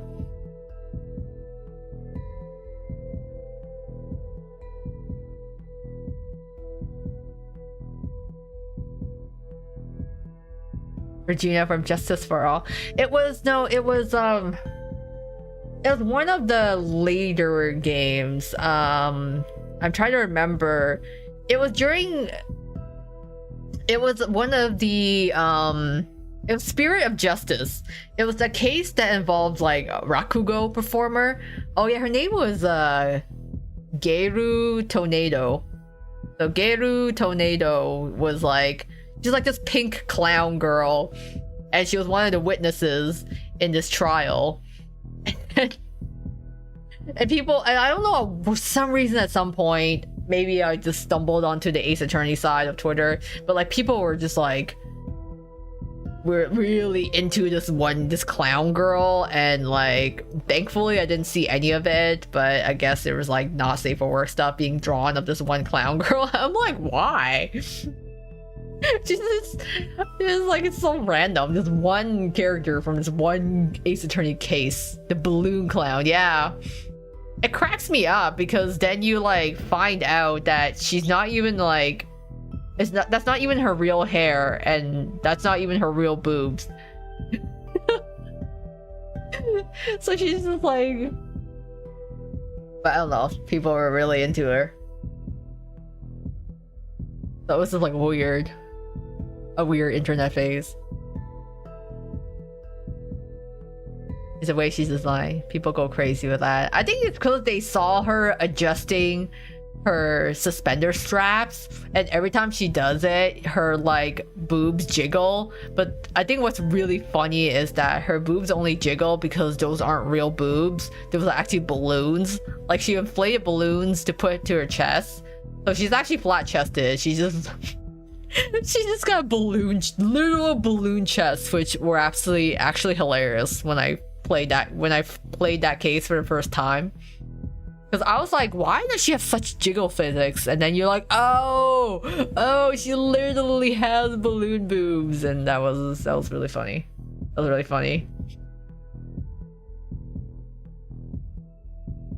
Oh, she's the one where the balloons pop one at a time. Yeah, because at one point she like pulls her suspenders too hard and she like literally pops the balloon on her chest. So that was really funny. Like they were just fake all along. Oh, have you all heard or watched Welcome to Derry? I have actually heard of it. I haven't actually watched it. I know there's like I have like seen like kind of images of it, but I haven't actually seen the actual show. This is a show, right? This is the It, like the It Welcome to Derry, like TV series, right? So yeah, I may have seen it, but I haven't. I'm actually not too familiar. Like I haven't actually sat down and watched this TV series. For some reason, my first thought was actually the Derry Girls. I'm like, wait, no, this is not the Derry Girls. This is Welcome to Derry, which is different. But though I haven't actually seen it. So, I mean, like, I don't watch actually that many TV series in general right now. I'm watching season 2 of Fallout. So I finished watching season 1 of Fallout, and then I'm currently following season 2 that came out like this year so far. Season 2 of Fallout, and then occasional Netflix dramas. I'm watching 1K drama right now, and then like whatever miscellaneous seasonal animes. Welcome to Derry is 8 episodes. Okay, that's not like too bad. Especially if like, you know, for episodes are like an hour long. But yeah, I kind of forgot about it. I guess it came out last year. I haven't really watched it. I feel like I may have seen it. It's like I have poor memory. I'm like, I feel like I've seen it movie, but at the same time I vaguely remember it. It's like I'm like trying to recall, and it's not pulling up. Maybe live action shows, sorry, are too campy or too depressing for me. I'm trying to think of like, yeah, because I think I've watched a lot of like live action shows. So I'm like trying to think of how like are there actually positive live action shows? I don't know. I watch a lot of like, when I think about the live action shows I watch, I'm like they're usually like suspense or like kind of more dark, I guess. Because I did watch Squid Games. Unless you're into K-dramas, if you don't mind like watching K-dramas for like fluffy romance, then that's like not depressing. But then that falls into maybe more campy. Season 2 and 3 Welcome to Derry is coming, but I don't know when they'll come out. Oh wow, okay, so they're gonna be like doing more seasons. I don't really watch live action. I think it's because I see enough people on my job. I can't relax to live action shows. You're like, I gotta watch more people now.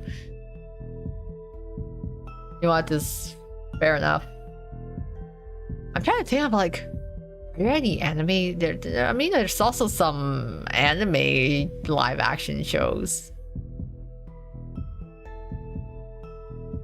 If you used to watch anything Stephen King or any of the Conjuring movies. I feel like I'm kind of behind actually on a lot of the horror movies or horror films, especially. Oh my god, what was the last movie I watched in theaters? I'm blanking. I think it was Demon Slayer. I feel like a lot of the movies I watch end up being like anime movies. Oh yeah, I watched Chainsaw Man and I watched Demon Slayer. Those are like the last movies I watched in theaters.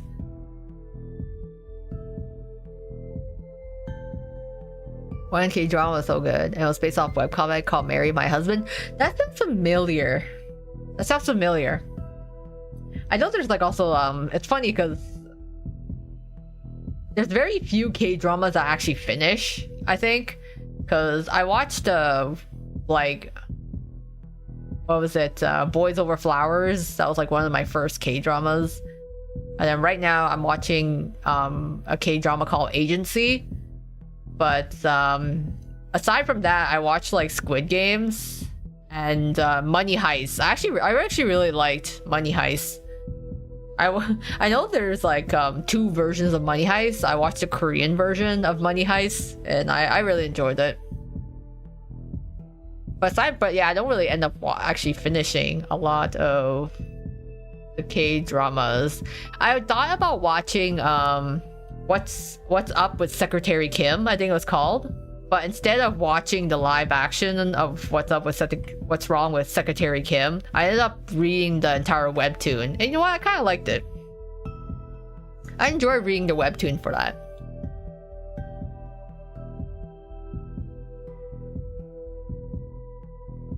Him helping to ruin clowns and do him favors. Yeah, it's like at what point did, you know, clowns are supposed to, you know, be like, yeah, bring the kids parties, be happy, they're fun, they're at the circus, you know, they're supposed to be little playful lads, and then became, I don't know, at some point just also scary clowns at some point.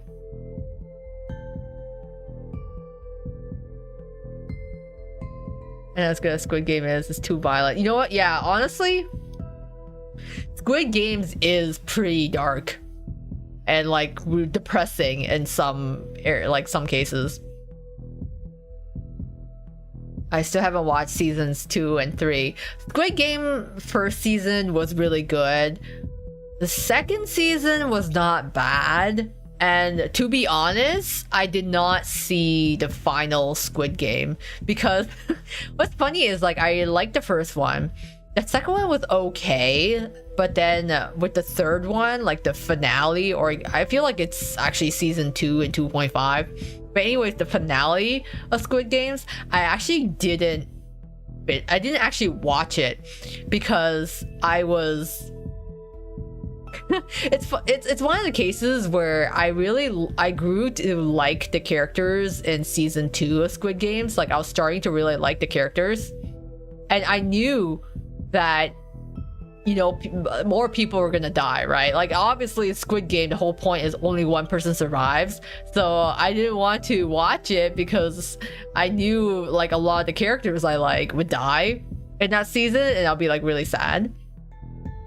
And also because I have a very strong feeling I won't actually like the ending to Squid Game, so I didn't end up finishing it because I feel like I was gonna dislike the ending of it. So it's been kept untainted in my mind for the time being until, you know, I actually decide to sit down and watch the rest of it. But it is, yeah, kind of on the more sad, like depressing side. There was a case in the 80s where a serial killer, young boy, is dressed as a clown. Oh, okay. I think King took inspiration from that. I blame Ed Gein for revealing clowns, but I guess Stephen King didn't help. Yeah, you know, it's like, well, we got clowns are supposed to be joyful, right? So I don't know, maybe at some point they'll make clowns that will, you know, decide to abandon the whole scary clown thing and just go for happy guys, happy little lads.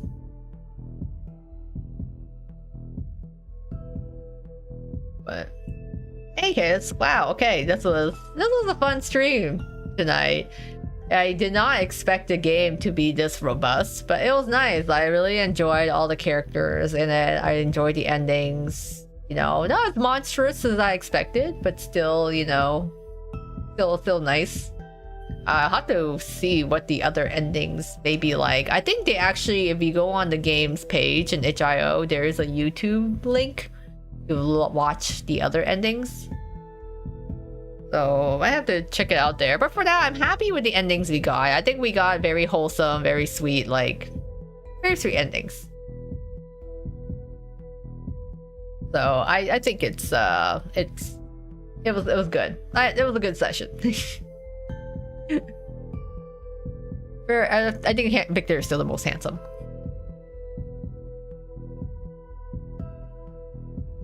As a werewolf serial killer, what do you think of John Wayne Gracie? He was a killer. Oh, okay.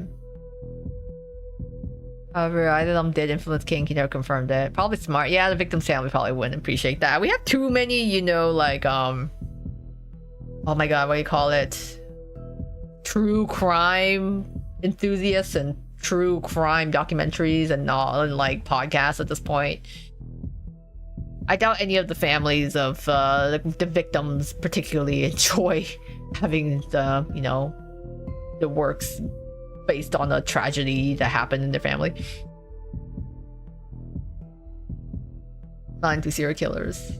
Serial killers are the worst. Yeah, it's kind of freaky sometimes seeing all the documentaries out there. I feel like I know like true crime is like a big thing, and I occasionally watch like videos and stuff, or like documentaries on like the crime and stuff, but I don't know, I feel like I can't watch or listen to too much of it, otherwise it makes me paranoid.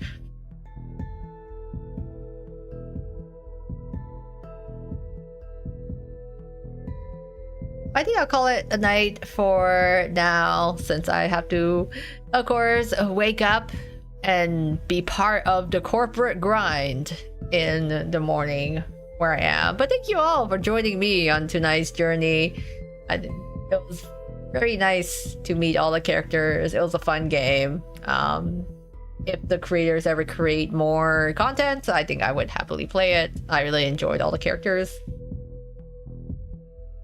And for the next stream, it'll be, I haven't set it up yet, but it's gonna be on Thursday. I'm planning on streaming basically the New Year's event for Twists on the EN server. So I've been like just keeping myself like from actually doing the events. So we'll go through the story for the New Year's.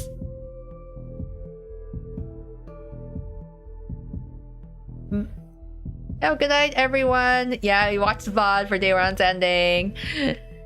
You look good in it. Her corporate grind. Yeah, corporate grind felt that. Yep. This is what we do. My PNG boys aren't gonna pay for themselves. Oshikatsu also costs money. So, gotta work to eat. Gotta work to pay for my 2D men. Yep, nighty night, everyone. Good night to you, Medic, Edo Girl, Savon. Thanks for joining in for the first time, Vampire Neko. Until then, I'll see you all on a Thursday, or wherever the next video stream is. Until then, this is Koa Miyo, clocking out for the night. Have a good night, everyone. Bye bye.